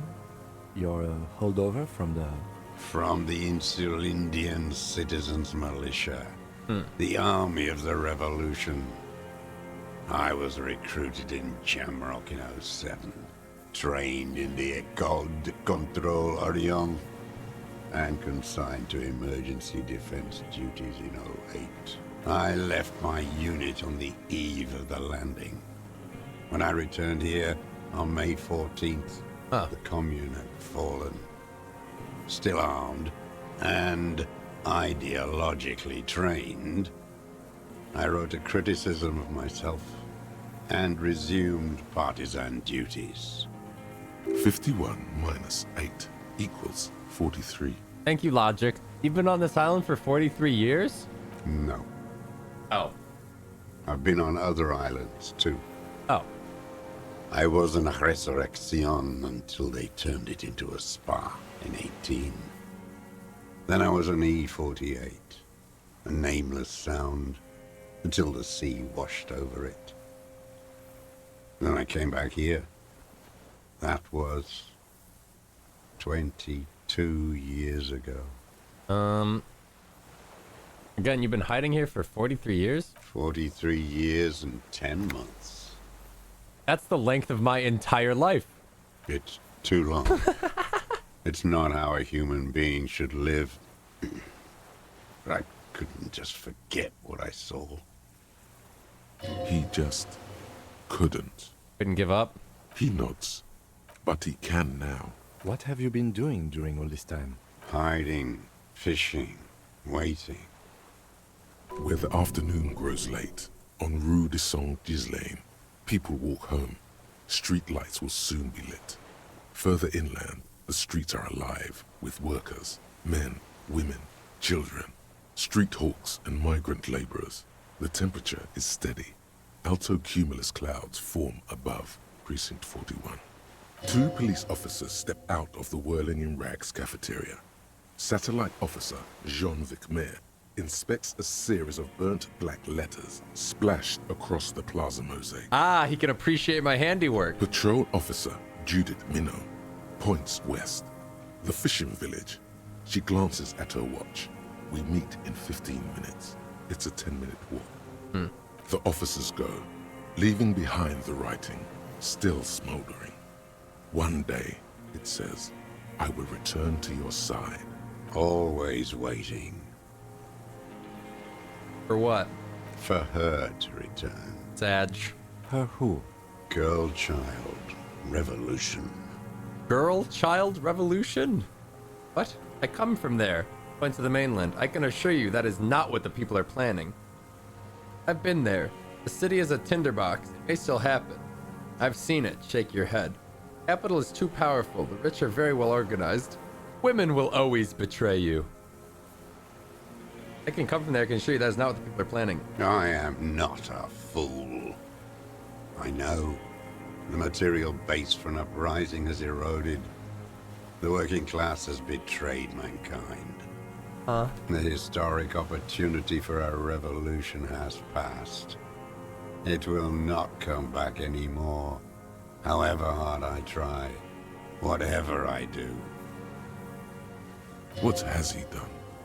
Perhaps a confession would lighten the load. What have you done then? Yes, what? To get things going again? Fan the flame? There is no flame to fan. There is nothing left of the world, of our dreams. You said you deserted your unit? I was just 16 years old. 15 when I volunteered. I had a lapse of faith. Lapse of faith? And of courage, too. You could say I misunderstood the historic role of the proletariat and thought Mazovian socioeconomics were fallible. For a second, I doubted the irreducible laws of historic materialism. What? Yeah. A second is all it took. For what? For reaction to take hold. What's reaction? Petty bourgeois terror. It's in all men.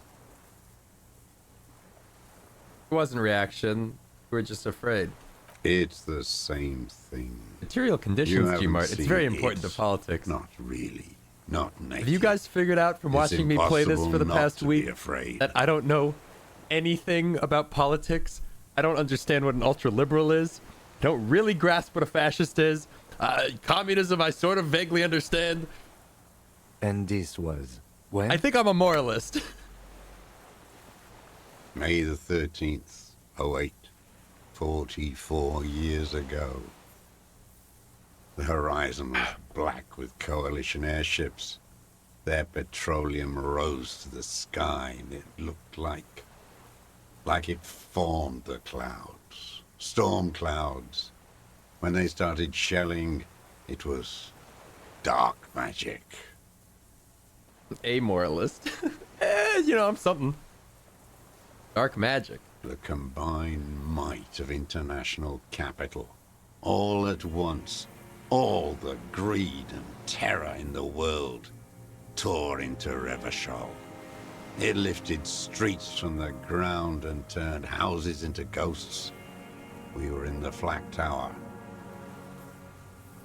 Huddled on the floor. The artillery was 80 kilometers away in Ozon, but I knew the commune would fall. We would all be turned into ash.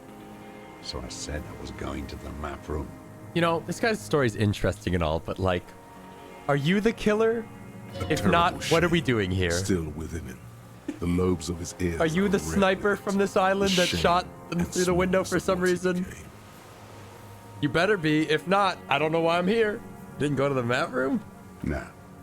I climbed the chain link across the water and hid inland, in the bunkers there, like the weakest of the weak.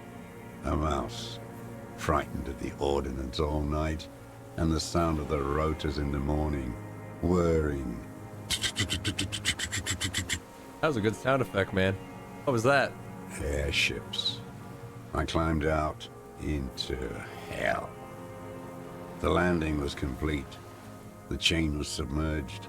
I had to swim back. The fortress was half submerged too, shattered.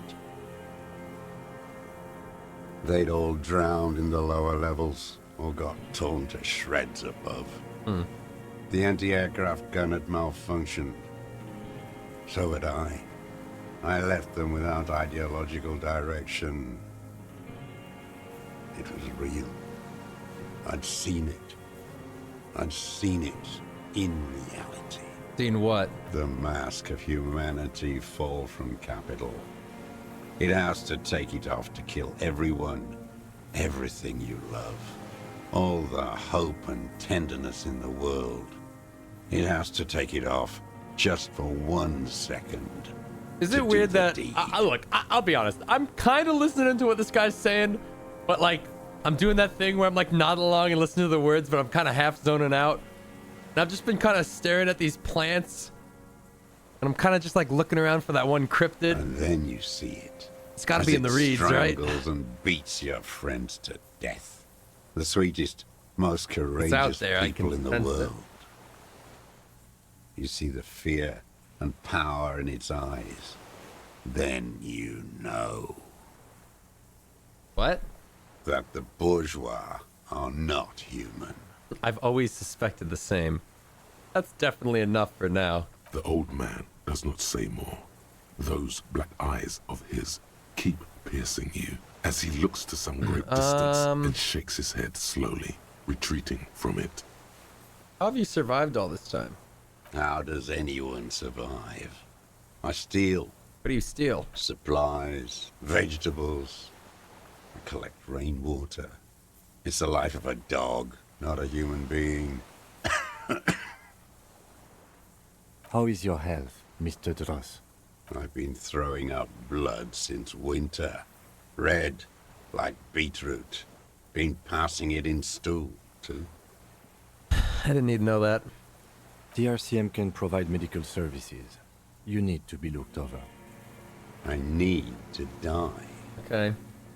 You don't have medical facilities. You have guns. That's all they give you. Toy guns. How have you coped mentally? I haven't. I have holes in my brain. Oh. Years missing. Others filled with pain only. A decade of... I don't even know what. Inferno? Disco Inferno. I also live in hell. I also have holes in my brain. Point to your head. You notice the lieutenant is about to say something. I would imagine it gets tremendously difficult mentally. Is it weird that any time Kim wants to chime in, I'm always just like, you go for it, dog. You say your truth. Traitors. It's better alone. Slay Queen. I watch the people of this city turn the lights back on more and more each year. Ruins glimmering in the dark like a fucking merry-go-round. It's disgusting. Okay. Are they not heartbroken? How could they have moved on? How'd you conceal yourself all these years? It was hard in the tens. I didn't have partisan training. They were searching for stragglers, those bloodhounds. Floodlights on the water at night.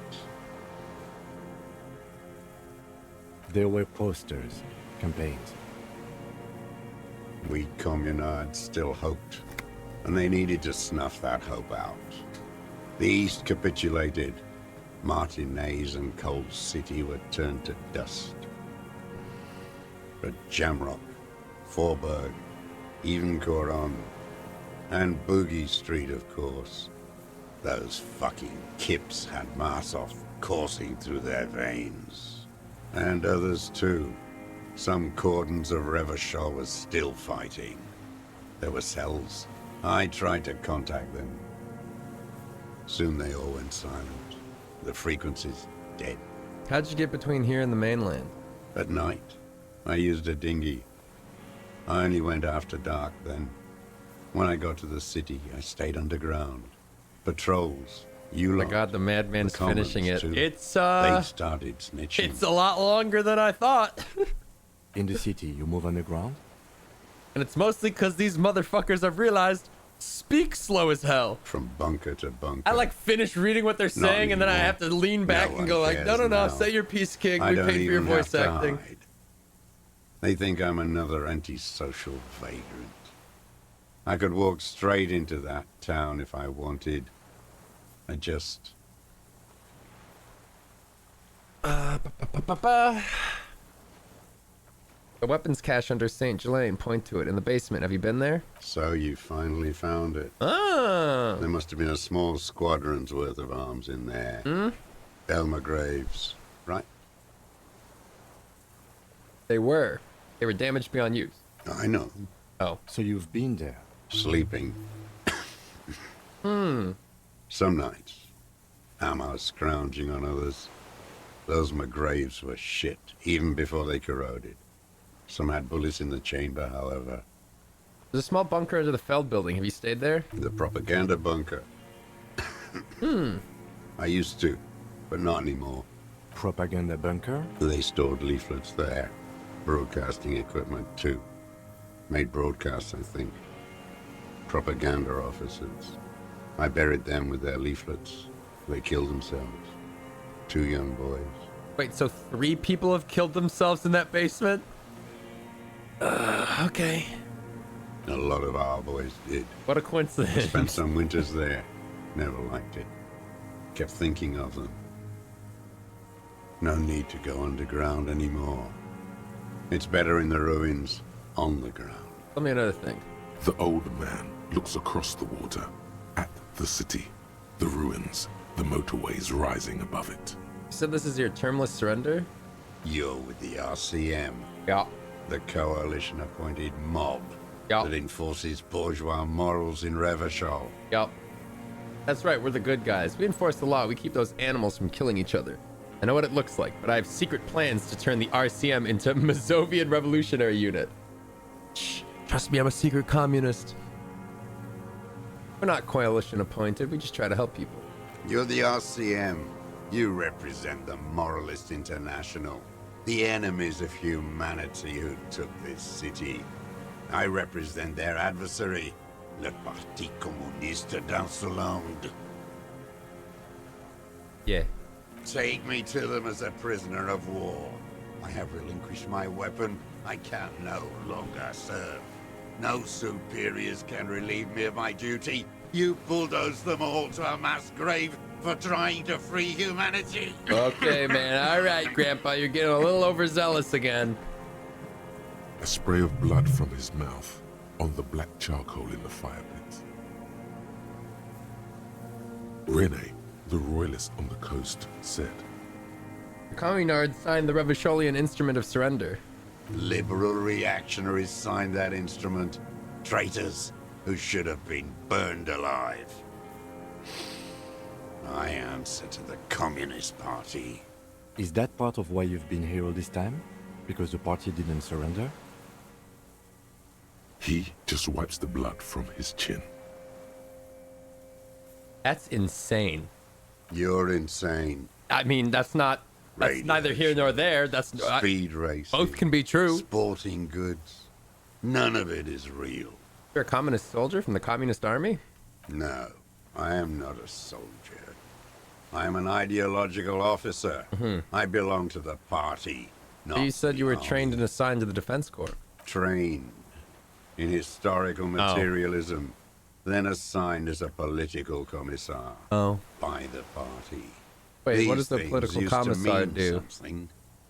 The old man does not answer. He tilts his silver head and looks at the reeds. You see a small tremor pass through his legs. His job was to assure the army answers to civilian control and follows the ideology of the Commune. Scientific communism. A commissaire politique is a night philosopher of the revolution, a future human. Awakened from shutdown by the promise of ideology, he was like a cleric, a shepherd. You were like a priest? No, the opposite of that. A future human, not a human of the past. That means you're a trained communist, right? He nods slowly. I'm not really into politics myself. You're inert lumpen with a gun. Detective, we have not come here to discuss ideology. That's really weird, Kim, because we have been for the last 45 minutes. We have come to ask questions regarding a murder investigation. The old man spits into the fire pit. All right, I have does another not serious say question. anything more. There's nothing serious in Composure is so bad. It's a farce.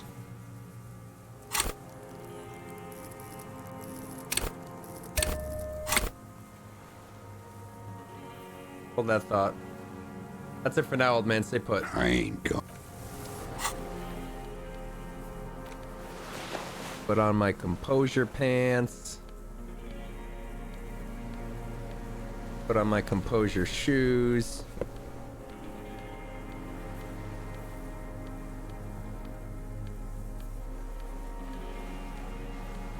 I should have bought more clothes.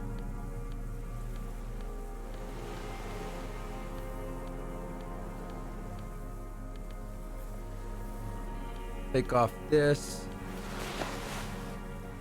Alright, that's alright, I guess. The best we're gonna get. Millions of capital. What do you want? For a 60-year-old man with stomach trouble who spent his can't with entire these life ones. alone on an uninhabited island, he seems surprisingly fit. What the fuck? He's prone to erratic hand gestures and clearly malnourished. But that's it. You can see no more by looking at his slouched I should have frame tried it and then above leveled it up. glasses. Fuck. And you say, Now we can't because it's max. Whatever. What have I been using this gun for? I've used it for killing people. Like a mercenary through a hotel window? Here we go. A trail of blood. The lieutenant smells it too. Killing people? It's a gun. That's what they're for. You want a moralist euphemism? Defending your family and your property. I haven't done that. I've used it to kill people. Interesting. During or after the war? There is no after. This guy's like one of those Japanese dudes that's stationed out on the island and they were never told that World War II ended. So they're just like, just keep doing what we're doing, man. So he's continued killing after hostilities ended. Okay. Okay. This is it. You can feel it, like battery acid on the tip of your tongue. Something you haven't felt in a while. But what? This is what you live for. This is the shit. The great serotonin jackpot. Huh? The solution. Huh? Go in straight. No euphemisms. He doesn't like those. No. Be careful now. Slow and steady does it. Make him repeat it first. Don't mess this up. Remember, he wants to tell you. Get personal.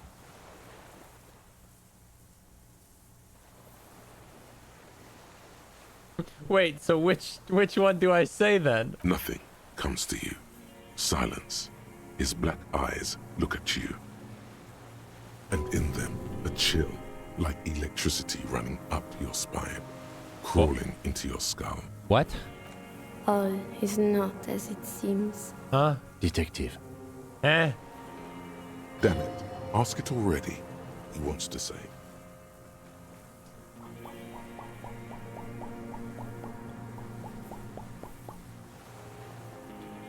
I know you want to tell me. Have you killed anyone with that gun the last week or two? You're saying you killed people after active fighting stopped? What did I just say? What did I just tell you? Don't drop the ball now. I know you want to tell me. Have you killed anyone with a gun in the last week or two? I don't want to tell you anything, you grotesque murderer. And why did you think that was a good idea? This one. Don't listen to me. I'm wrong all the time. Fuck you, suggestion. Did you use that gun to shoot and kill the colonel of the security contractor, Krenel? The who now? He heard you. He just wants to hear you say it. The corpse in the ceramic armor hanging in behind the whirling gigs. The fascist death squad who took a bullet to the in the mouth on the night of March 4th. His name was Lely. He was part of the security detail. A beautiful, strong man sent by the honorable private. A fascist death squad who took a bullet to the mouth. Oh, yes. That one. Ugly piece of work, that boy. Did you kill him? I am a son of a welder and an What? officer of the commune of Revachol. I do not collaborate with murderers. Did and this pederasts random of the guy liberal just shoot regime. like a sniper shot through a random window and cause this whole thing? The saliva. Exhaust him with proof. Pile it all on him. Get a confession. The scent of blood in the air. But what else? There Come was on, something what am I you can't forgetting? Hit yourself on the left side, or hit yourself on the side of your head. Wait. Ow.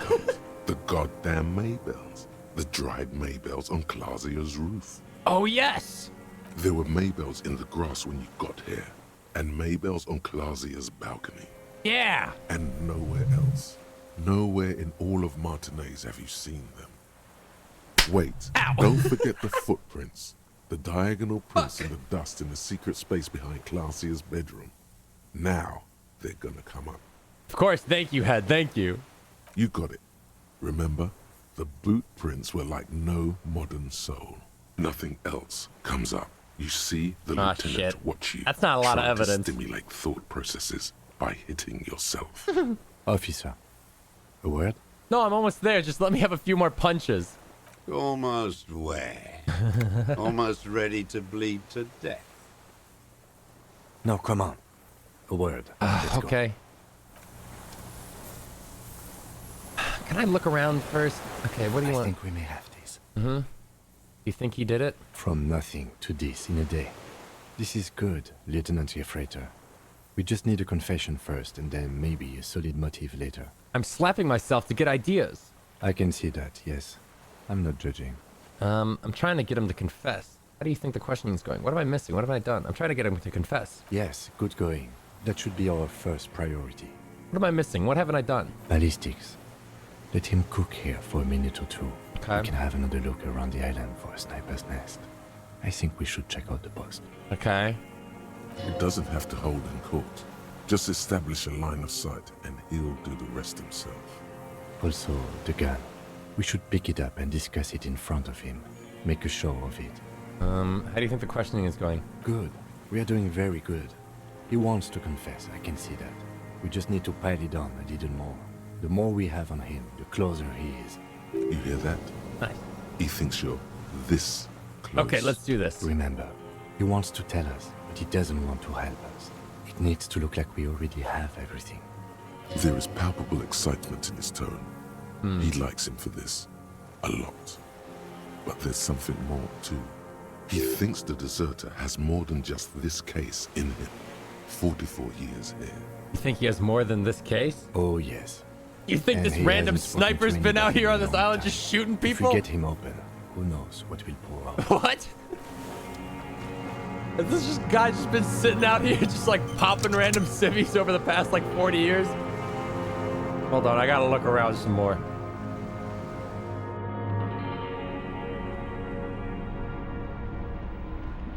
This is clearly the sniper nest. Is this not a sniper rifle set? What is this?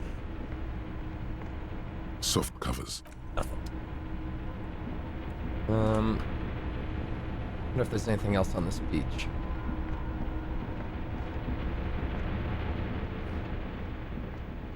Oh, what's that? Money. Not that we need that anymore. I go this way?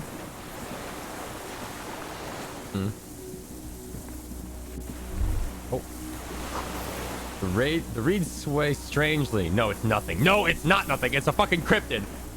There's a cryptid on this island. There's way too many reeds. Maybe I should ask him about the island. Can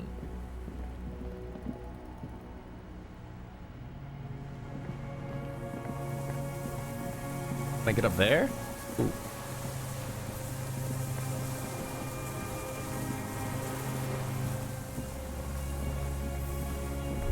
Oh. Pain in your pelvis makes you wince, then you continue. Inside the fortress, you make out the console and the blast door. Oh, here's where you get fuel if you didn't bring any. Whoa, it's worth so much more than the other fuel I brought.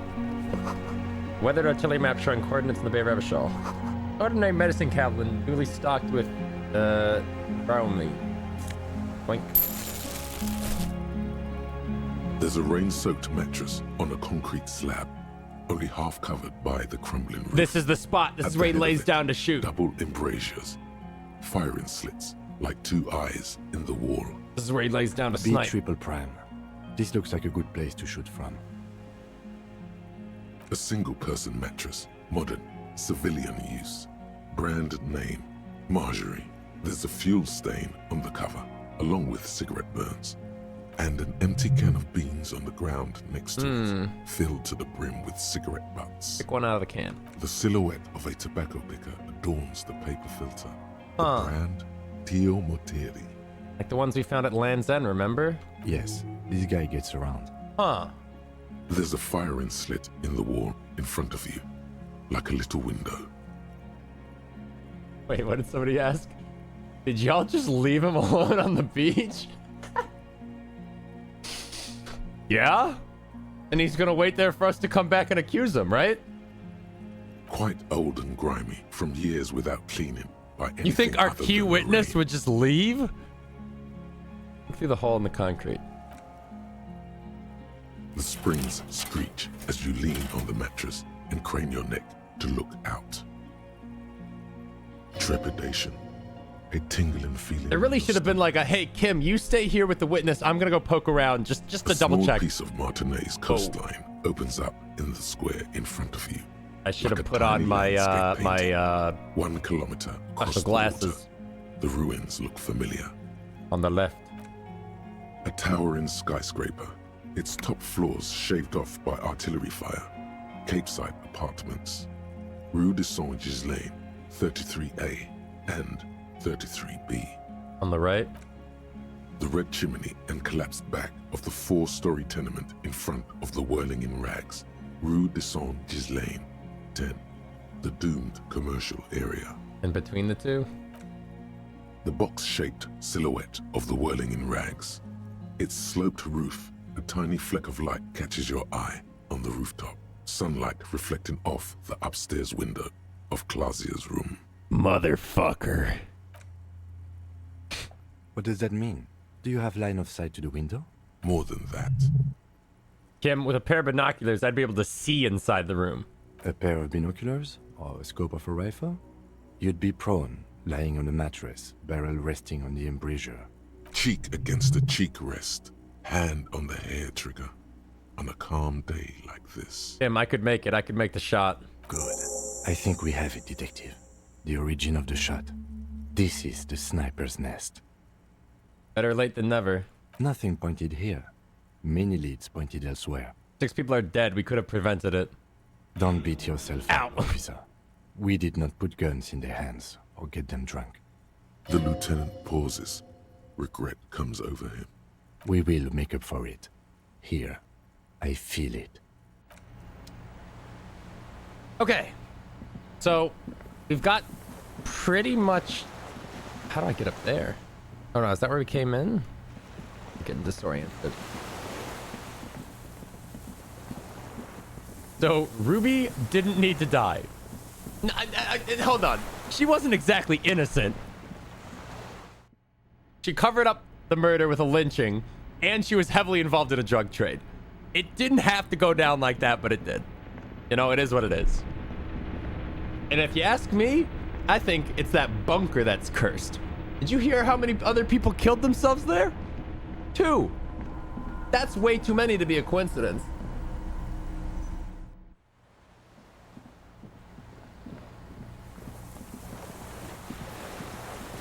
Can I look around the grass behind him or anything? Any cryptids back here? Hello? Oh shit, wait, I can go back here. Hello? Any cryptids?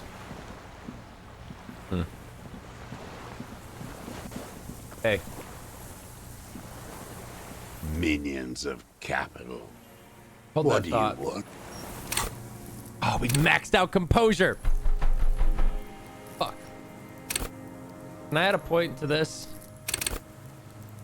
What do these pluses mean? Shit.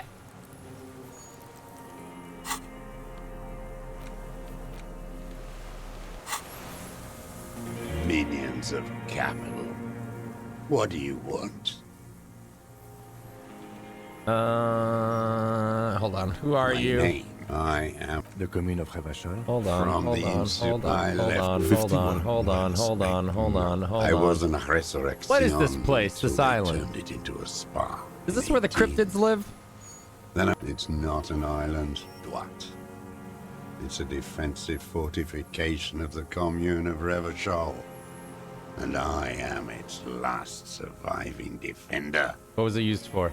The congenitally deformed King Philip II built it to restrict access to the Bay of Revachol. We captured it in 02. You get +1 motorics if you speed. Not pushing you. Against an airborne landing. What's a little Against speed the between whole friends? world. You mean the landing, retaking of Revachol? Coalition military called it Operation Deathblow. Uno did give me some speed. I later found out on the radio they called it Deathblow. You're one of them. Tell me, who speaks like that? We had 50 million people on Caillou alone. Someone who's come here to end the madness. Coalition military. Iblis. Iblis. The black-eyed angel. Okay. There's nothing. Hold that thought. Oh, what's a little speed between friends? How do I even use it? Oh, uh-oh. Now that you've acquired some stimulants, it's time for a little pick-me-up. Time to detect. Wait, but Kim is here. He'll be disappointed. See? That's your problem. A lack of confidence. Speed can help you with that. And, Kim, it can help you with My good cop, bad cop, not doing too hot. Will this make me into a super cop? It'll make you into more than that. A mega cop. This is your modus operandi. I'm not doing this. This is so unprofessional of you. Think you can ignore this? Your moral compass telling you to sniff it? Guess again. You'll be back here soon. You'll get the chance to choose more wisely. You've passed up your chance to start using speed for now, but don't worry. The option to use it becomes available again in 1 hour. Nah. Nah.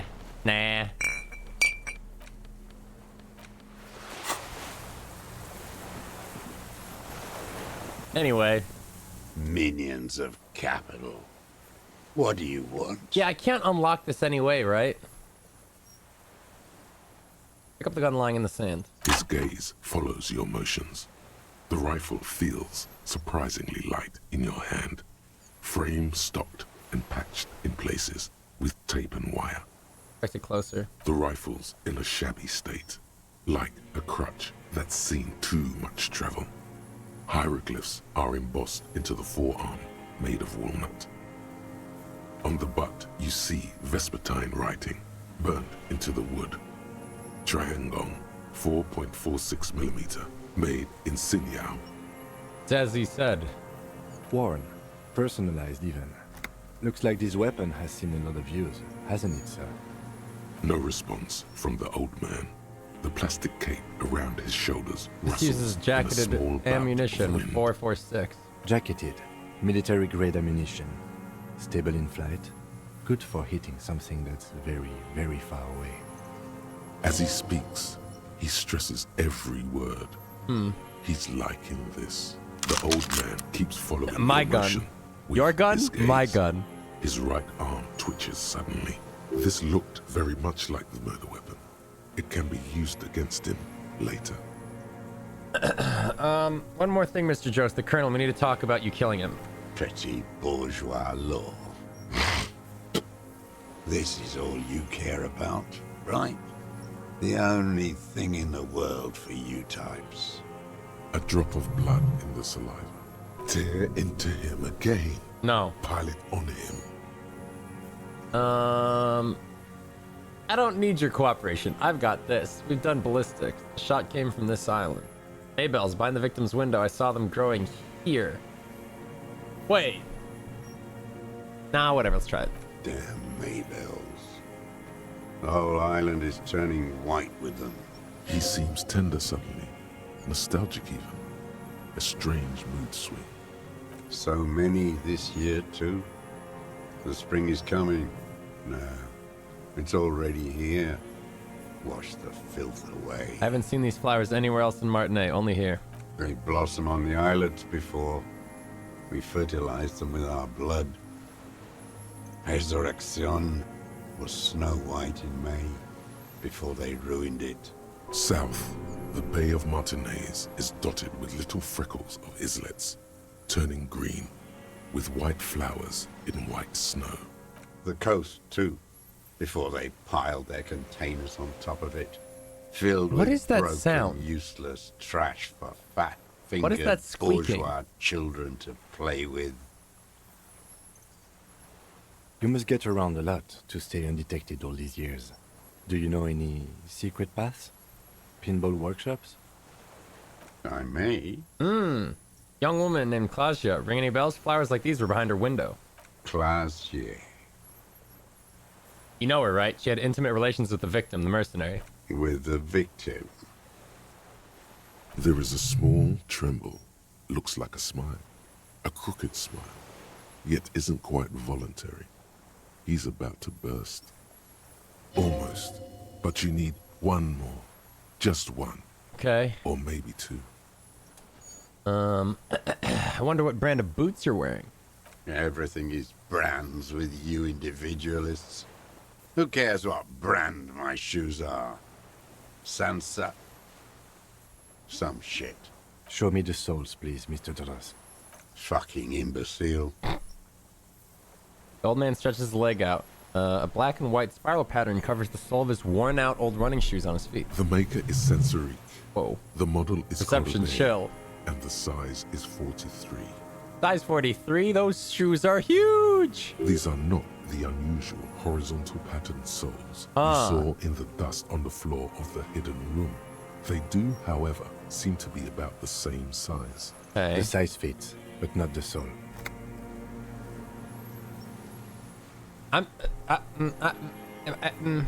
Okay. Sire, he doesn't have to be wearing them right now. People change shoes. It doesn't mean you weren't there near the room the victim died in, sneaking around. Racking those brains, are you? Desperate to report something back to your masters? They must have really loved that dead fuck. The lieutenant gives you a quick sideways glance and nods to acknowledge. The prints were his. You can see it in those eyes. He can't keep them from flickering, looking for something. The old man stares at his own prints in the ash around the fire. Silent suddenly, some strange process within him. A gush of wind. Seagulls in the Did it without a distance. costume change. The impatience is real. Nah, I mean, I just didn't know. I don't know. Sometimes with these dialogues, if I'm not at the screen that just says leave and back out, I'm like, I don't know if I can get back to this conversation. More. He's gonna crack, but you need a little more. Alright, I really have to fucking pee, and I feel like every time I think this dialogue is gonna end, they throw out like 10 more dialogues. I'll be right back.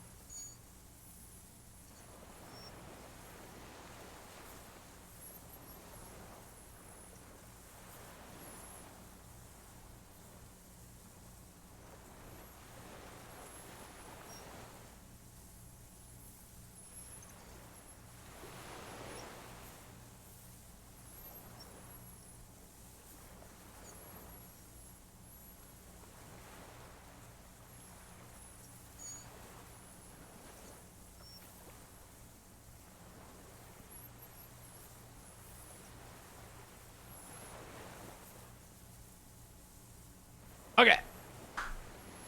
Let's do this, motherfucker. I saw you poking around there. Yeah, we saw the looking for ballistic. evidence. You're damn diligent when it comes to dead fascies. Wash your Did hands. you like Yeah. the view? You had direct visibility. There are embrasures in the concrete, specifically meant for a top follower to use. And you had a long-range rifle in your possession. Yeah, pretty sus, man. You've been here a long time, Mr. Dross. Too long. You need medical aid. I'm ready to die. I've done my part. He's practically admitting to it. Dead fascists for fascists. Done his part. Said fascist, you're admitting you killed him? You're sad for your fascia brother, aren't you? Again, I'm not a fascist. One I'm an twig ultra got liberal. broken. In fact, Now I'm the others least are fascist out of sad. anything. Leave no stone unturned. Get him on what matters most. I don't need your cooperation. I've got this. Not a lot of guns around that use military-grade ammunition, are there? It's a real gun. Not like your little musketeer pistol. I've seen you prance around with that. Do you know how much I'm Jumping worth? hoops for the liberals. I'm not a fascist. You look like imbeciles. Why don't you ask them to give you real weapons, eh? Going against automatic rifles with a flame bomb. Of course you got all those boys killed.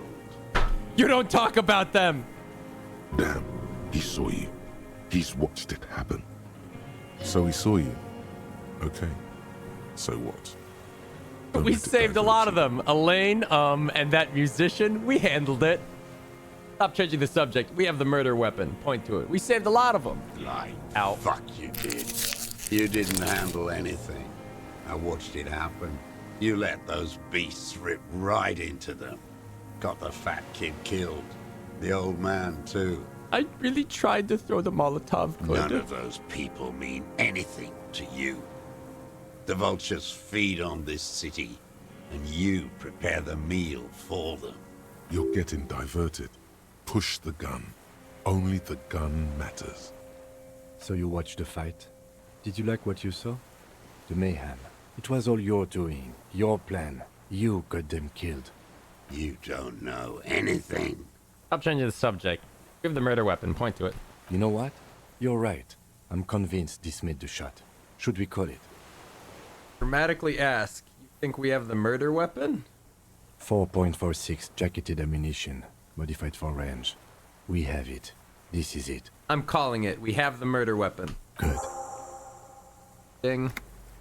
This feels good, doesn't it? Tearing things up like this. When you have the murder weapon, you have the killer. Murder. The old man does not say more. He just glances onto the reeds and then twitches once more. Like a marionette. Huh? On some invisible string. You know. You know who he was. A A puppet. coalition-trained murderer. Armored and armed. He wasn't human. The blunt end of a hammer. Dripping with blood. He was a killer, but he was still under the protection of the law. Beating us to the ground. Moaning with joy. You hounds get so thorough when a company-trained killer dies. I haven't seen you on this coast for 40 years. You know, maybe I should have killed one sooner. Got your attention. Now you stop beating druggies and prostitutes in your basement. Huh? Now you come to investigate. Not when they die by the hundreds. Through flared nostrils. This is it.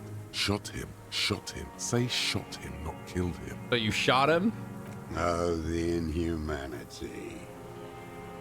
One paramilitary less in Revachol. You can also almost see him squeeze a tear out of his eye. His fist begins to tremble from the anger. The lieutenant raises his right arm to hush you. Hush. He does not need to be pushed anymore. The ball is rolling, while the lieutenant listens, holding his breath. Hold your breath. I had them in my sights. Both of them. Him and the whore. I was breathing with them, in phase. The And I hell? pulled the trigger and flew on the air until I landed in his mouth. What the hell? I didn't think I had a shot like that in me anymore. I did. I saw him kneel there with his mouth full of death, and that stupid look on his face. And his dick still in her. And what? Nothing. I went to sleep. Next morning there were Maybells everywhere. The world was white, or what's left of it anyway. My last spring here. I knew the fascists would come to avenge their own.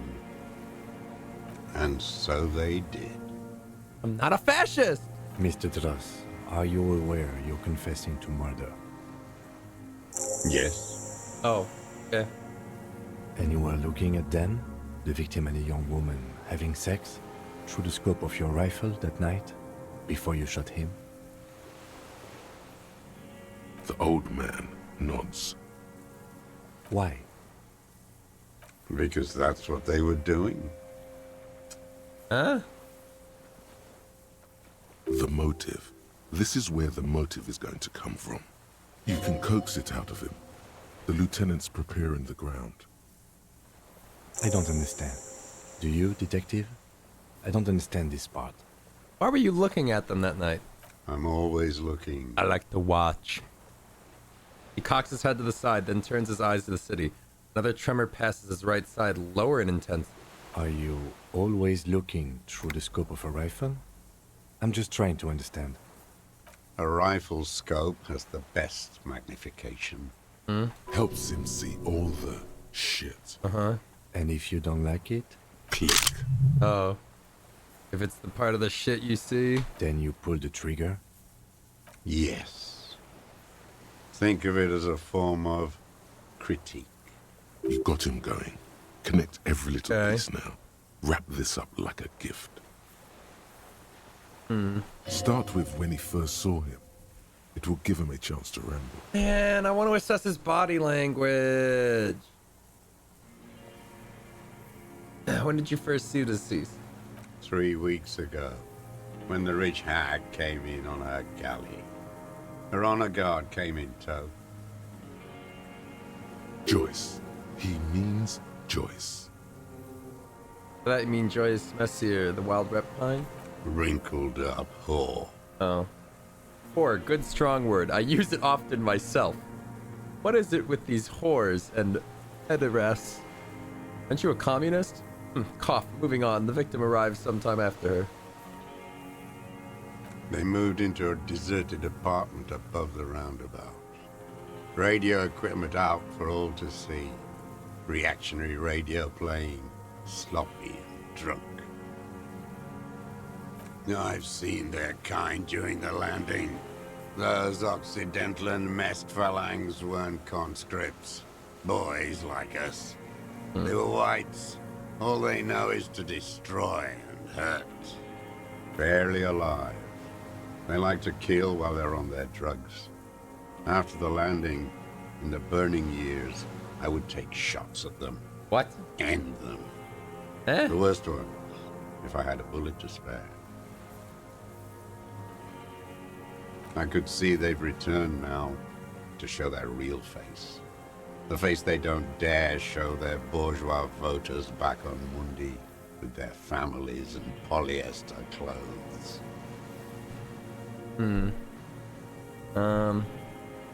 What specifically did you not like about what you saw the night of the murder?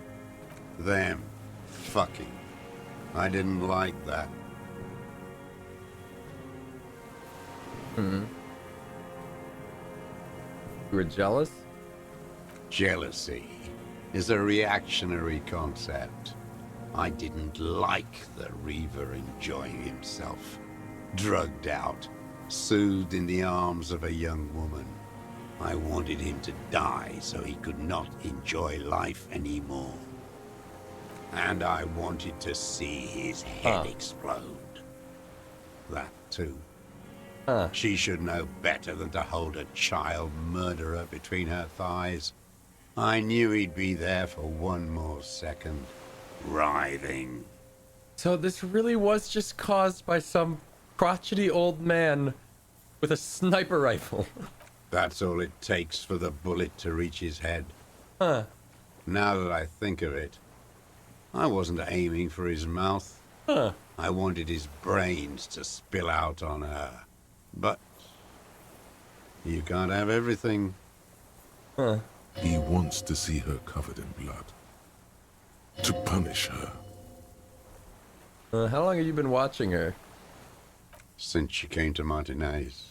I saw her sneaking in the reeds early in the morning, behind the Fell building.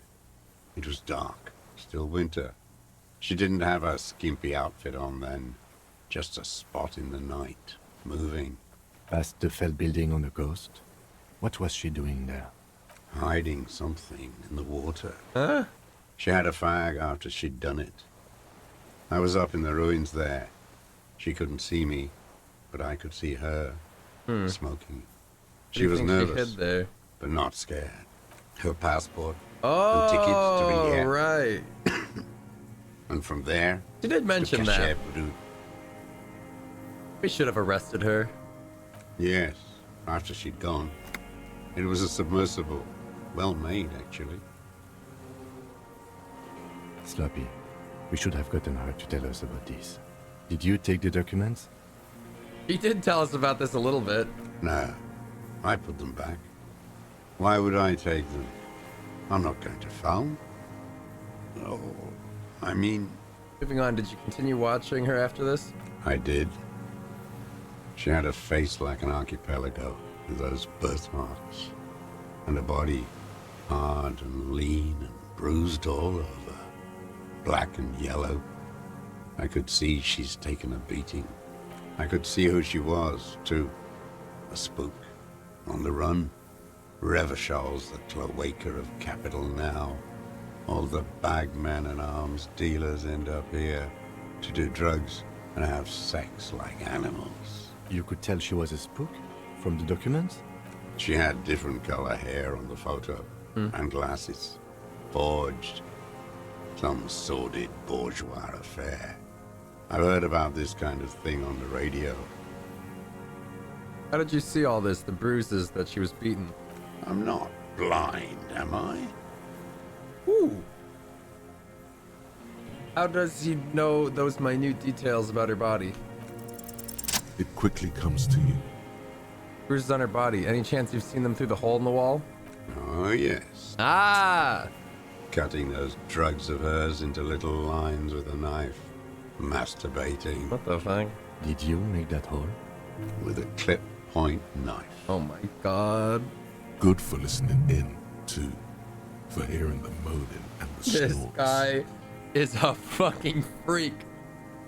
Ever seen her through a window on a roof? Like that, too. Yes.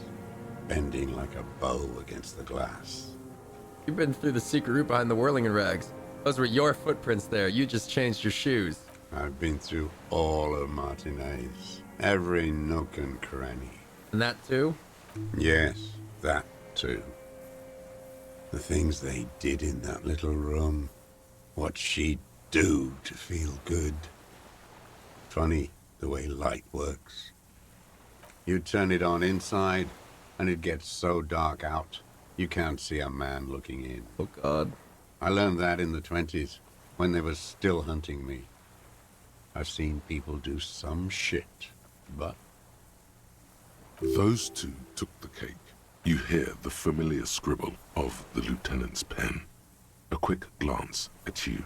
One more loose end down. We're doing this, detective. How did you get in there? The hidden pinball workshop. I can just walk in there now after a good wash. I told you, they think I'm an antisocial. Huh? Closing hour is a good time. The kitchen's empty. What? You had to open the steel door in the kitchen? How? I got that open a long time ago. Some bourgeois game merchant lived there. I don't know, 15 years ago. He left spare keys all over, and I took one. Then I saw her turn the light on one night in my scope. Andy found use for it. A spare key, like the one hanging behind the Union Box window. You wanted to punish her, so you killed him. She practically breastfed that man. You wouldn't believe the things she let him do to her. Huh? You stare at them too. In your mind, her innocence day still turns to leaf. Airport bag in hand. Silks flowing in her wake. A dream. See you tomorrow, Harry. Her voice rings in the evening air. I hate women too, you know? She did deserve a good punishing. I'm not like that. I don't think like that. Men are insane. Shake your head. The world is insane. You had feelings for the woman. There's nothing to hold on to. Only this. It's not enough. The coals of his eyes glisten suddenly. like stones dripping with water. Is he crying? Man needs to feel something else. In this fight, it helps if you have your eye on something there. It's weakness, I know. There have been others? Yes, over the years. It's not unproletarian to feel something. Was that why you left dried flowers behind her window? No. Why then? I don't really know. I was there one night and she was crying, like a child, in the corner of our room on the floor, like she does sometimes. When was this? The day after I killed him. And you brought her Maybells? Yes. I don't know why I do the things I do anymore. It's as if something put the thought there to leave the flowers. Something put the thought in you, a compulsion. What do you mean, put? A brief flash of terror. I just got this feeling from what you said. Do you agree? Maybe. I told you. I have holes in my brain now. I wouldn't just sit here waiting for you. A sudden pang of rage. If you came 10 years ago, I would have killed you. He wipes his eye. In the silence, the lieutenant draws a line in his notes, then nods at you once more. One more down. Alright. So in conclusion, it wasn't about him, it was about her. Her. Repeats, staring at the ashes, then the reeds. There's a twitch in the corner of his eye. The lieutenant nods at you in acknowledgement. That's it. Motive. We have it. Where is she, that Clasier? I haven't seen her there for days. She got away. We don't know where she is. She got away, but she let us hear first. She figured out someone was watching her from the sea fort. Gone. I knew it. She kept staring into the scope this last week at the island, like she knew. Oh, yeah, she kept looking out to the water. She'd look at night, crying or smoking on the roof, staring right into me. It doesn't matter. He had no particular... Midtown, across the Bay of Revachol, the oceanic wind washes 40-story towers. Above them, Lusanne's Central Aerodrome, a cocoon suspended in the sky by a web of suspension wiring, encircled by hybrid aircraft. Look north. On the platform, a young woman is withdrawing from amphetamines, barbiturates, and alcohol. Yet still, she smiles among the crowd, among the great ghosts of the city she's leaving, for another, far south. Smaller, distant. She gone. Not like the great chandelier she sees sparkle in the night below her. Streetlights, towers, tenements, and water. And across it, a dark strip of ruins, barely visible, if she didn't squint her eyes. There, on a dilapidated jetty, in a nameless village, 2 police officers and 1 special consultant look across a narrow strip of sea. The ruins of a sea fort stick out of the water. That must be my death squad that Ruby mentioned. II, reappropriated by the commune, then lost in the landing. He's there, doing what exactly, I don't know. Satellite Officer Vic Mayer points at the ruins. Behind that anti-aircraft something. That's why we can't see him. Special Consultant Heidelstam is optimistic. We'll see the boat when he comes. Let's go get a coffee until then. I know this interesting little place where his voice trails off as the 3 walk down the jetty. As the men go, Patrol Officer Minnow looks back over her shoulder at the crumbling fortification like a rotten tooth rising out of the water. Good luck, Harry, she thinks. You need something good for this. We could get more. We've got him talking. Who knows what he's seen and done over the years? You could get more out of him. He likes talking. Shut up, Suggestion. You're usually wrong. Enough. Take him in. Oh! Bend his arms behind his back and end this. Oh! Hold up. Oh, wait. Am I already wearing my composure clothes? Yeah, I'm already composed up. I have a lot of skill points to spend. I feel like I should just, like, crank some shit up.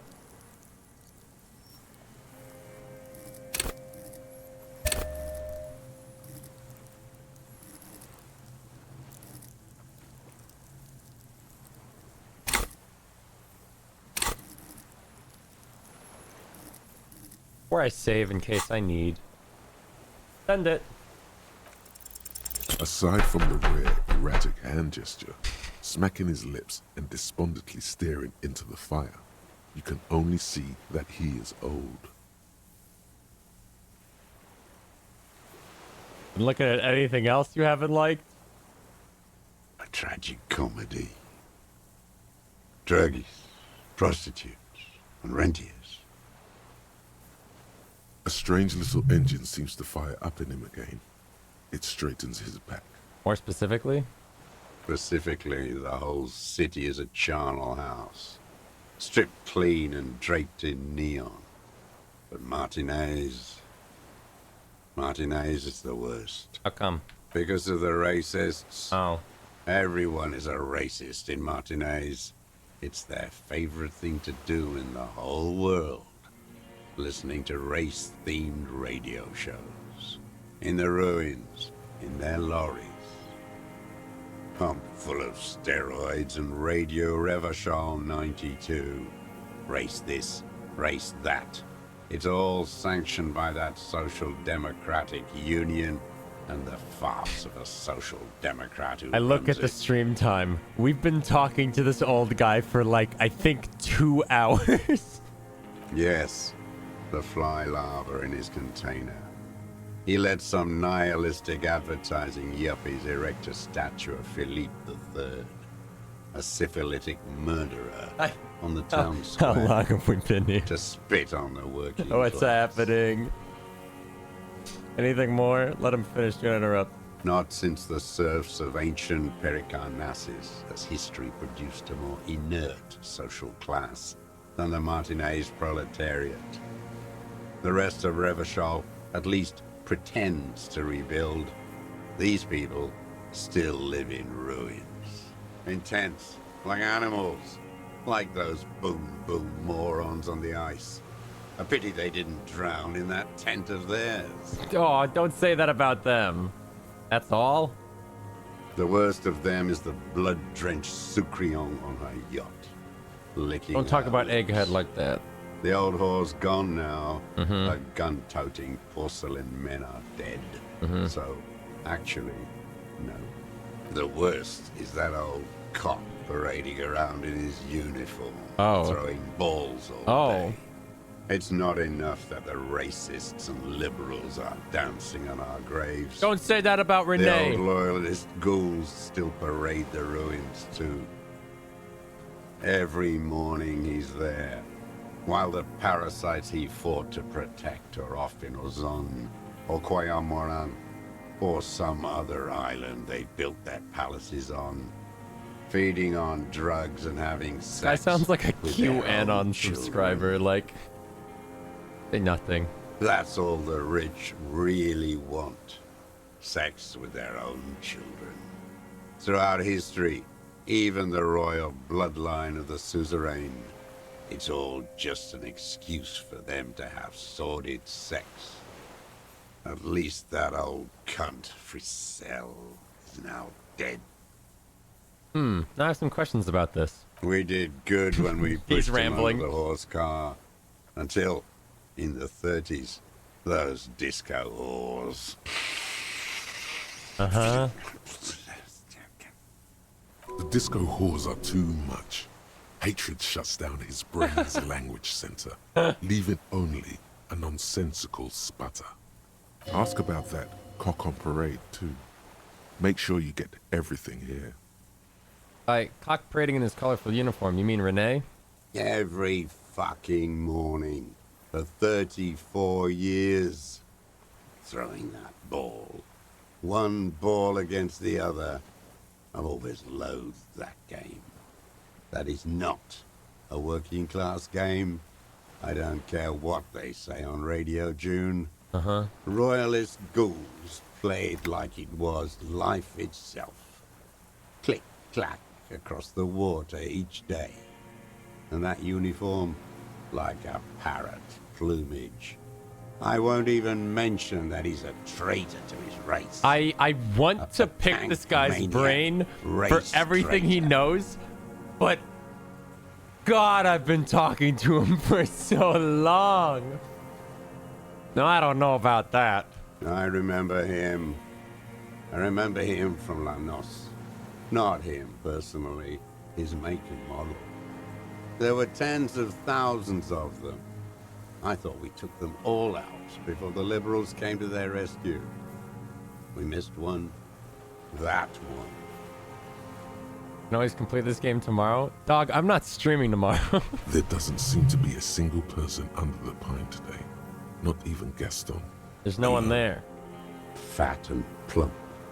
Like a pheasant. Just begging to be popped off. We're finishing this game today. I don't fucking care how long it's gonna take, but I will complain about it every fucking minute of the way. He whispers with such predatory hunger. It borders on longing. You'd like to kill him? Not yet. I like to look at him strut around, place the crosshair on his medals, right on his face, and just fiddle the trigger. Think about it. I'm not comprehending how can this game say on how long to beat that it's like a 20-ish hour game? Save the I don't understand. That's just like not accurate statistics. He is a juicy bonbon. The average player must just go spacebar, spacebar, spacebar, spacebar, spacebar, spacebar, spacebar, spacebar, spacebar, spacebar, spacebar, and then just click around. When I put that gun in my own mouth, I think, no, don't waste it. Put this lead in that cock, René. For the boys he killed. And then I look at him throw those balls, and I suddenly feel better.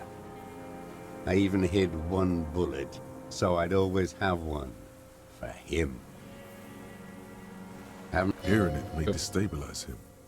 You sure you've gotten everything from him? René's dead. He died of old age a couple days ago. No. Yes. I waited too long. I waited too long, and now he's dead? We're barely halfway through the game. That's not true. Now I know you're lying. I'm sorry, Mr. Dross. I understand you knew him for a long time. Like, you guys have been very funny in chat. It's been hilarious the way that you Pepe laugh and lie to me, and it's been great. They're all dead now. But like, we can stop. Fuck it. If he really wanted to kill him so bad, he would have done. There must have been 1,000 black days on these islands. His health ailing. Game is 60 to 80 hours. That's just not true. I'll give you 40. You had 1,000 chances to kill him. And I blew them all.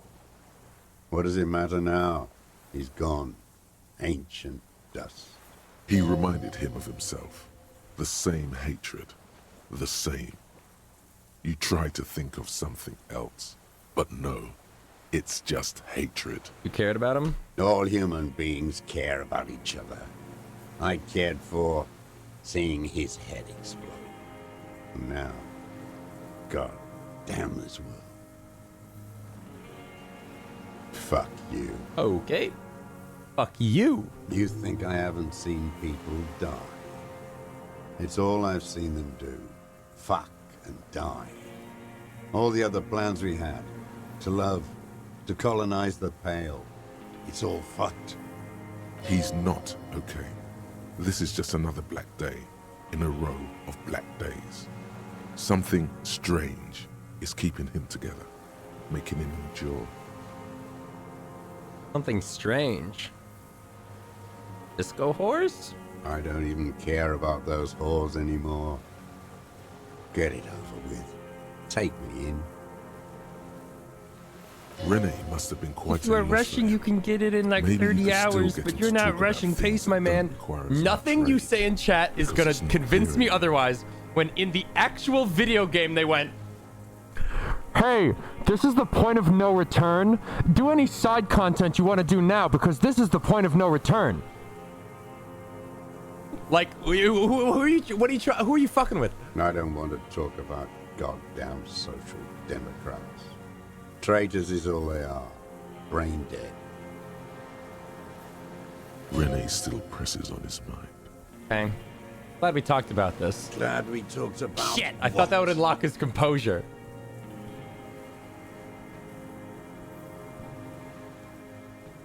I would ask again the people you don't like. God damn it! I thought this would unlock. His lip curls into a snick. Glad we talked about. Oh, fuck. Man, I wanted to pass this composure check. I could do drugs. Hold on.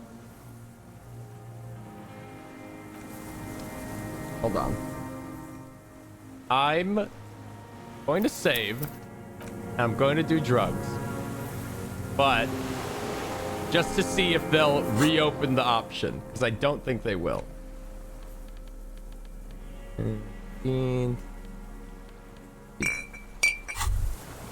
Now that you've acquired some stimulants, it's time you raise the bottle, close a nostril, and inhale. Mamma mia! Now the taste is slowly receding into your throat. The rush is growing in intensity. Your little heart pounding like a bird in a cage. Secret task: find The sweat speed and breaks sniff out it. across your brow. Your jaw clenches. You could work with this high. Like, literally work. Solve the case. File some papers. Maybe clean up your hostel room. Then solve another case.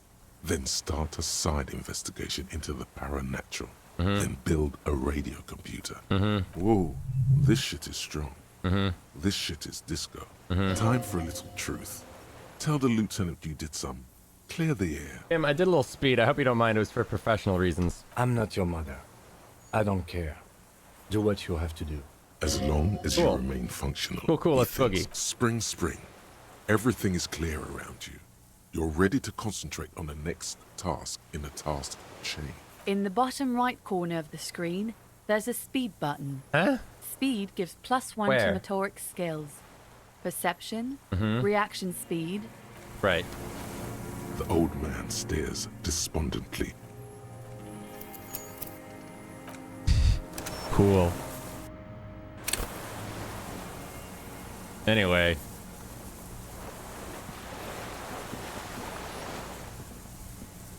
The old man stares despondently at the logs. It's like he's forgotten you're there. With speed, you can up composure. Oh, fuck. Fuck!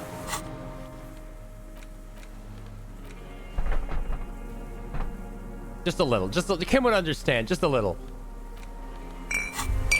Now that you've acquired some stimulant, you raise the... Now the taste is slowly receding into your throat. Whoa, time for a little... Kim, just a little I'm not your speed. mother. As long as you spring... In the bottom...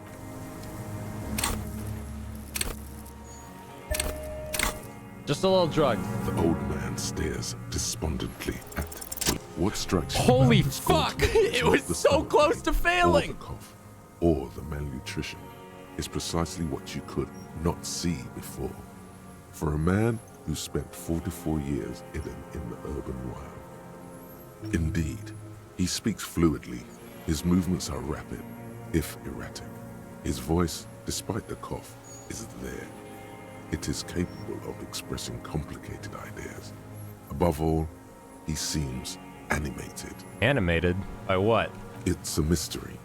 This animation comes at a cost too. Erratic hand gestures, thought processes cut off like threads, as he just stares at the logs or the reeds. He also suffers mood swings, bubbling to the surface, unconstrained by his nervous system. Great leaps of emotion, from anger to grief, despair. Dementia? You've seen demented people before. This feels similar, yet different. When his thoughts move, they are lucid, keen even, not senile. Wouldn't a foul temper be a byproduct of his life? Perhaps, but his seems more than that. The inner turmoil takes unexpected turns, as if forced on him in a way. In summary, you sense some underlying neurological Mr. Droz, are you feeling okay? How's your memory? No, I'm not okay. I shit blood, and I'm surrounded by insane people. Hot kettle. There it is again. Erratic hand motions. Man, that really was not worth doing drugs. The stomach thing too, of course. All right, you're under arrest. What? But you said I would be taken to the... Eh? This terror is the sum of all the uncontrollable movements and mood swings he's been exhibiting. The wind picks up. The silence on the water is broken all around you. Little shivers of waves appear. The lieutenant continues, like an incantation. Your Wayfarer rights have been suspended. Information provided to the officers on the scene will be used against you by the prosecution. You will be given legal counsel within 1 week and must face court in 44 days. Do you understand? Do you understand? But... Kim, he's afraid. No, I don't want to. I have to stay here. He looks at the reeds, eyes submerged in growing terror. He's sweating. Beads are forming on his forehead. This is not how he was acting. What's going on? Your confirmation is not required, sir. Now on to the boat. Earring, legendary. Wait. There it is again. I thought I was gonna miss it. To your north, as it has been since you came to the coast. The reeds whisper, stalks rubbing against each other. But then, in the middle of it... What? Something completely different. It sounds like a bow, very slowly being drawn against the strings of a violin. A very small violin, made of reeds and rushes. Maybe there is room for 3 on the boat. Shush, Kim, do you hear that? What? What are you talking about? Is this... really us? Your skin crawls. Hmm? Hmm?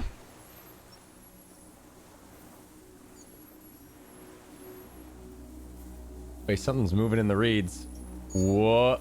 What? It's real! And it's huge! What the fuck?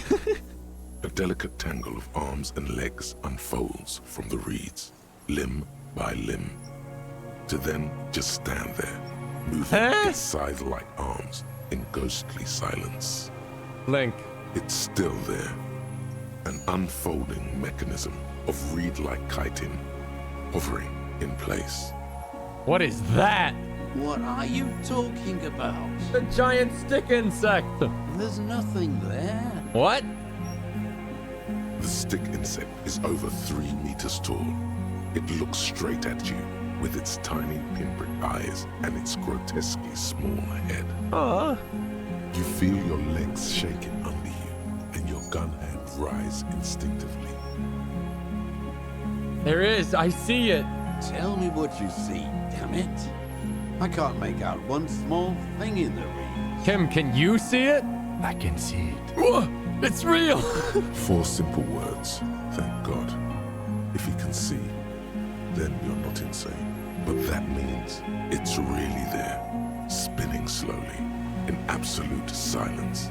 Its limbs long and slender. Be very, very careful. Lieutenant whispers, then takes a step towards the giant anthropod. What? What? Huh? Hello? The creature stands on long stilt-like legs, antennae hanging from his head like a woman's hair, white and curled at the tips. It is no more than 5 steps away from you. The segmented antennae move with apprehension, searching for something that's not there. Reed-like tufts stick out of its joints. As the insect moves its forearms, it produces a faint hiss, like a reel-to-reel machine spinning after the tape breaks. The hiss is different from the strings you heard before. It says something else, in a lower pitch. Lena's childhood experience, your corpse will be marked by stars. Laid the pheromone on thick. I did do that. Whispered, this is an Insulindian phasmid. It is. The lieutenant whispers behind you. You hear the familiar ring of the jacket unzipping. Slowly, painstakingly so. You glance over your shoulder. The lieutenant holds a piece of milled aluminium. He begins to pull it open Ooh. extremely carefully. It's the camera. Okay, okay. No, the flash will scare the creature off. Warn him now. Kim, the flash is loud. It won't like that. We need a photo. No one will believe us. From the corner of your eye, you see a sudden cascade of motion ripple through the phasmid's limbs. A series of ultrasonic clicks fills your ear. I am not palatable. Do not eat me. I am afraid. It's afraid. Stop now. Do I want him to take the pic? Can I? I wanted to try to do the roll first before. Stop now. I won't be one of those fools who didn't take a Oh, picture. Kim! It does not put it down. He's letting his pride get in the way. You see the phasmid turn to him. Its mandible antennae reaching out. Its motions are quick. Kim, who sudden. cares what they think? Understood. Of course. The spindly mechanism turns itself back to you. Okay, can I Its try antennae approaching taking their measure carefully? of the air. Slowly. Okay. Slowly, with your breath held, you take 2 small steps toward the phasmid. The creature lets out a series of ultrasonic clicks that swarm around your head like swallows. Like laughter, a sort of happiness. Sweat drips from your brow, soaking your chest. You reek of it, your chemicals. Hissing and clicking, it extends its mandible-like antennae to greet you. What? You're right below it now, looking up at the colossal chitin of its white limbs. The head of the creature is crowned by reeds, and its eyes are like small droplets of water. Raise your hand slowly. The insect stops its stridulation, seeming to observe you. Below its crown of reeds, little pins. Sorry, I'm just picturing the witness over here, this old dude.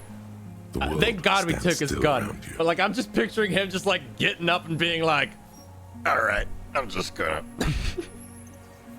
Suddenly, I'm just there gonna is take their boat. silence.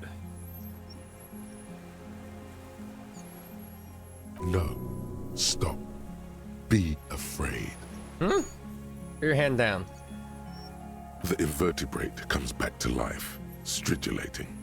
Sets of complex eyes follow you, moving in tandem on either side of the insect's small head. Hello, I'm Harry. I don't really know. Hello, I'm Harry. I don't really know who I am. No reply. A total ancient silence comes from its mouth, along with what appears to be some kind of foam. The stridulations of its limbs continue all around you. Stand on your tiptoes and look more carefully. Or look more closely. You were right. Little bubbles form on the mouth parts of the creature, on its segmented lower lip. It looks to be foaming, slowly. The foam is white, then yellowish. The faintest smell like you've never felt before. Like burnt roses. Kim, it's foaming. Careful. It may be poisonous. The foam slowly turns a darker shade, like burnt caramel, as the insect moves its mouth parts, masticating. The little bubbles begin to burst, one by one. I've forgotten all about the fucking murder case. I don't give a shit about that. I found a cryptid. Letting out that same smell, like summer burning. Apricot blossoms, white blossoms erupting, a sensation like cold hands on your Spoke to face. Hanged Man, did not give up on the phasmid, knows of parthenogenesis. Tell me, what are you doing? I exist. What? You can speak? I exist too. Tell me what it's like for you. It's wunderbar. I'm ill. What is your illness? My body aches, I'm bleeding. I'm ill in my head, I'm insane, that's how it is for me. In my heart, for me it's sadness, input after input. For me, it is not like that. I have states, not emotions.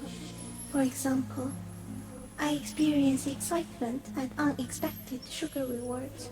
Dude, me too. But that is not important. Now I will tell you how it is for me.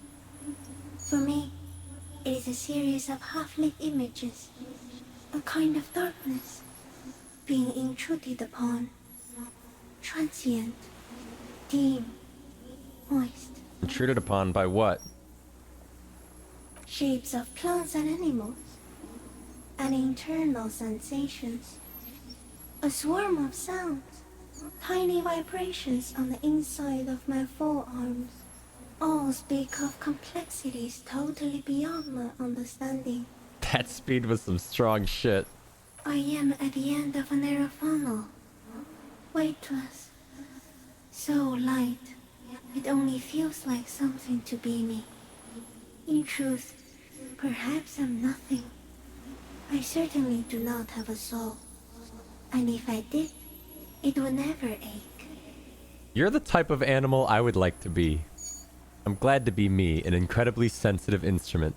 The fuck is happening to me right now? I don't know. You're just a shadow for me. Far away, faintly transmitting. But for a curious smell. You're the type of animal I would like to be. Are you sure? No, I'm not sure. Why are you asking? Sometimes, when molting, I will grow a lost limb. One time something went wrong, and a small leg replaced a missing antenna. That's cool. No, the leg tried to move around independently, making it hard to walk. You don't have a foot there now. Yes. Thankfully someone ate it. Oh. The next time I molded, I grew an antenna again. Oh, okay. I am a detective. So am I. What? I was born to What? detect sucrose rewards and semiochemicals. Oh, I see. What were you born to detect? I was born to detect you. Yes. No one detected me for such a long, long time.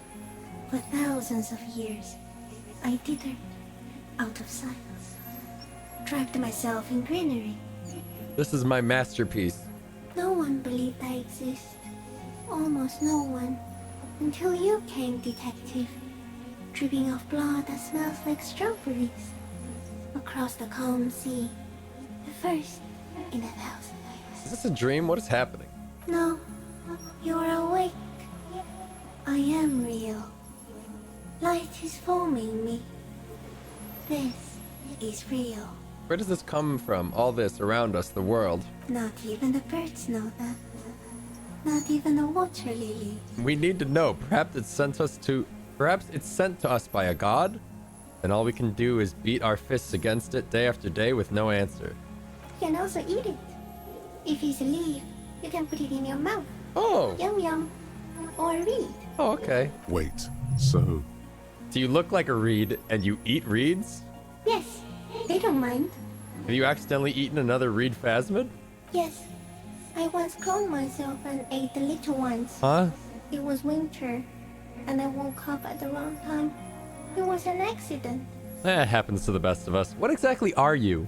I am an unknown species of the order Phantasmadia, endemic to the Insulindia Insula. For the last 350 years, I have hidden in plain sight, masquerading as the reeds, molting, cloning myself, unfolding at night to play with trash bins and boys. It may have unknown, dangerous biochemical characteristics that help it maintain its camouflage. No one unnoticed by the first settlers and the land surveyors of the suzerain. Also, by the soldiers of the revolution and officials of the occupation. Even the Seminese islanders who came here first, but did not stay, have not seen me.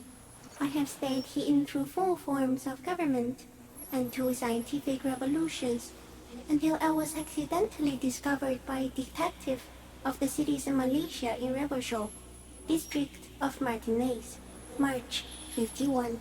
That's me, right now. Are you poisonous? Yes. What? I do not have a starter display, so I use a neurodegenerative element to aid in camouflage. Do not worry. It is only destructive over long periods of time. Okay. The deserter. He's been here for a long time. Oh, that's insane. No, you are. The moral of our encounter is, I am a relatively medium life form. Well, it is you who are a total extreme madness. Yeah. A volatile simian nerve system. Only a little. Ominously new to the planet. The Pale too came with you. Huh? No one remembers it The before Pale you. is human-made? The Nidarians do not. The radially symmetrics do not. There is an almost unanimous agreement between the birds and the plants that you are going to destroy us all. Wait, the Pale is human-made? It is a nervous shadow cast into the world by you, eating away at reality. A great, unnatural territory. Its advent coincides with the arrival of the human mind. I don't have that kind of power. You're a violent and irrepressible miracle. The vacuum of cosmos and the stars burning in it are afraid of you. Give me enough time, you will wipe us all out and replace us with nothing. Just by accident. How? We suspect it will be something like the oxygen holocaust that wiped out The what? anaerobic life 2.6 billion years ago, when organisms first started breathing. Only much worse. The what? Instead of air, you exhale thoughts. There are no trees that eat thoughts. Oh. Okay. Where's how? Everything your eyes touch goes back there, behind the nose mirror. What if you blink? Are we still here? Please don't blink. What if he misplaces us all one day? Blink, Just quick. blink. Have I always thought this way? But I want to blink and undo 12 billion years of matter expansion. This is the gloaming I've been waiting for ever since I woke up in that hotel room. Already forgotten the whole world once when I drank too much. I'll be extra careful not to blink, stick insect. Don't worry. This is the gloaming I've been waiting for. So, it is already happening. One day, one of you will close your eyes and sign, and open them to see that none of this ever existed. Kim, am I having a violent epileptic seizure? It doesn't look like that, no. What does it look like? You're just staring at it. Oh. Then I think I'm having a vision about the final fate of mankind. Okay.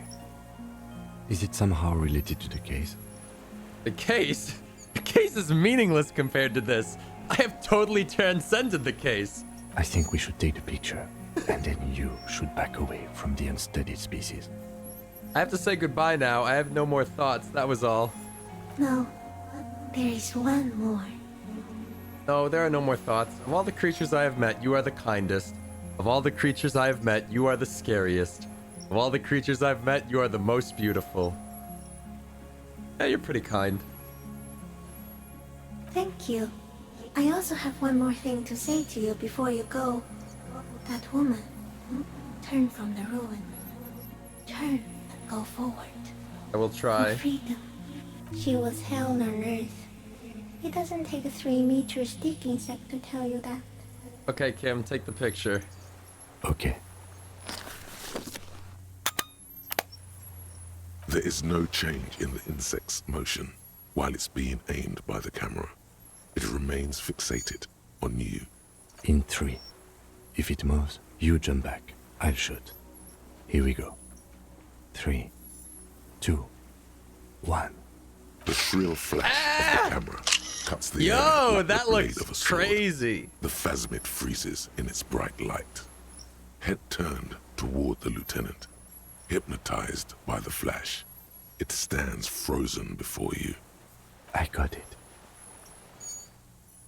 I got it. You hear the whisper, Lieutenant whisper. As the creature's shape develops into a photo in his hand, a polychrome ghost of white streaks against the reeds in the sky, and you as a shadow before it. For all time.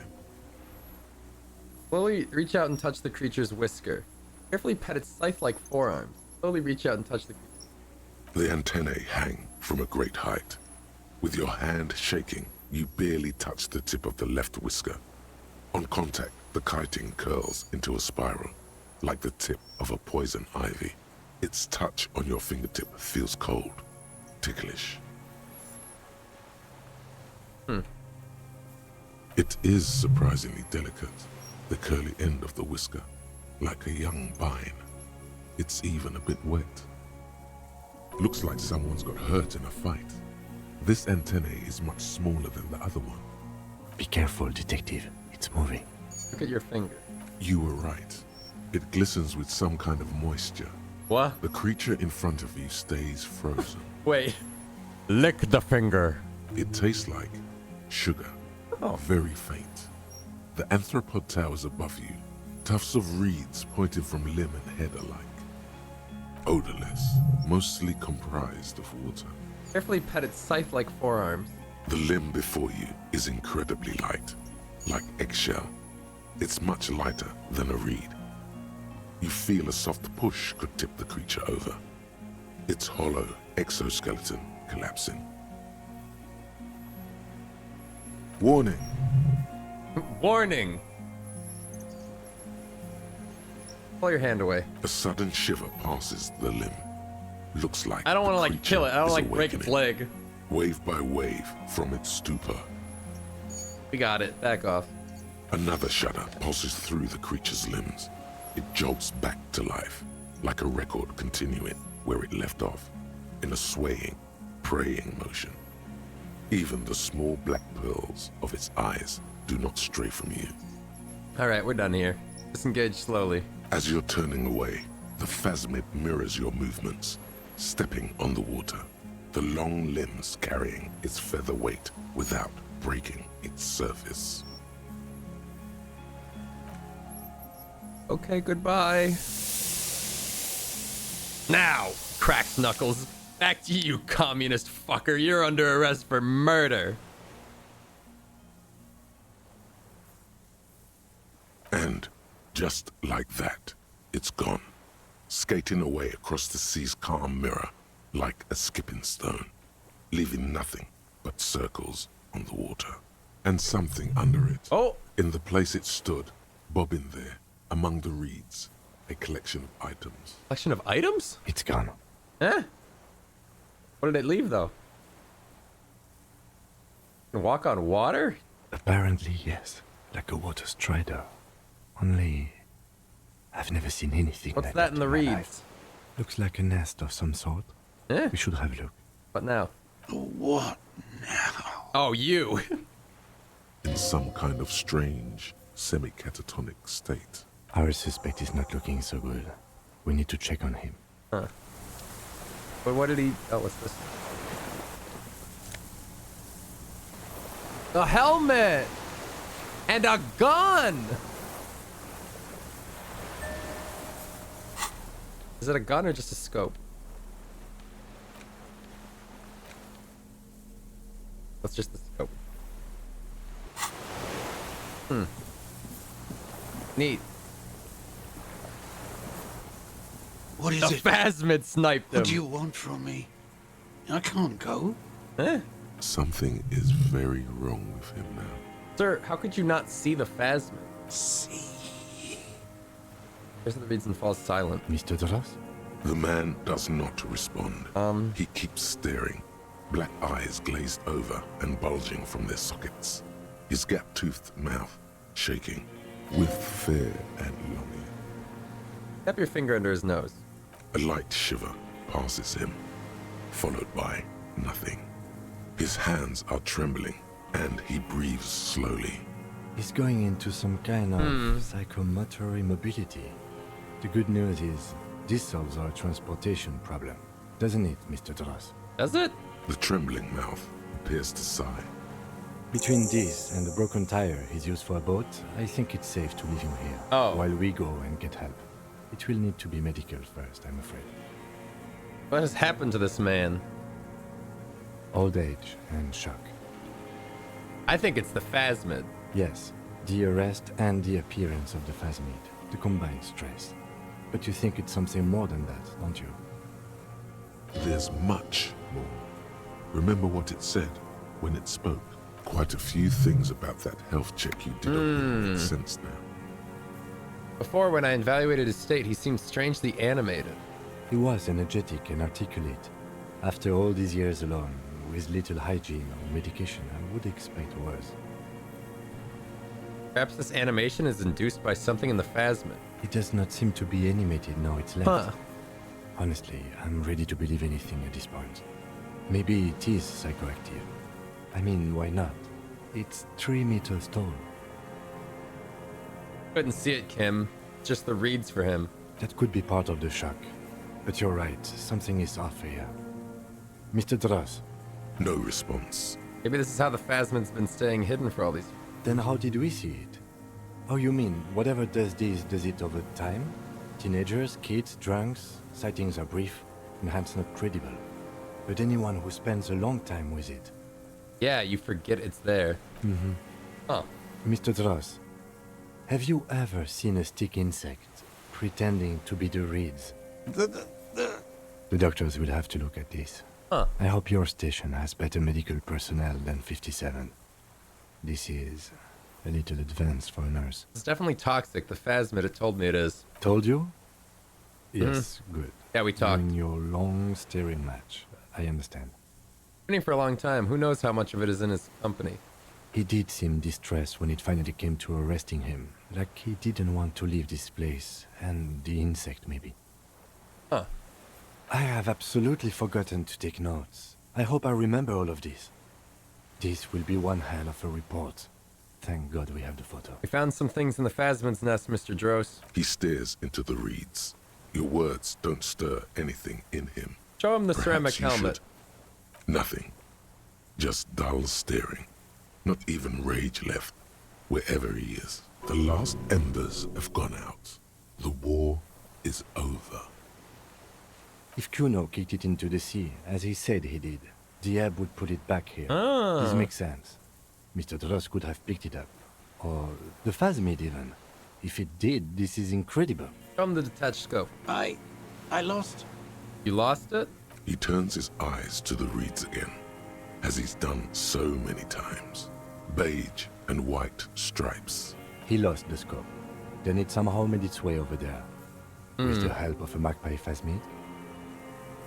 This sight is a T9, Mr. Dross. Was it attached to the rifle when you made the shot? Silence. Not even a sigh.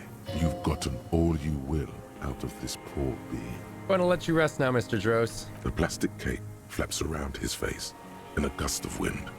His back is slouched and his mouth open. The blacks of his eyes are receding. His pupils are returning to normal. The strength has all gone out of him. Just frail old bones in a sack of tracksuit trousers and a wind. So let me understand this correctly. This entire game took place because an old deranged communist was high on fucking bug juice.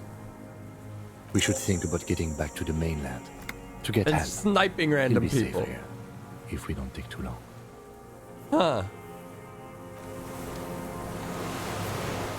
Gotta go, man.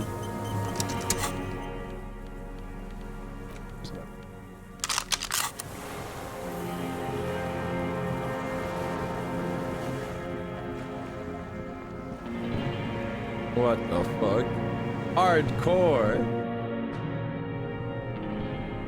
Hardcore to the max.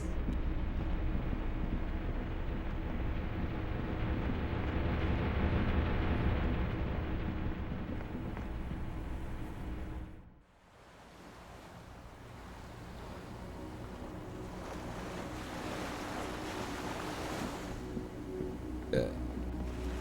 I just leave, I guess? We're done here.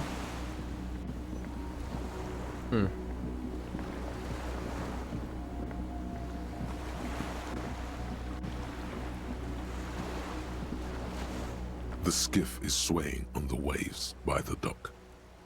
Wow. Alright, let's get the fuck out of here. Let's. We are done here. The skiff rocks gently under your weight as you get in. The ride back is uneventful and quiet. But for the sound of conversation on the water, there is someone inland waiting for you. 2 men and a woman stand on the Death Squad of a nameless village, looking at a small yellow boat as it draws closer. The sea Imagine is this calm. game in Baldur's Gate 3 engine. Isn't that just Baldur's Gate 3? You reach the jetty and climb out of the skiff. It's not like the stops being what this game is.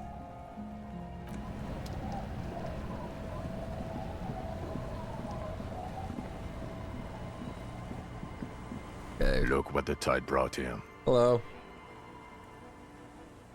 Harry, you're bleeding all over the place. You're half dead. Yeah? Whatever this is, it is completely unimportant compared to what you've just seen. Forget about all this. There's a giant. We're not forgetting about anything. Look at you. No one else seems bothered by the bleeding. Bothered by it? Harry, you look like you need a fucking organ transplant. Oh, fuck it. Let's not get into that. Who are you people? Hello, I'm Trent Heidelstein. I believe we've met on several occasions. What? What? Him? I'm your goddamn partner, Jean-Vic Kemar, and this is your special task force. Or what's left of it. Special Consultant Trent Heidelstein, Patrol Officer Judith Minot. Hi. We've come to scrape what's left of you off the pavement. Lieutenant Kim Kisoragi, Prison 57. We've just come from the island, where our investigation led us. The scene is making even him feel as though he has to justify your actions. We might need your help with something later. Yeah, it's suddenly regaining his confidence. As if he recalled that he's in fact a decorated police lieutenant and not a naughty boy. And not a naughty boy. But this is clearly a departmental matter, so I'm going to leave you to discuss it among yourselves. No, Kim, you've got to have my back. Let's destroy them. Thank you, Lieutenant.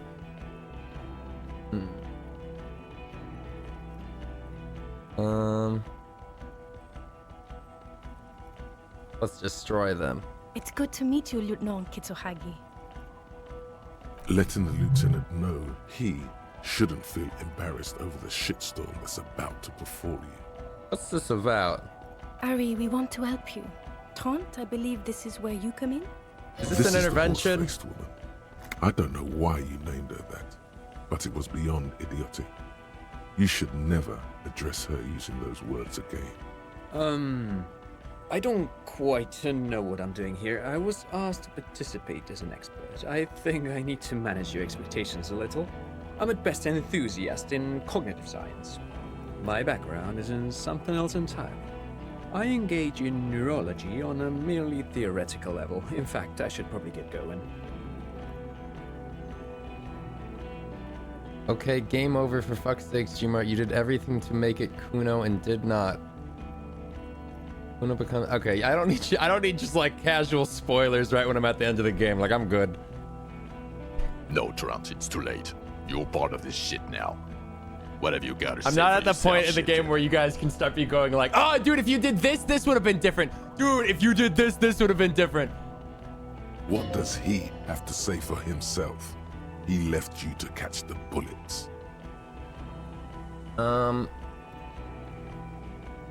did you know I was here? You aren't the man with sunglasses at all. You're not even blonde. You! Nod to the female officer. I'm sorry I didn't recognize you before. So, Trent Hiddleston turns out to be Special Consultant Trent Hiddleston. Duped again. No one's who they say they are. You mentioned a task force? Duped again. No one's who they say they are. Duped? Hey, here's a brilliant idea. Don't be a morbid drunk and you won't be duped so easily. Gardener, scab leader, this. Turn to the lieutenant. Turn to lieutenant. Tell me at least you are who you said you were. Yes, I'm still Kim Kisoragi. Thanks God, something to ground me. Prison 57. Still caught up in this crossfire, too. How'd you know I was here? The cafeteria manager you fucked over told us where you went. I saved his establishment and he betrays me? Turn to face the general direction of the whirling and yell, damn you, cafeteria manager, you betrayed me for the last time! Speaking of which, the giant aerografito in front of the building. The one that's burning. Did you do that? It was this one junior delinquent.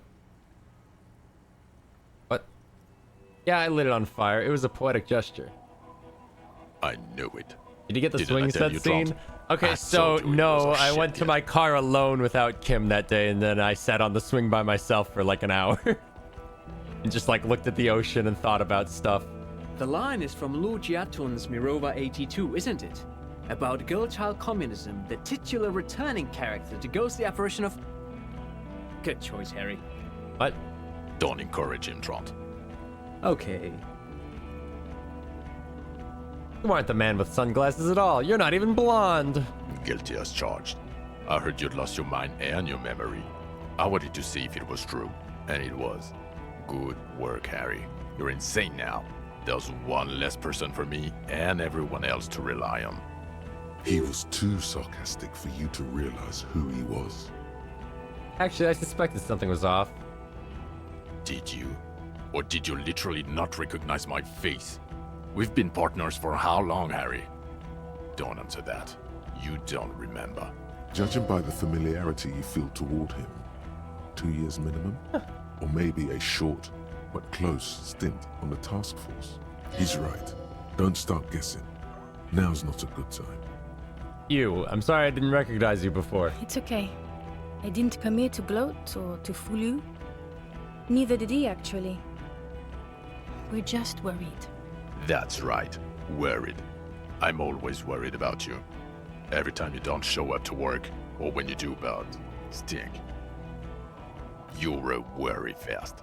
She's worried about you. I'm worried about you. Even Special Consultant Backpedal is worried about you. Everyone worries instead of working. So, Trent Heidelstein turns out to be Special Consultant Trent Heidelstein. Yes, I'm Trant Heidelstein. I never said I wasn't Trant Heidelstein. So, what was up with the kid then? Mikhail? Mikhail is my son. Oh, what's up with all the interesting history? Spying on me? No, I was just interested in the boat building and the Martinez beachhead. He's like, dude, I Mikhail just wants was to like see here. Martinez. It was a coincidence. He was like, I was always forthcoming with you. I didn't lie. Like, you just didn't ask. Him being there with his son, it was not a coincidence. It's difficult to see, but he was worried about you.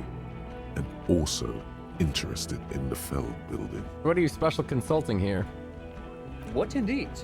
I was asked to share my take on some of the more obscure theories developed in Königstein in the 30s. Like partial psychotraumatic amnesia, group personality theory. He's here to see if you're insane. I'm pretty fucking insane. Let's move on. You mentioned the task force? Yeah, Major Crimes Unit, under Lieutenant Dubois and Vicomar. Ring any bells? Refresh my memory. Who else is in this? Refresh your memory? It's a goddamn Major Crimes Unit. There's you, me, Jude, Trant fucking Heidelstein, and Guillaume Baby. He stares at you. I'm technically just a civilian advisor. Oh, fuck you. You're part of this shit show. Who's Guillaume Bevy? Oh, that's an interesting story, actually. Guillaume Bevy is a police reporter who joined our team. He was really good. Then he left because he lost faith in your ability to lead the unit. Other people have left too. Good, smart people. People we won't get back. Only me and this really patient patrol officer are still here. And Tron because I'm forcing him to stay.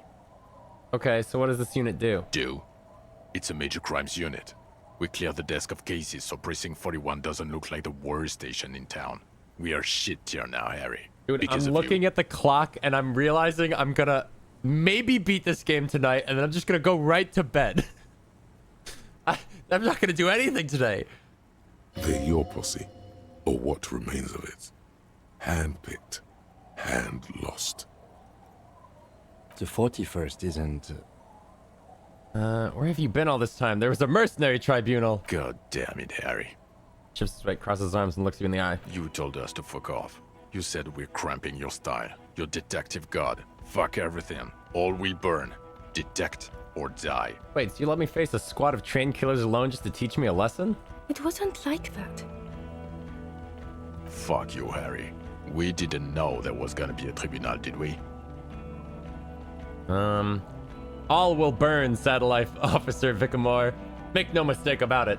Here we go. Alcoholic delirium. Visions. All must pay. None of this is ringing any bells. The bells aren't ringing because you have brain damage. Trant, this is where you come in. How bad is it?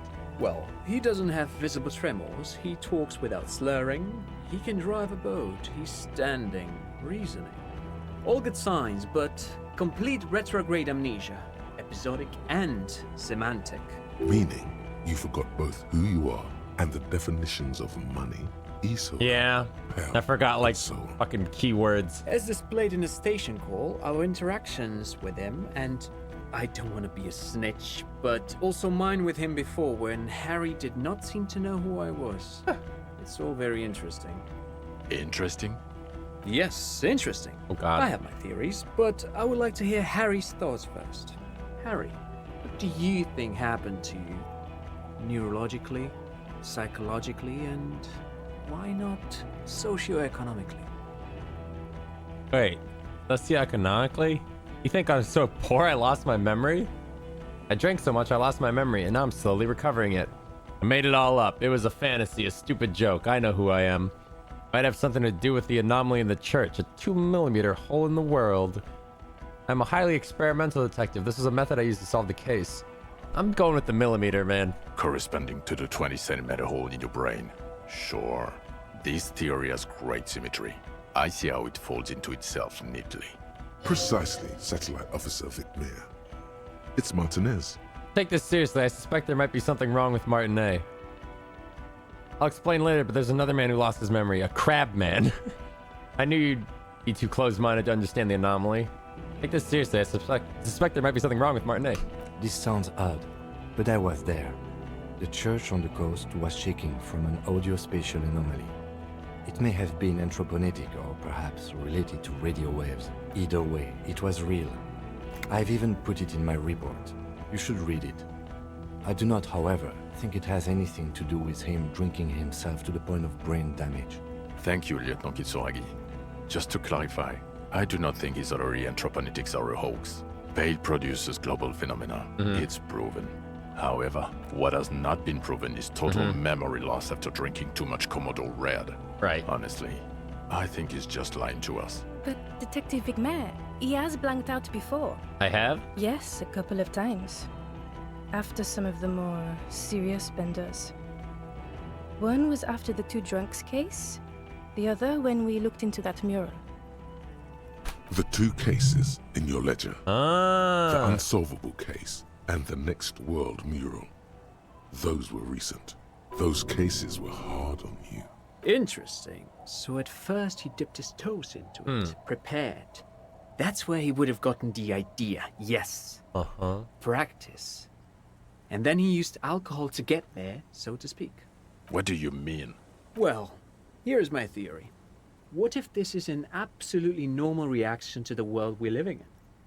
What if this is not a significant anomaly at all? Something to be explained, approached as a defect? Look at the sensory input here. He gestures towards the scenery. Look at the ruins, the neon. Listen to the radio, the multitudes, the people. Live here for 40 years. As a police detective, he's like a magnetic reader on the world tape. All right, since one timeout wasn't enough, here's another. Stop telling me what's going on in the game. This is the ending. No, it's okay. He's at the ending now. We're done lying. He's at the ending. Hardwired to the free market. I know you didn't ask, just need but... it for its end. Okay, Trent, thank you. That's absolutely meaningless. I'm glad we brought you. Will he or will he not be able to work in the major crimes unit? Is he a cretin now? I want to know that. He's not a cretin, and he is able to do work. If not in his previous leadership role, then as a line detective. Leadership, now.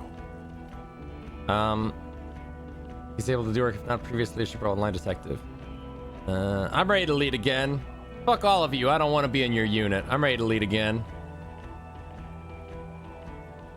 No one even mentioned that. I misphrased my question. It should have been, is he able to put his clothes on and use the body? Or do we need to get him on a disability pension? They say They pension? can keep that pension. You're rock solid. You can put your clothes on hard. What now? Now nothing. Now we're just going to stand here. Just stand there. Yeah. Just stand there. It's cool. Really? No. Now we discuss that. What the fuck did you do to a motor carriage? Why is it there, Harry? Hold on. In the ocean? Feign ignorance. It was stolen by Jacob Ur. That wasn't me. It was stolen by traffic hooligans. I drove it into the ocean when I was drunk. I thought the killer would be underwater. He wasn't. Tequila Sunset. I also jumped the canal, by the way. Ha ha ha. Ho ho ho. Tequila Sunset. Jump the canal. So funny, Harry. Thank you for fucking me. Thank you for destroying 45,000 real of police property that's coming out of my payslip. You know that, right? I can cover it. You're gonna get fired, and I'm gonna pay till I die. It doesn't matter. Your badge, Harry. Show me your badge. Wait, my badge? The thing that tells people you're a police officer. I got my badge right here. Show it to them. In a rush to demonstrate your badge, Uh-oh. your eager fingers can't sustain a grip on the smooth plastic, and the badge Uh-oh. slips out of your hand. Hit him with it.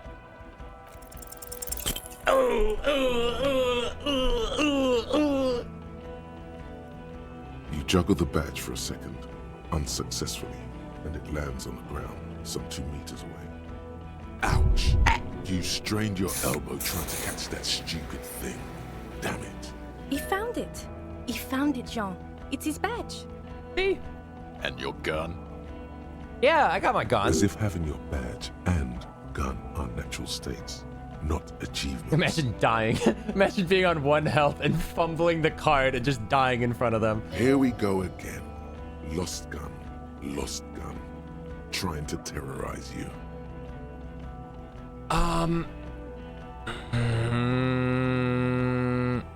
Gun? Behold all my guns. If anything, I need more hands. Show him your 2 pistols and 2 rifles. I don't care about your collection, you hoarding freak. Is one of them your service weapon? I only want to know about that 1 gun. Yeah, I got that. Show him the boring sidearm. I don't have that one. I don't have my sidearm. What? These are great guns. Superior to my sidearm any day. Yeah, I got the boring one. He has it. And he didn't drop it. You're drunk like a bum, Harry. Put that thing away before you kill someone. So it doesn't matter that I found the gun? I'm not drunk. I haven't started drinking again. So you forgot to drink? I don't buy it. I only Why took do a you smell little like a speed. corpse I then? didn't drink. I don't think. Did I drink? I don't think I've drunk. I took speed though. Just a little He's speed. wounded. It helped me see the cryptid week, though. You and have to he's handled understand. an actual corpse. Hold on. I haven't washed myself after the autopsy. Yeah, I've handled an actual corpse. Yeah, it's been a bit of a week. I'm sorry I smell bad. Oh, this matters. My odor situation. Yeah, I haven't washed myself after the autopsy. Without a reply, the satellite officer covers his nose. Yeah, I've handled an actual corpse. I don't believe you. You're drunk. You let a suspect Fuck, escape. I mean, you're right. A certain classier, because you were too drunk to assess a flight risk. I didn't think about flight risks because I'm a bad cop. We've read the reports. That wasn't even in my fucking mind. That wasn't in my periphery. Classier, she was some kind of spy for the Occident, specially trained. Not taking her in was the right thing to do. She gave a vital clue that led us to the island. Okay, I got duped there. She pulled one on me. Yeah, I let her go as an act of mercy. That's just a small detail in a huge case you know nothing about. That doesn't matter. None of it does. We are looking at the oxygen holocaust times a quadrillion. I've come to know the final fate of man and the universe. Oh, well.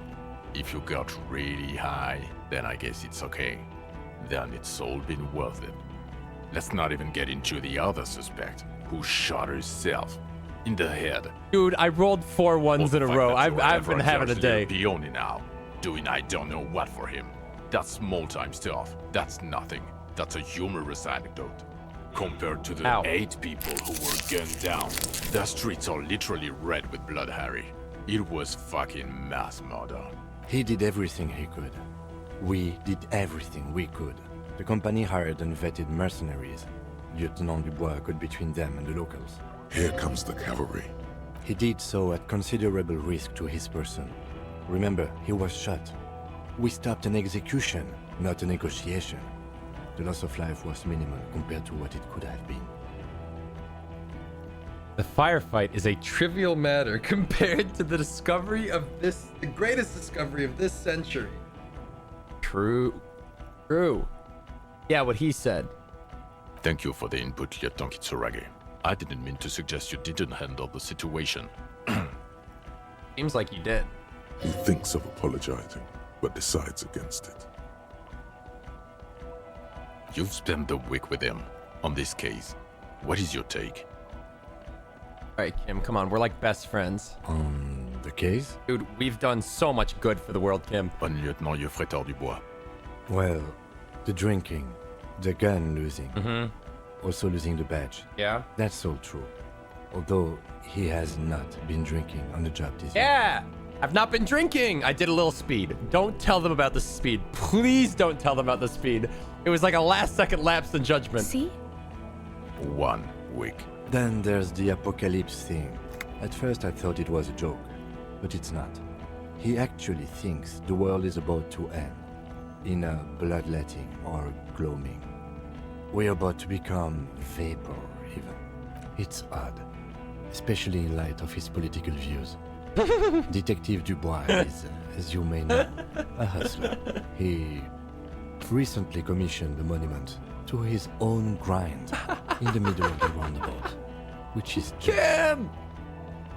And then there's the motor carriage in the sea, and the drugs, of course. Amphetamine, mostly. But despite all this, he's a great detective, one of the best I have seen. He can talk human beings into telling him everything, and he doesn't stop. In all the time I've spent with him, he has not once stopped pursuing leads, however far-fetched and tangential. I just needed it to talk to a bug. Tireless, madly driven. Well, except that one time when he stopped to sing karaoke, which, by the way, was a valiant effort. He really sang his heart out. Yeah, it was what it was. Other than that one time, he has tirelessly worked on the case, and he solved it. We have a confession, a murder weapon, and the perpetrator, locked on the island right now, awaiting transportation. He apprehended a straggler who stayed hidden for 50 years, ever since the revolution, who's probably committed other murders over those years. Oh, and he also discovered a new species. Yeah, that's right. A new species? Mm-hmm. That's right. A motherfucking cryptid. A colossal stick insect. It was on the island, camouflaged as the reeds. It unfolded from the reeds. I think we may be dealing with the Insulindian phasmid. He takes out the photo of the phasmid and shows it to the officers across the yard. And then the photograph blows away in the wind and gets burnt up, in his hand. Deleted. You hear gasps beneath the howling of the wind. As you can see, it's about 3 meters tall. In fact, we think it may be the largest land invertebrate ever discovered. Boom shakalaka, motherfucker. Fucking hell is that? Is this somehow connected to the case? A little bit. Detective? Boom, boom, boom. Yes, I believe the pheromone it emits may be responsible for the killer's mental degradation. The old man was not aware of the phasmid's presence. Exhibiting a strange, atypical dementia, he fell into a stupor after its appearance. He became near catatonic. So it is connected. Yeah. Yeah. I must say, this is absolutely extraordinary. Yeah, I know. I don't even have words for it. Yeah. You're impressed, right? Yes. It really does make it hard to fire the drunk. Tired eyes follow the photo as the lieutenant puts it away. This is a very, very sad man who has just seen something that's made him forget his sadness. Now you make your case. Now is the time. Now or I also never. started a nightclub in the church. Also, the phasmid was female. The reeds are its nest. The killer, Leonovich Dros. We have a strong motive for him. I also fixed the strike situation. There was also a dead man on the boardwalk. Okay, let's start with the top. I started a nightclub in the church. What was that? It sounded like you set up a nightclub in the church. Yeah, I reinvigorated the local nightlife. Yeah, I did some kids a solid, turned their lives around. Yeah, I discovered a hitherto unexplored entroponetical phenomenon in there. 2 millimeter hole in the world. Get a grip. No one cares about your anthroponetic adventures right now. They should. 4 kids were living in a tent on the ice. They were going to drown when it melted. It's not optimal, but the building was abandoned, so he put them in there. It's okay. It's not that okay. Get off this subject. Okay, I mean, it's not great, but like, there's a dead man on the boardwalk, a missing person I found. Yes, yes. Fallen through a gap in a boardwalk. Drunk. How'd you know I found him? The body was transported to Precinct 41, our morgue. I had Tilbrook and Mullins take care of funeral arrangements and family stuff. You're not the only cop in the world, Harry. God, the addition of voice acting just elevates this game so much. I would go so far as to say it's like it was unplayable for me without voice acting. only in the sense that they'd throw a big paragraph at me and I would just skim it and like pick up nothing. Still, And I'd go, okay, next. good work with the missing person. Here I'm like detective. stopping and listening fully and, you know. It's still a point for you. Nailed it. No denying it. I looked into the mystery of the doomed commercial area. I don't know what a doomed commercial area is. A commercial building where all businesses go bankrupt. I looked into it. Wait, a curse turned possibly entreprenetical, part of my large investigation, to Martinet itself. Why? That's not what you were supposed to do here. There was a fridge we needed and a possible witness. He was just chasing a lead and ended up advising a local shopkeeper. It was okay. Of course.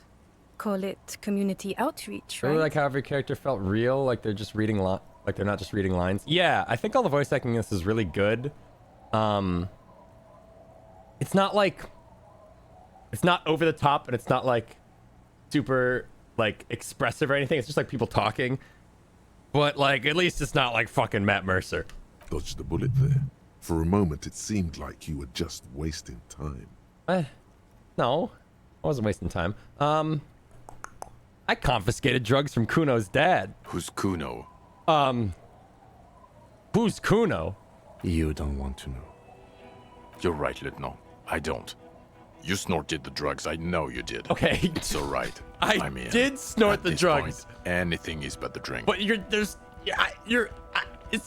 a little derivative to...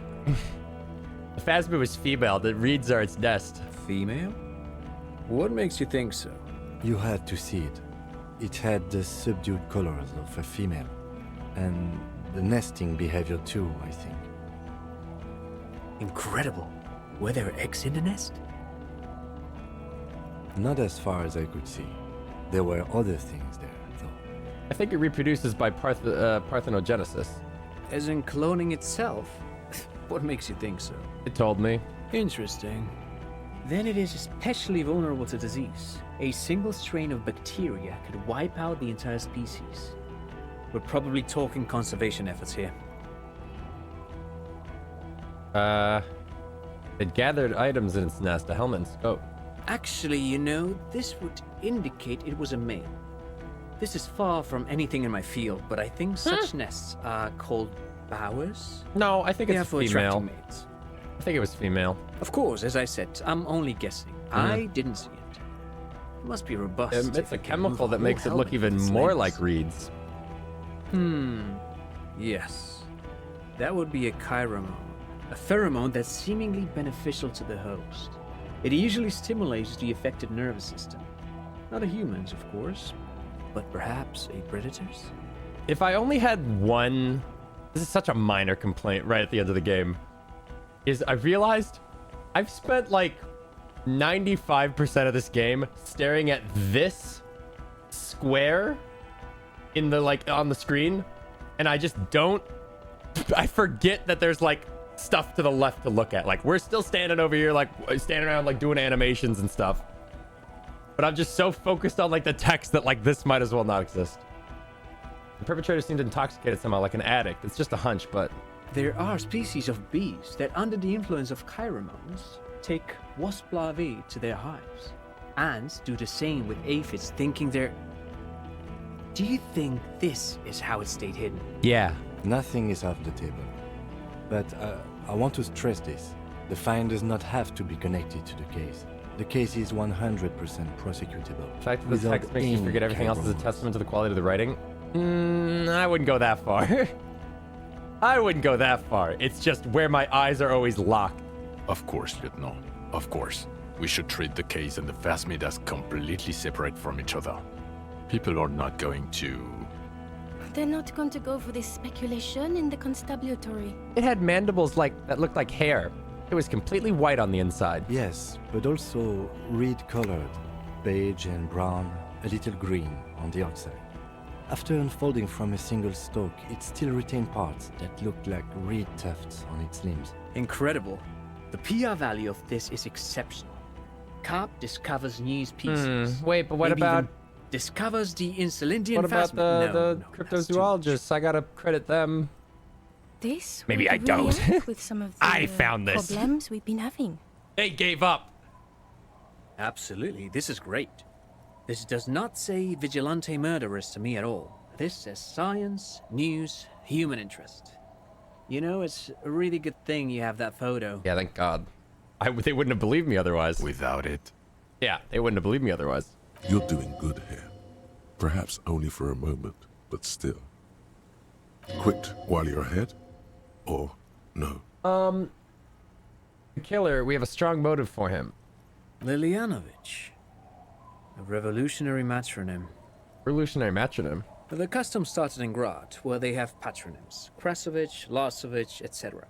The revolutionaries saw this as a chauvinist atavism, so they used matronyms. That's a lot of words I don't know, but I'm just gonna nod along. Instead. Mm-hmm. This man's mother was Lilian. His Lilian's son, Lilianovich. The custom was overturned after the revolution failed, but not before it made it to Revachol. We know a Lilian? So, it is what a soldier of the ICM would be called. Thank you, Trant. Thank you for that piece of cultural theory. You said you have a motive? Of course, excuse me, I just thought it was noteworthy. Killed a mercenary hoping to start a war between the company and the Union. Killed him as an act of rage induced by the phasmid semiochemicals. He killed the mercenary in an act of jealousy. Jealousy? I thought this Lilianovich was an old man. To have been hiding for 50 years. Like 70-something. A strange psychosexual fixation, aggravated possibly by proximity to the phasmid and its chemicals. He himself gave a political reason, said he had killed an enemy combatant. Also, we have a sniper's nest with full view of the room in which the mercenary died, right on the island, and 2 officers on the scene that Mr. Dross confessed to. It's a clean win. It's a clean win, baby! It's way more than that. It's more than that. A perfect folding mechanism, like the phasmid. It's way more than that. It will win me Dora back. Ugh. It's my masterpiece. They'll teach this in cop school. I did all I could. Every second was a struggle. I'm still not completely satisfied with it. It could just be a little neater. Perfectly folding, like a phasmid. Perfect folding mechanism. Get over yourself, Harry. I can still smell the booze on the wind. God damn it. Doesn't it ever leave? It is there. Like in your bones or something. It will pass. In time. I also fixed the strike I think we don't mention that. I don't think I did. I don't... that might not be a win for me like I think. There'll be like 8 people are dead. So what do you say? Want to take this hot shit back? Point to yourself.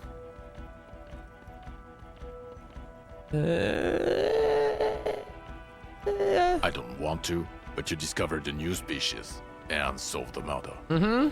So I have to. Jude. You're goddamn right. Anything that ends the trial is okay with me. You haven't been drinking, she thinks. So, maybe this time. Agreed. The public relations potential of this is too valuable to let go. Okay. We have vehicles in the square, and the perpetrator needs to be taken into custody. Let's go. Now you will finally get to know who you are. Wait, I have a few more questions before we go about who I am. The man looks westward, impatiently, jingling his car keys in his pocket. Okay, am I a dirty cop working for La Puta Madre? No. No, because the suspect seemed to think... You're too unstable to work for a mob boss. You're suicidal, Harry. No mob boss would take you. I assure you. I wouldn't consult for a corrupt unit. He would immediately backpedal out of it. I told you it's not that bad. The phasmid. I need to tell Lena about this ASAP. Who is Lena? A cryptozoologist. She lives in Jamrock on Tabernacle Road. She told me about this phasmid. Tabernacle? It's on the way over. Near where you live on Perdition. Fine. If we're gonna drop you off anyway. She and her husband were conducting She and the her search for the husband. phasmid. It's their discovery, in part. They should know as soon as possible. It would do you good to deliver some positive news for a change. She is going to be over the moon. Watch out, or she'll faint. Who am I? Who are you? You're a gym teacher, Harry. What? Well, obviously you're not a gym teacher anymore, but... But before? Before you were a cop, you were a gym teacher in Coron. Oh, fuck. It's getting really cold outside. What? Should we maybe... That does explain a lot. Harry, it explains everything. The running around, The jumping, the shot put, your inexplicable facial hair. A collection of fallen sportswear I've amassed. Your moves on the church floor, which honestly was just jump aerobics. Oh. Your use of the word graffito. Also, this guy. Just everything about this guy.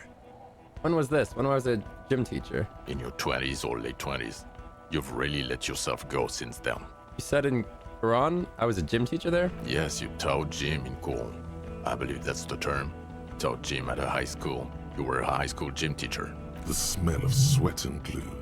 The worn floorboards. High school. Harry, your goings-on with Kuno, Andre, Acel, the whole thing on the ice. That's why you are so juvie.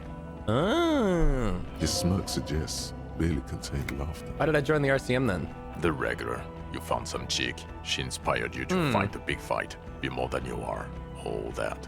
You, every morning, walking from Voyager Road to teach gym. She, leaving for the academy with her spring coat on. The air filled with the smell of smoke and raspberries, and incredible hope. An ocean full of hope. Okay, I see now. I knew it. I knew no normal human being can run like that. Gym He's an teachers honest-to-God aren't. gym teacher. Are gym teachers like known particularly for being like the most fit? Why am I like this? It's not a mystery. Some chick fucked you over. Also, you were drunk. Was her name Dora? Yeah. Dora England, I think. Not Dora Dubois. Wait, Dora Engerland? Something like that. We weren't even Half married? awesome. No one is married anymore. This is Revachol. When was this? God, I don't know. 6 years ago, she was way before Come my on, time. Engerland! 6 years and you haven't gotten over it. What the hell is wrong with you? Okay, 6 years is not that much. It couldn't have been 6. 3, let's go with 3. 6 years? Yeah, or 7. You're not doing too good there. It's an old man thing. 2 old years equals 1 normal year. That and Dora Engelund really tore you a new one. Who was big she? one. Incredibly bangable. Figures. Extremely fuckable. What's Harry. happening? Gorgeous. A gorgeous bourgeois woman. Why are you saying these Wayfish. things? Like a Welkin, basically. Why are you saying these things, Gene? Snow Welkin. Blonde Welkin. Heartbreak Welkin. I've only seen a picture, but it's obvious you formed a real spiritual connection with how pretty she was. One you never recuperated from. Look, the sun is about to go down. It's time to go. I think she taught in the Académie des Arts, east of the river. Way east. Hard to say which came first, the middle-class chick or the drink. Egg and the chicken kind of thing. My point is, you need to see a psychiatrist about this shit. Not a psychologist. Several degrees harder. Is there something harder than a psychiatrist? A forensic psychiatrist? Go talk to that. In other words, he's heard enough about this. I don't care about what kind of station that is. What are you gonna do now, Kim? Well, first I will go back to my station and write the most detailed report anyone has ever seen. It will have to be good to cover all these. Then I will have a serious talk with my captain. About what? Detective, we just stopped a small-scale war. Something is happening to Revachol. Calls up his collar and looks around, the cold spring light reflecting in the lens of his glasses. I don't know what yet, but it's going to be a hard spring for the RCM. We need to get ready, infiltrate, investigate. Wanna do that at Station 41? Talk to Captain Price? I'd rather not maybe ruffle we the could feathers of true investigate captains with together. my Maybe we could doom-mongering. push our precincts together. I'm working Precinct 41. Work with Price? No, with me, you fucking I'm idiot. flattered, but I don't know if I... Would fit in. And crazy enough. Can take the stress. He doesn't know how to finish the sentence. This truly came as a surprise to him. Not a bad one. But he's at a loss. Flattered? You're Lieutenant Kitsuragi. We would be flattered if you even considered. I would have to tie things up in GRIH Oh. first. But, I You're mean, saying there's whatever a is coming, chance? Jamrock will be more central to it than the harbor. And we also have a huge caseload, Lieutenant. Piles that we need to get back to. Mountains, even. I do like the sound of that. Recruit Detective Kim. Recruit Detective Cam, let's go! Achievement He's really kit. considering it. All right, I'm ready. We're done. We're done here. Good. Fuck it, let's go. Let's Trump roll. his motor carriage. It's a 20-minute drive to Jamrock. Under the afternoon sky, the great district hums. A chessboard of wooden houses, 80,000 living souls, and chimney stacks. Fire traps as far as the eye can see.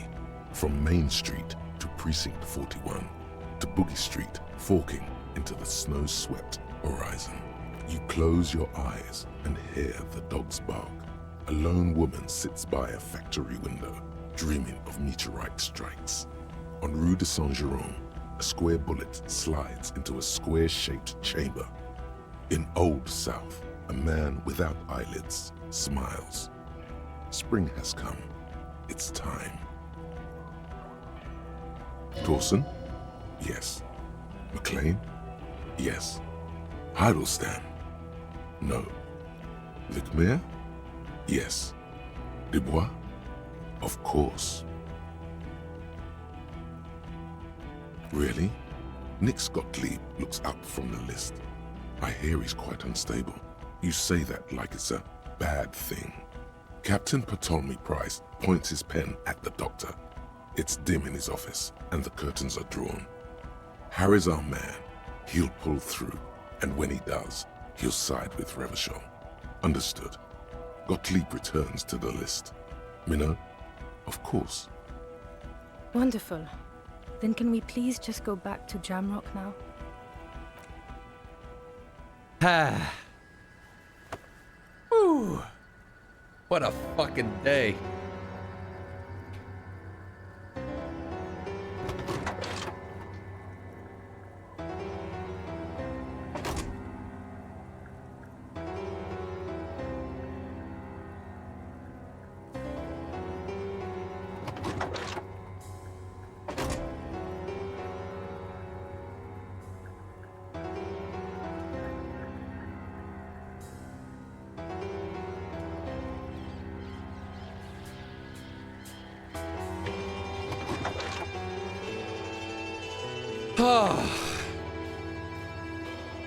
Detective Cousteau has had a long week.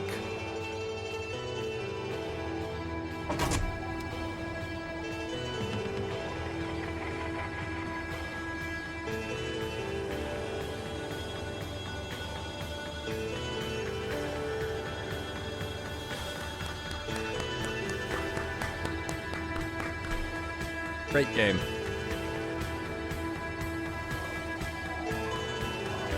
Another case closed for Raphael Ambrosius Cousteau.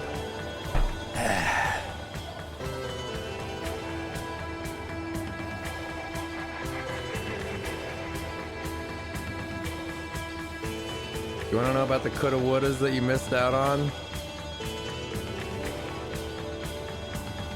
Yeah, fuck it, why not? Somebody mentioned something about Kim getting shot and Kuno coming with me, which makes sense in the fact that we mentioned that Kuno could have been a junior officer. So I imagine there's an ending where Kuno probably became a police officer.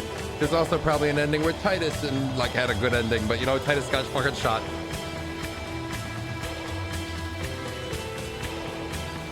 He's saving it for a second playthrough. All right, I'll be straight up with you guys. I don't know how anyone could do a second playthrough of this game when, like, 90% of the dialogue is probably gonna play out the same or similarly, and you know everything you need to know going into it. Like, there's no mystery. So, like, I don't think I could play it again.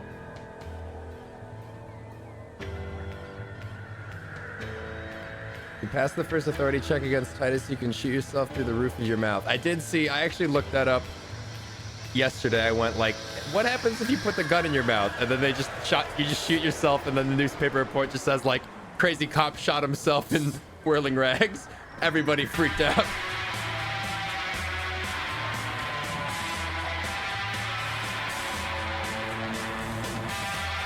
You can shoot Kuno S. That makes sense based on shooting I'm assuming shooting the body down and you like miss. You can hang yourself on day one. How?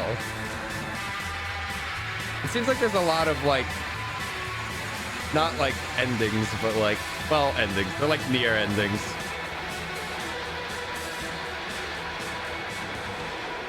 Not so much about the mystery. You can go into solving it in weirder ways, like never looking at the body. Okay, my problem would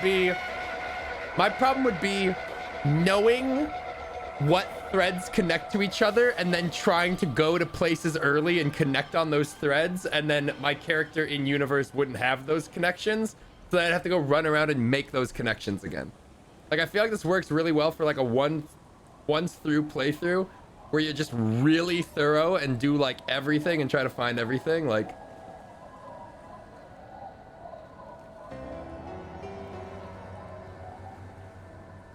I don't know. And there's also just so much dialogue. I don't think I would have the patience the second time through knowing what I know.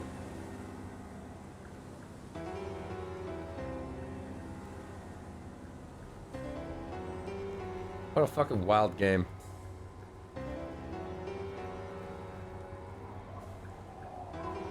Also, Lena, thank you for the 11 months. Welcome back. You just missed it. Yeah, we just finished up. You get stick bugged. Everything was caused by a stick bug. I am so happy that the okay, here's what I'm happy about. I feel like this game could have easily had all these like wackadoo, out of the box, like obviously insane things just to be like funny and insane. But I'm so happy the way that it actually kind of folds in back on itself. And like initially I was like, lol, apocalypse cop, lol, end of the world. And then they're like, no, but actually like the world is ending. Like there is some like paranormal shit going on. I'm like, oh shit, wait, I'm right.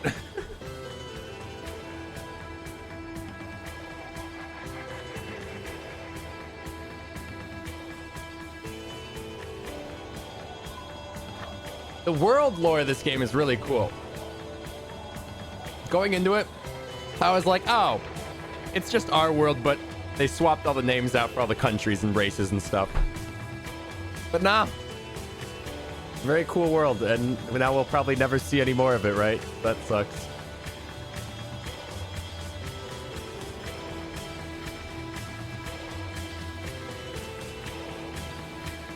So what actually happened with this game? Somebody mentioned the like Estonian mafia or something. What does that even mean?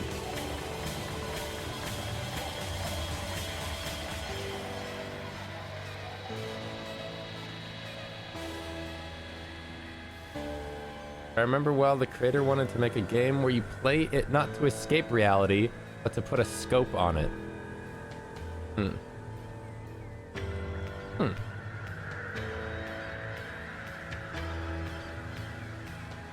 I'm actually, the more I think about it, the more I'm so annoyed that the actual culprit was this fucking guy on the island. Like, like no amount of detective work could have factored in random retired sniper influenced by stick bugs on an island. Like, it's not. It wasn't even a factor.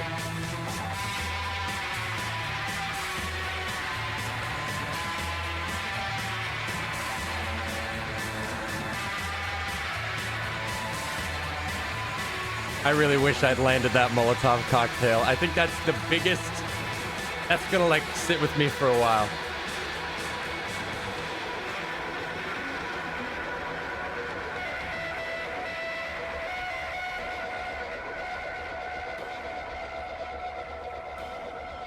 Hallmark of noirs. Detective gets wrapped up in giant conspiracy when the case, the cause is totally unrelated.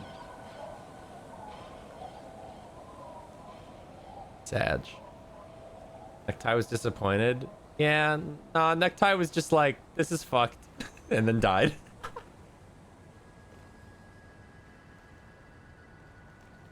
Is there anything after the credits? Can I like scroll through them faster or something?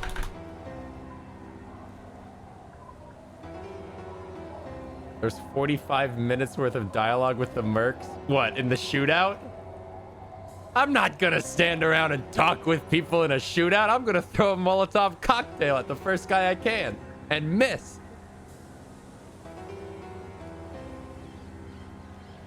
A lot of dialogue with the mercs. They made it sound like you shouldn't take the time to talk to these guys because they're gonna shoot. And I was like, that's fair.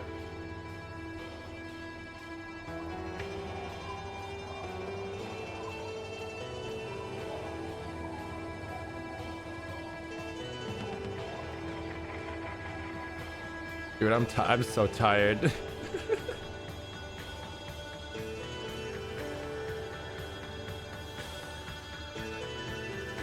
It's like actually close to my bedtime.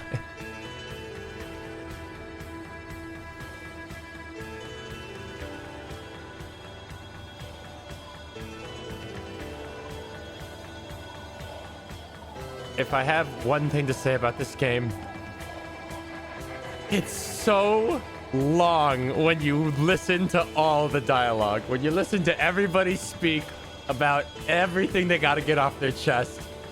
Holy shit, do these people not stop talking. I'm pretty sure if you look back at the VODs, like from a couple days ago, we'll spend like half the VOD talking to one guy and then half the VOD talking to another guy. And then I'll go, well, that was a good stream. I'll see you guys tomorrow.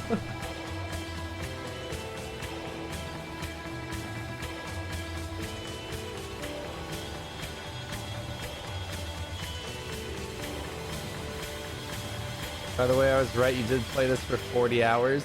You said like, somebody said 80. Somebody was like, this is like an 80-hour game, but like if you rush it, like maybe it's 30. I was like, what?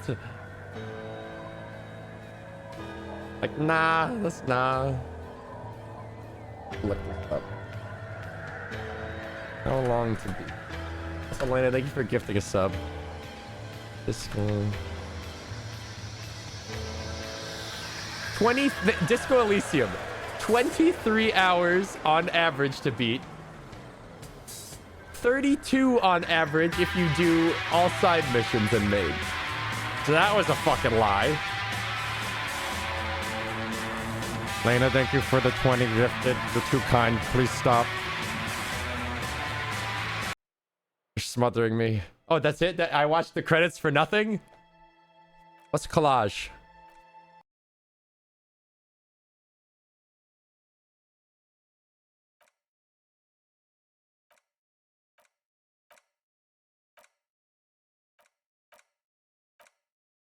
Huh.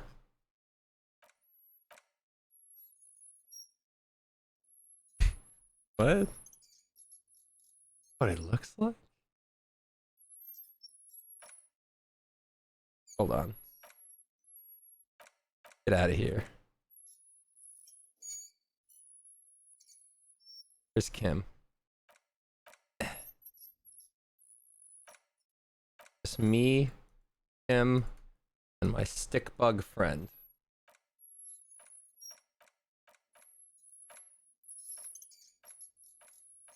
Working? Is this working? What is this? Is this just for like people to make funny photos? What do you think of a game that you beat it? I'm thinking of playing it. This is one of the best games, just as far as like writing this like sets the bar for like dialogue games for me and like branching narrative and shit. The amount of stuff in this game that's like, oh, because I talked to this guy about this thing, then now this skill check I get a +1 on it. Oh, okay, because yeah, there's like consequences and stuff. And also, this game just doesn't baby you with dialogue. They don't dumb down terms. They throw bullshit like foreign language at you. They ramble for paragraphs about shit you don't care about, and you're forced to just be like, yeah, I guess I do care about like the revolution that happened 50 years ago and this poor vet's experience from it. Like, I'm locked in now. I don't know. If I had to give this like a number, I'd give it like a fucking, I don't know, 9.5 out of 10 or something. Cool, because I was in the same boat as you. I played it and stopped. Yeah, it's a fucking slog. I mean, the times that I played it and stopped also wasn't voice acted. And I just realized I did not want to read a book at the time. But I could listen to a book. All right. I'm going to bed. If I quit this game, it's going to crash OBS, so I can't quit. I'm going to bed. I'm going to take tomorrow off because I didn't want to stream for 13 hours. And I need to sleep. I'll see you guys on Monday. Peace.